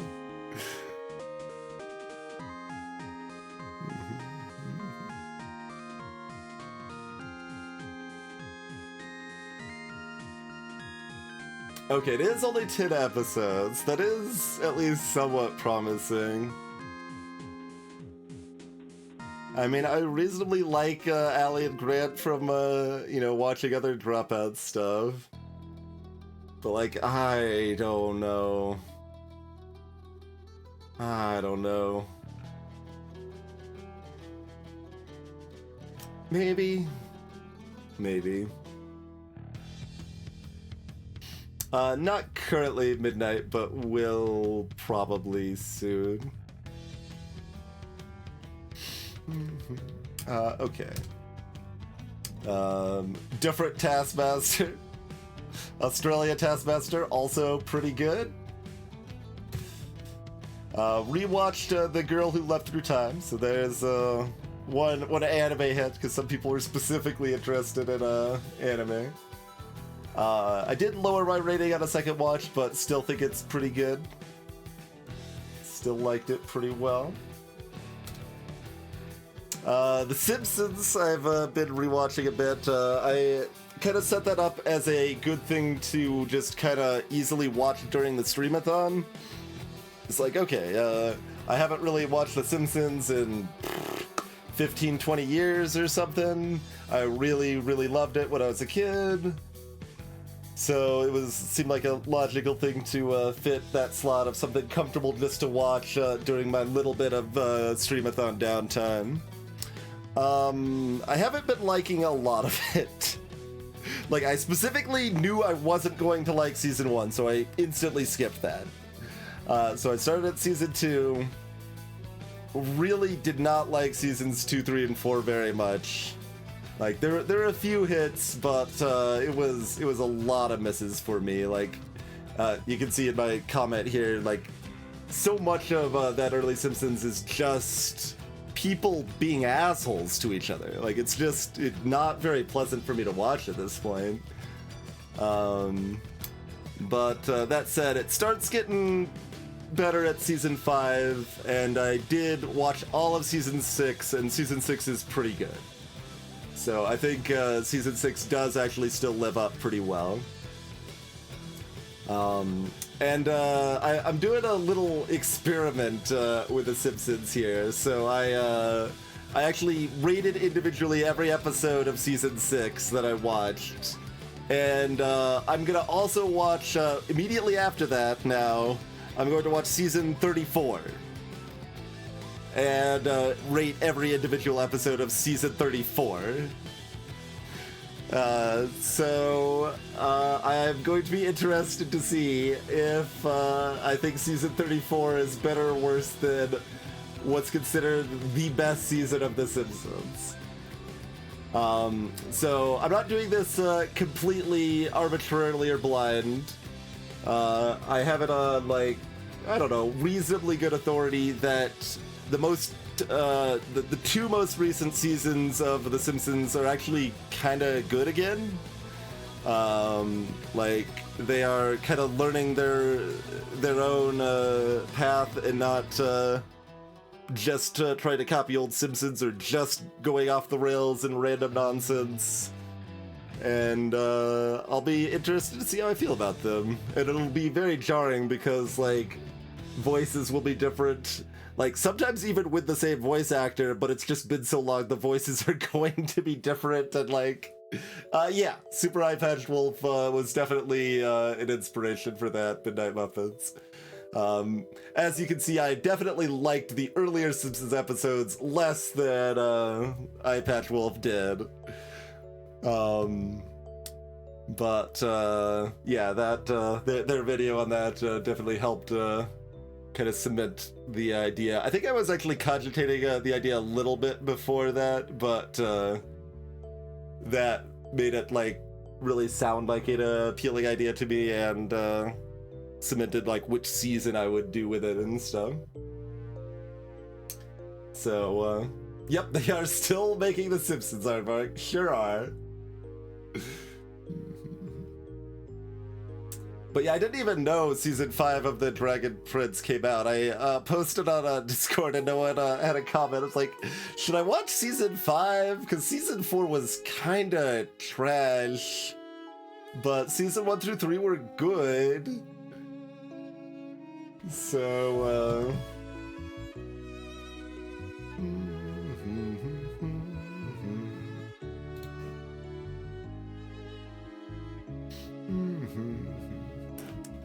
But yeah, so that's something interesting, and like, I know some people, like, still really think the rest of The Simpsons lives up really well today, the golden era or whatever, but a lot of it didn't. But I'm glad that season 6 actually did. Like, that it still wasn't, like, mind-blowing, like, this is the best thing I've seen or anything, but it was good. Like, and, like, it's not just being carried on, you know, all of the references I remember, like, so many of them are from season 6, but, like, there's a lot of just well-executed stuff for sure. And Itchy and Scratchy Land episode is excellent. So I briefly touched on this. I said I saw one of the Dimension 20s on Dropout. I saw Mintopolis, since I'm a pretty big Green Brothers fan, and Hank Green was on it there. And so this was the first, what's the specific term for it, like Critical Role and stuff? The live roleplay stuff. The kind of, you actually have, like, professionals and, like, maybe a set and stuff like that that are doing actual play. Yeah, there you go, the actual play stuff. And, you know, I liked it pretty well. Like, it's not enough that I'm actively jumping to go in and watch more Dimension 20 or Critical Role or whatever, but I could definitely see it happening. I had a decent time with it. Mintopolis is one of the best. Gotcha. But yeah, I liked pretty much all the characters in Mintopolis. Well, I wasn't the biggest fan of Freddie Wong's character. I guess I didn't really like them that much. All the other characters were great, but like Alex Sun Wong, is that their name? But Conrad was a lovely character. The Fix was great. Imelda Pulse was great.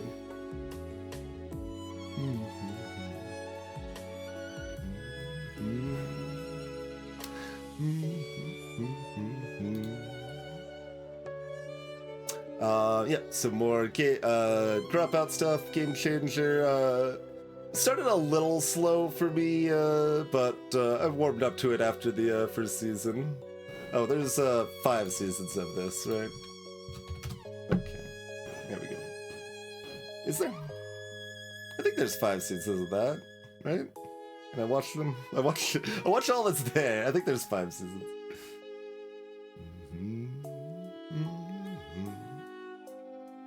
Yeah, I mean, you just need a Dropout subscription to watch all of Game Changer, unless you want to pirate it.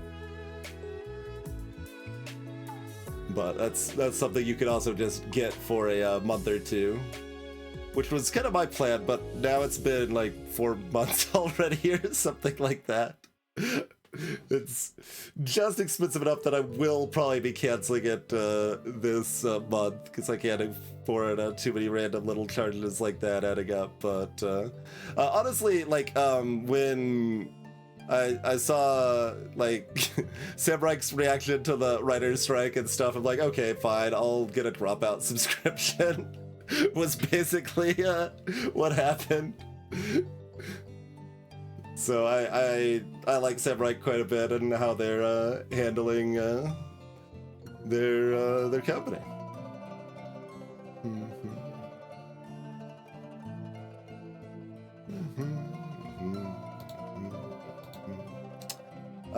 Played by Ear, another Dropout show, improv, musical stuff. Feels like I should like it even more than I do, but it's been like kind of hard to bring me towards watching more of it. But it is pretty good. Poker Face, I think calling it Modern Columbo is a pretty good description. Got the conceit is that the main character played by Natasha Leon, the Russian Dolls actress, can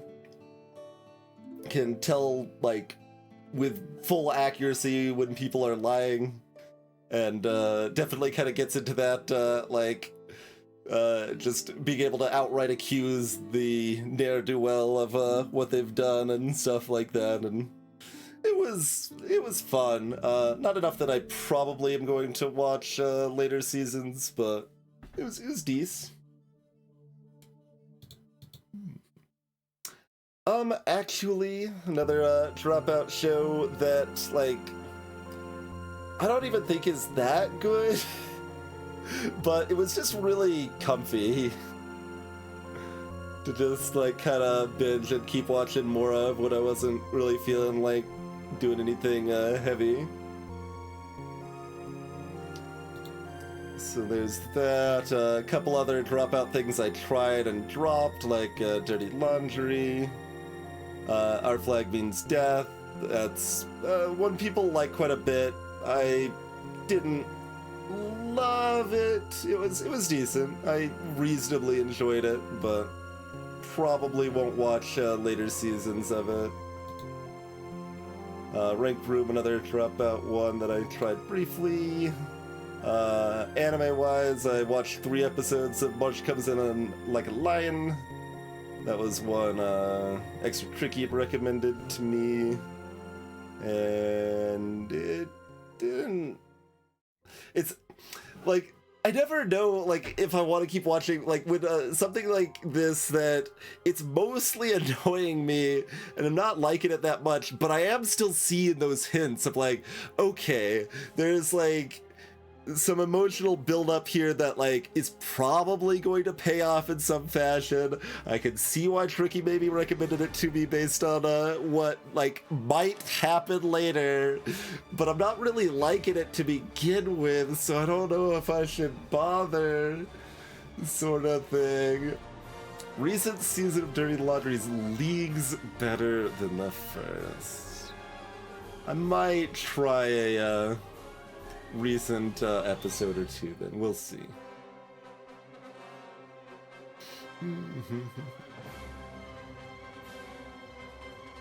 Yeah, that sounds about right, Muffins. Like it with Poker Face, there's some cool stuff like that, and that you know, it's like, okay, well now it's more of this.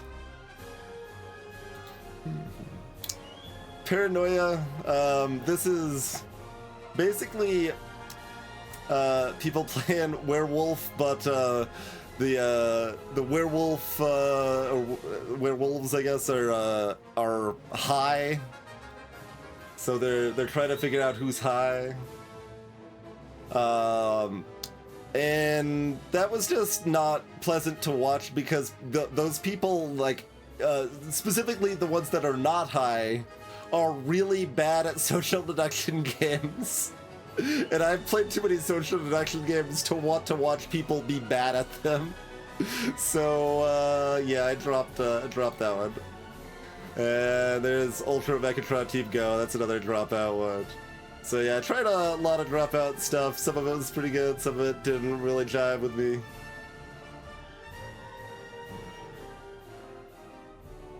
Season 3, Episode 2. Brewster's Millions as a benchmark of quality.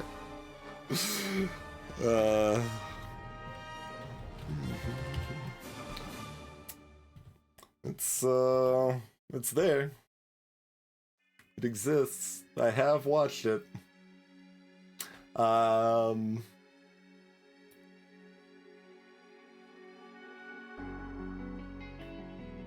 Yep.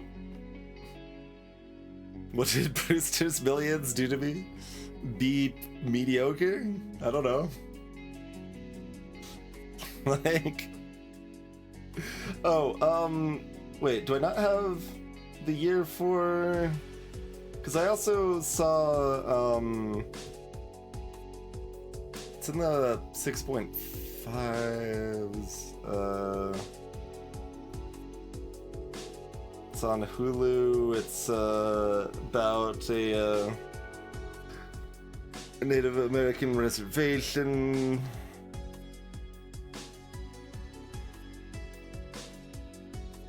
The main character is named Bear, but The Bear is a separate show.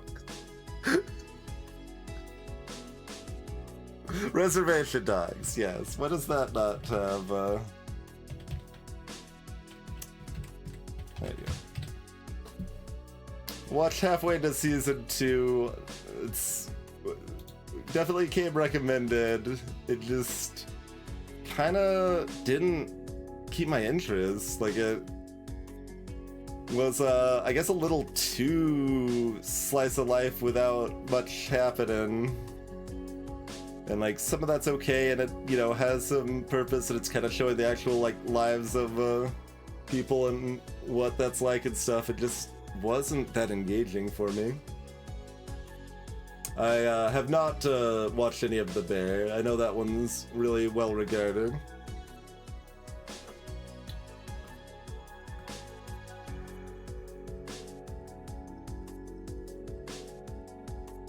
Yeah, I can see that, Ed.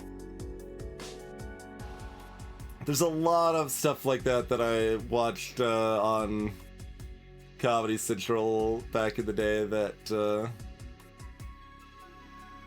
like, maybe I would like it more if I watched it properly as a fully intentioned movie in modern era, but maybe I'd like it even worse, I don't know.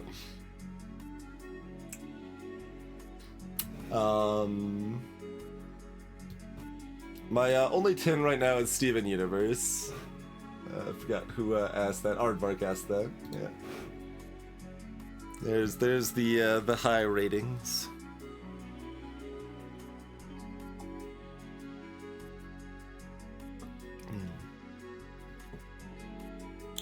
I mostly have seen like all of the well-regarded Western animation at this point. No, not quite, but that's the kind of the niche that I managed to watch the most of, I would say. So that includes, you know, Steven Universe and The Owl House and Gravity Falls and so many other really good shows. Gargoyles, Spider-Man. I need to watch the new one of that too. Looking forward to that. BoJack, Harley Quinn, Hilda, Infinity Train. Like there's She-Ra. There's a lot of really good ones in that category. Avatar. Yep. Is that too high or too low for you, Adak?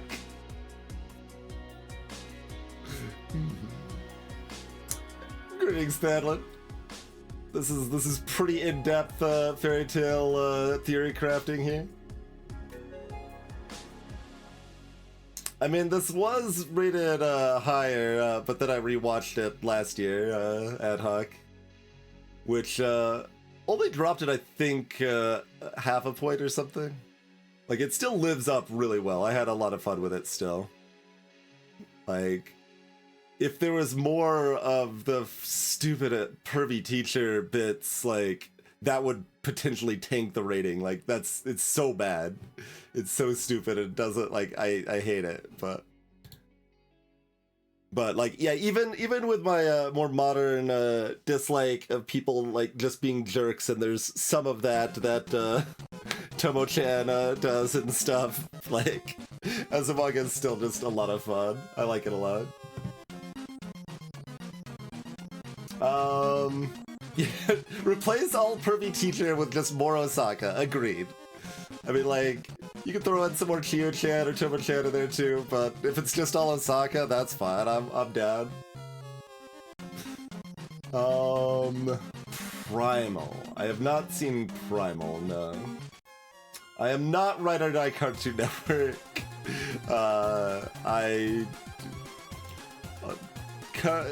There's a lot of Cartoon Network stuff I don't like very much.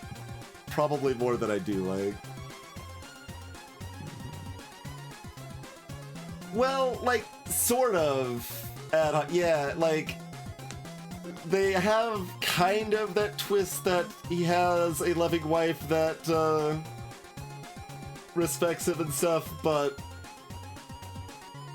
that doesn't really change the situation, like, in practice at all. Like, it's not even just that the jokes play the same, like, it feels like the actuality still is the same, but regardless, I think it's garbage, but it didn't hurt the overall experience as much as it did for me on the rewatch of Steins Gate or Gurren Lagann did, though.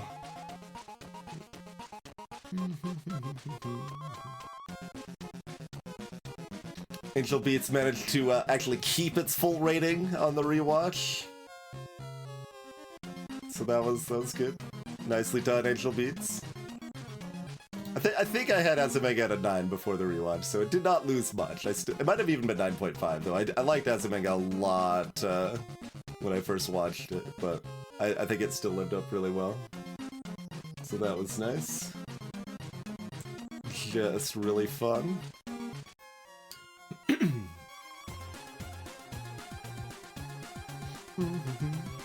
But I mean, if you like just like say Cartoon Network cartoons in a broad sense, like my mind goes to mediocre ones first. Actually, it's like, oh, Johnny Bravo or something like that. It's kind of what actually comes to mind first.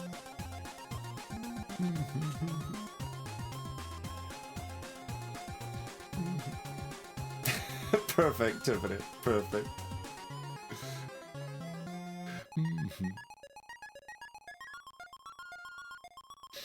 But yeah, that's what I watched this year. It wasn't that much, but best stuff was mostly extensions of stuff I already liked. Owl House and Hilda. Was there? I already forgot if there was anything else stand out there. That was. Oh yeah, the Barbie movie was reasonably standout, and that was new in its own thing. And I mean, I guess breaking news and make some noise and stuff were new to me. Nimona. I'll be honest and like say that it's kind of a low 7.5 for me. Like, it wasn't mind-blowing, but I liked it. It was good. I guess that's kind of true of The Last Wish as well. Like, just enough to reach that recommendation point. Oh, now the playlist is getting ultra comfy too.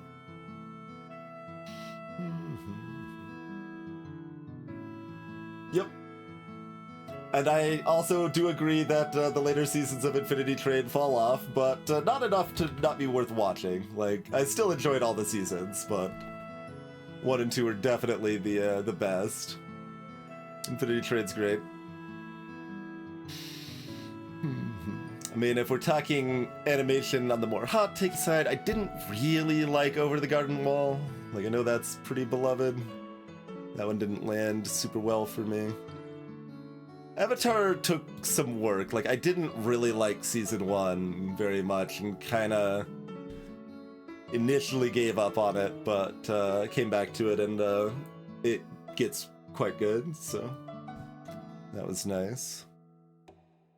And then there's a couple, like these two here. I liked season 1 a lot, but for Beastars, I'm just like, I don't know, afraid to watch season 2. Like, there's the, I don't know, core of season 1 and how it ended and stuff, like, had kind of a personally painful aspect that kind of makes it hard to engage with, despite being quite good. In Centaur World, I think I watched like the first episode of season 2 and was like, wait, this isn't good. And then never gave it another try again, despite again liking season 1 quite a bit. Gonna look at maybe revisiting those, but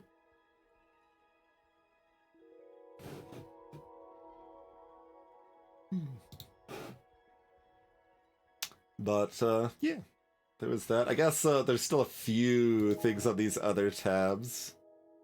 Caught up on Twistwood Tales, just kind of general webcomic that's occasionally funny, occasionally heartwarming sort of thing. Paper Trails, a Deltarune fan comic that's actually really, really good. Dogs of Future Past is an Undertale fan comic by the same person that made Paper Trail that was decent.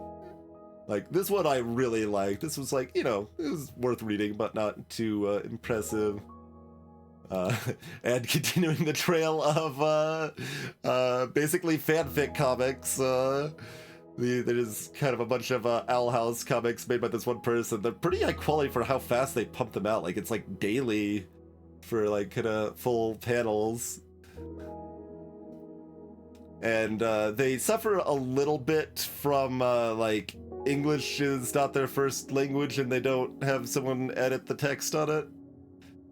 Which it seems like they should, since like there's like so much effort put into the art of it and stuff for how fast they put them out, but it doesn't detract enough. I like them quite a bit.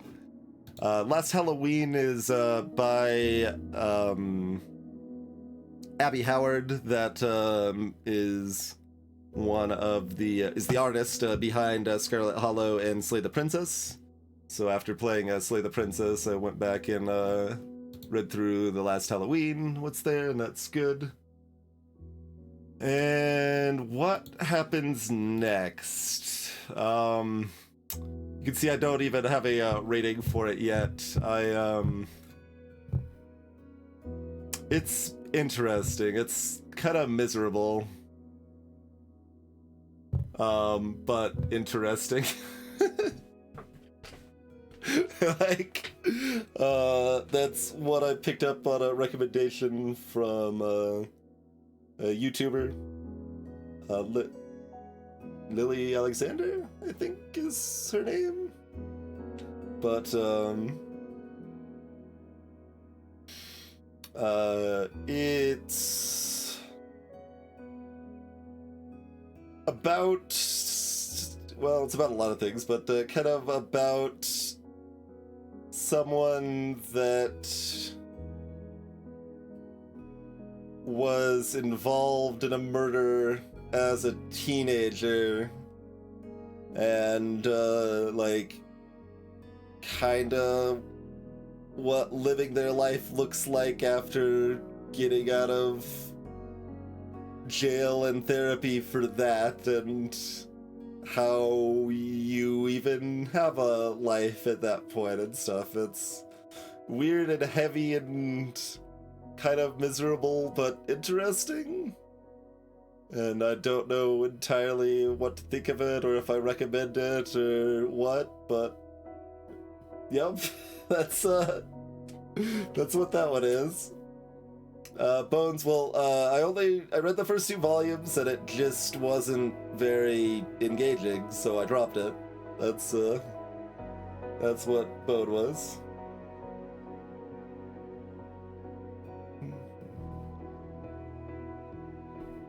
I don't know how many total volumes there are or whatever, but yeah, I gave the first 2 volumes a try, did not like it, so dropped it.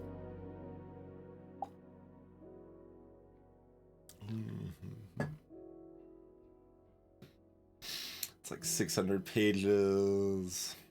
So this is somewhere between the first 100 and 200 pages, probably. But I don't know. It was not very interesting, so. Alright, there's comics. All web comics here.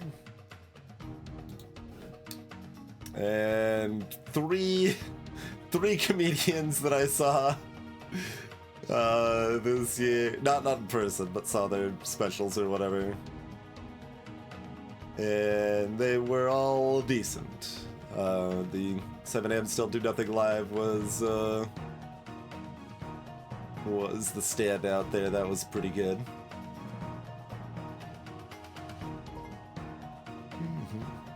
Sword Interval is a webcomic, huh? I do like webcomics. But yeah, I haven't, like, a lot of this stuff I haven't been tracking ratings for very long. So stuff I've seen or heard in the past, like, I don't know, a lot of Mitch Hedberg stuff or whatever is not here because it's too far out for me to really rate it at this point. But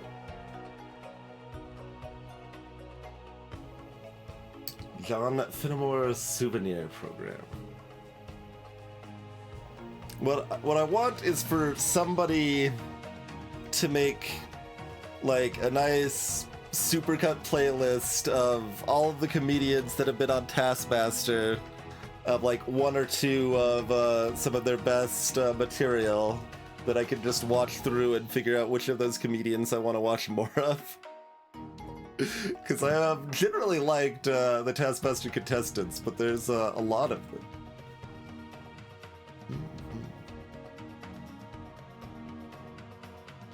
Finished is mostly a plus.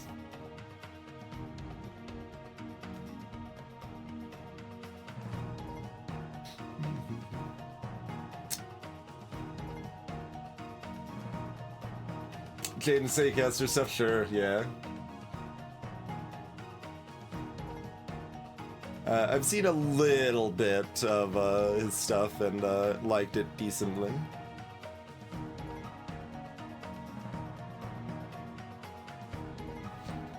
Dave Corbin's got all of his stuff on YouTube. Nice, nice.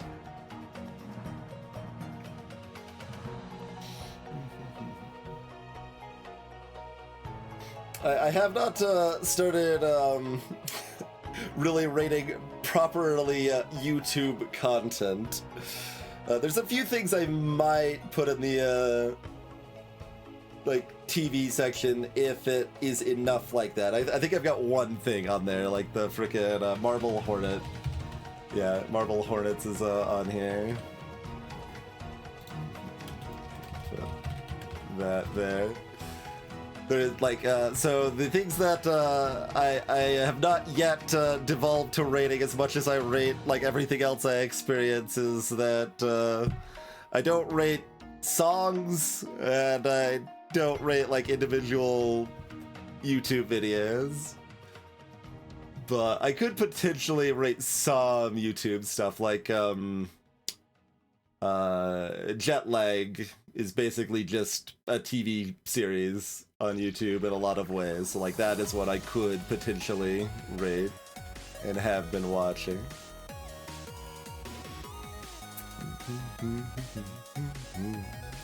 But like you can have a separate section for like video essays, like you've got plenty of things, you got things dropped by like the Leftist Cooks and H-Bomber Guy and Philosophy Tube and stuff like that.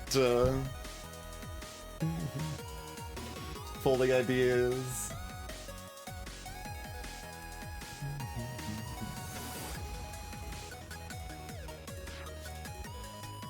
Yeah, I mean that is actually a big part of the value I get from rating stuff. Midnight Muppets, like it's just a way to keep track of what I've played and kind of at least some idea what I felt about it.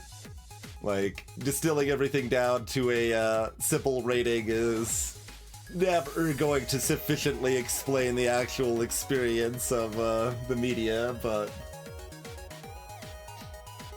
it still like gives me some of the vibe. It's like, okay, I played this board game 10 years ago. Did I think it was kind of good or kind of bad, or like, okay, I rated it a 6, so I didn't really like it that much, but I thought there was at least some promise. Like, ideally you have like comments with everything too, but like that's a lot more work, so I get a handful of comments here and there where I can.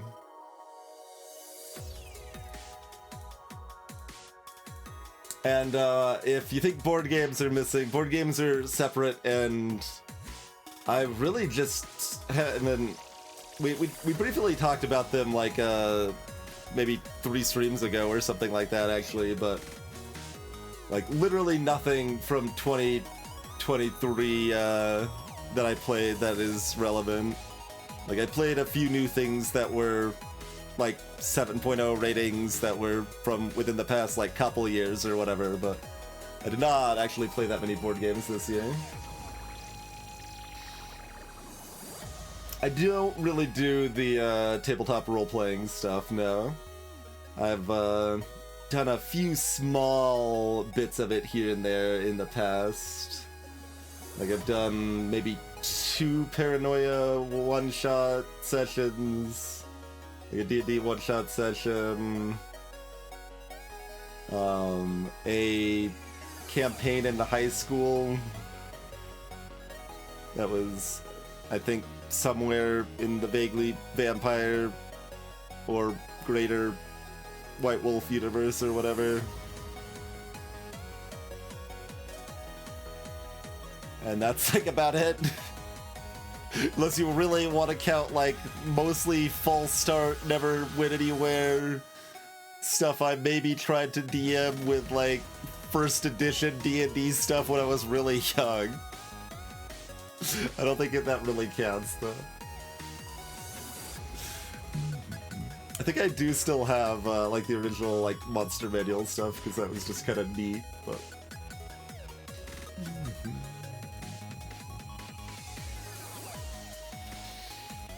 there you go. That's basically what I experienced in the past year.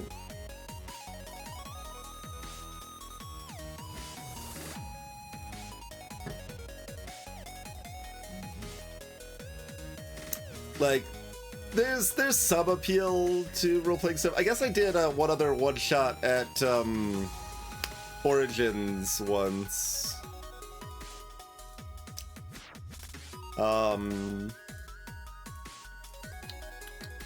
With a pretty loose system that is somewhat analogous to...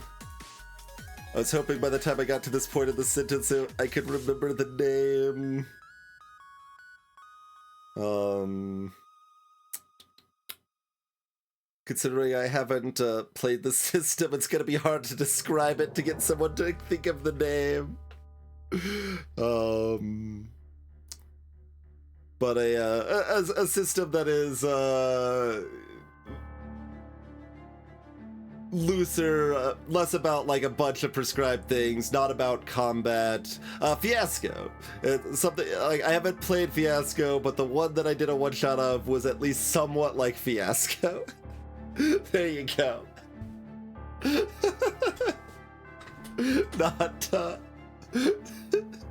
Not very helpful, but I did get there.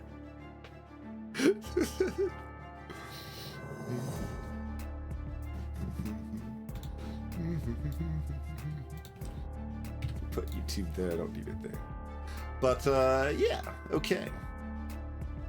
And it sounded like people didn't think they would really find this stuff very useful. Because, like, it does seem like it'd be nice to have a good set of links to, you know, the games that I've played on stream, because there's, like, a lot. We have a decade of history of stuff we play that we could link to playthroughs of and stuff. But Twitch is just pretty jank for it. And also putting links in Google Sheets is pretty jank too. So the fact both of those halves of it are kind of jank make me question how much utility people are actually gonna get out of that. Like, it doesn't even say like the number is here, so like if you clicked on like 4 and like you don't remember which one you just saw, like you'd have to it's not ideal for any of these longer playthrough things.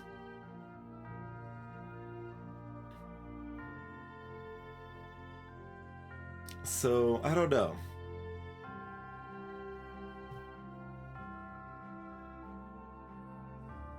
So I want it to make sense because it just seems like a really natural fit to have links to all of our VOD stuff next to the ratings of the game and descriptions of the game and stuff.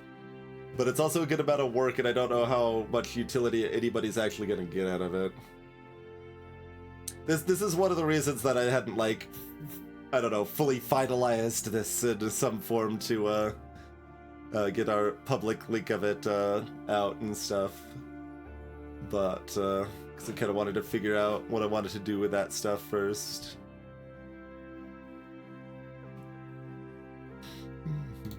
But I do like that we've got nice little ratings here that are dynamic and everything. So whenever I add a new rating, it automatically is in the graphs and stuff. And there's charts and graphs.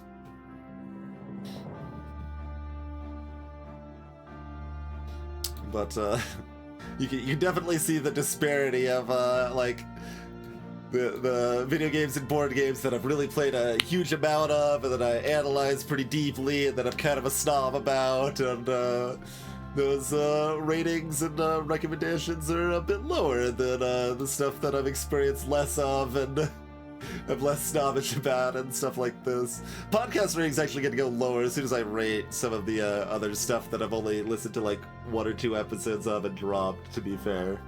That one will actually go down to about a 6 or something, but... The comedy stuff has been like just a pile of 7s. Mostly.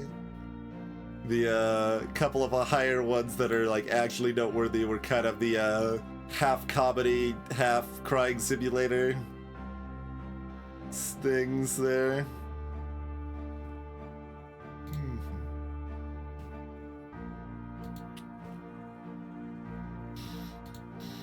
But yeah, cool.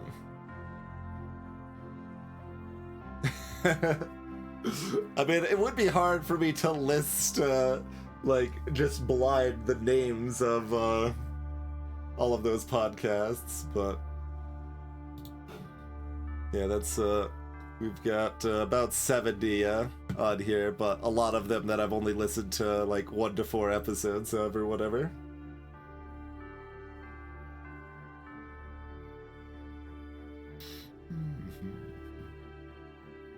But yeah, there's some of these that I'm still listening to, and several that I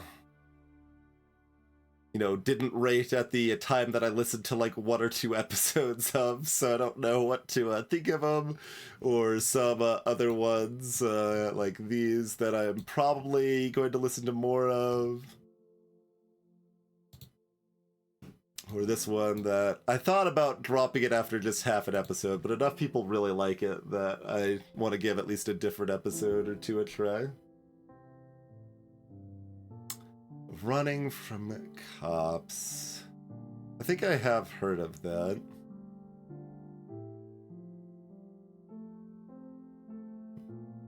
You also dropped it, Tiffany. Like, I actually, like, specifically remember I was out on a walk, and I remember where I was, and I'm just like, you know what? No, I'm done with this, and just, like, switched it to music, and, like, I've got that locked in as a memory now. But, yeah, it's about, I mean, kind of how awful the show Cops is, in short, right? Like, that's... to some extent the thing. The Magic Tavern's almost like an actual play sort of content. Hey, Iron First. It is not. It is not. Podcast The Ride. I have not seen that, no. Or listened to that. Cheers, Midnight. Glad you enjoyed it. Actual play Ghostbusters RPG game. Interesting.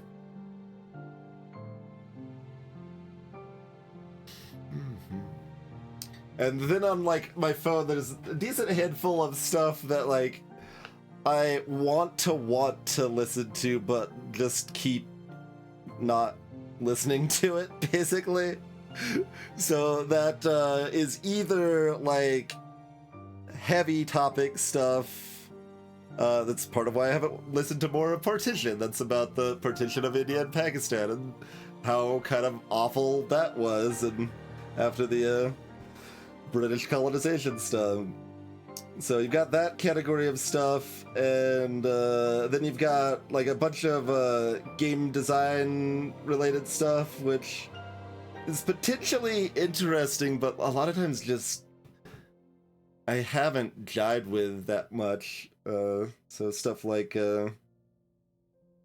Eggplant and what else do I have on here? Plenty of other stuff. Think Like a Game Designer. Probably got a handful of others. Game designers of North Carolina, studying pixels, the board game community show, she plays games, the game press. Most of these I haven't even listened to one episode of yet, but they've come up as recommendations at some point, so they're on my big list.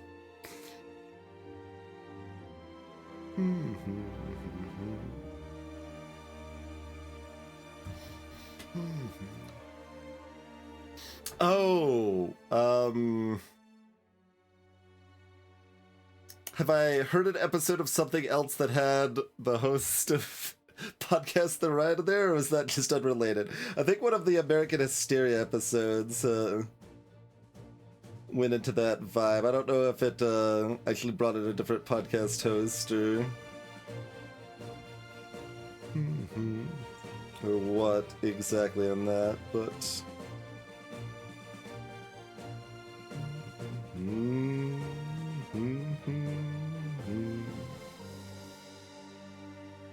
thought I could find it really fast, but I don't think I can.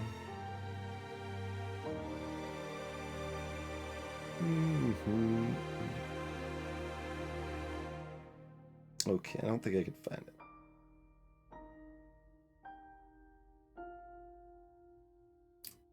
Defunct Land, I am not, probably. But that's the, that's mostly YouTube though, right? Not podcast, or maybe it's both? I haven't really watched much, possibly any Defunct Land.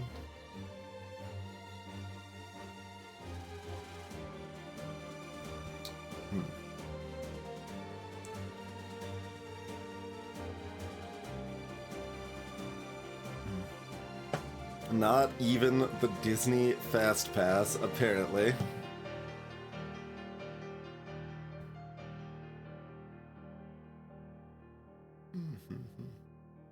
Like I don't have a rating section for frickin' video essays, okay? Don't make me make a rating section for video essays.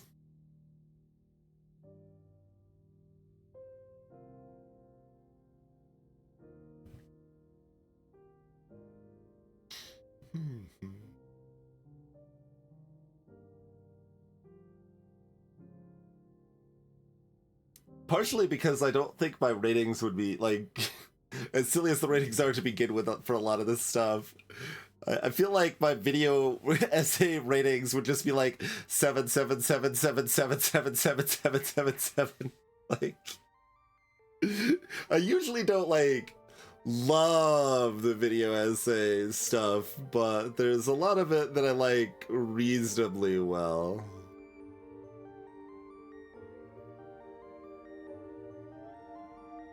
And I think I've generally have kind of a lower bar for most YouTube content that I will digest without dropping.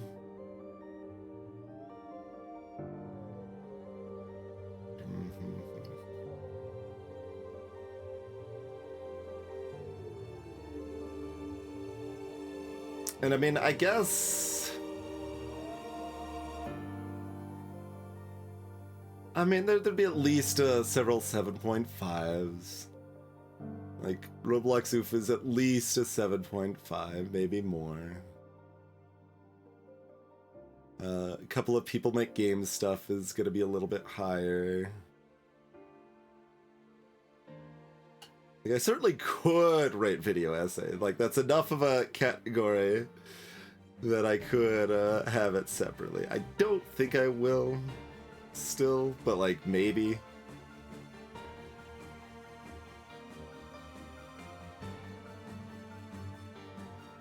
Couple old Lindsay Ellis things. I mean, I've watched, like, all of Abigail Thorne's newer stuff on PhilosophyTube, but I don't think I would rate any of it more than a 7.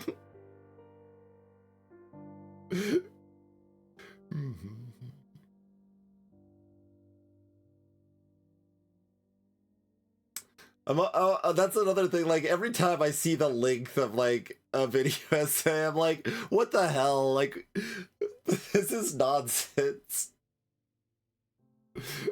Like I am pretty surprised that I was not upset in practice of the length of H-Bomber's plagiarism. Like 4 freaking hours, good god.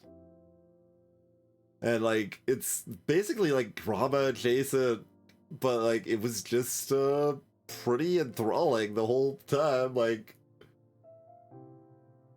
I certainly enjoyed it more than some Ghibli films, for example. Probably more than the average Ghibli film I've watched. Because several of them are not very good. The ones people that nobody ever talks about.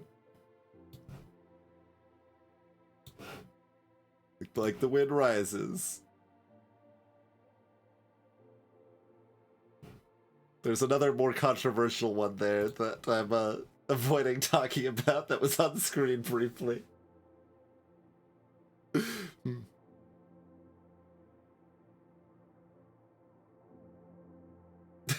Tiffany, yeah, that sounds about right. But I am a bit surprised I watched that soon enough to I don't know, loosely be a part of the cultural moment with a 4-hour length. I just like, all right, I'll probably watch that sometime in the next like year is kind of what I figured. But I watched it within the week, I think.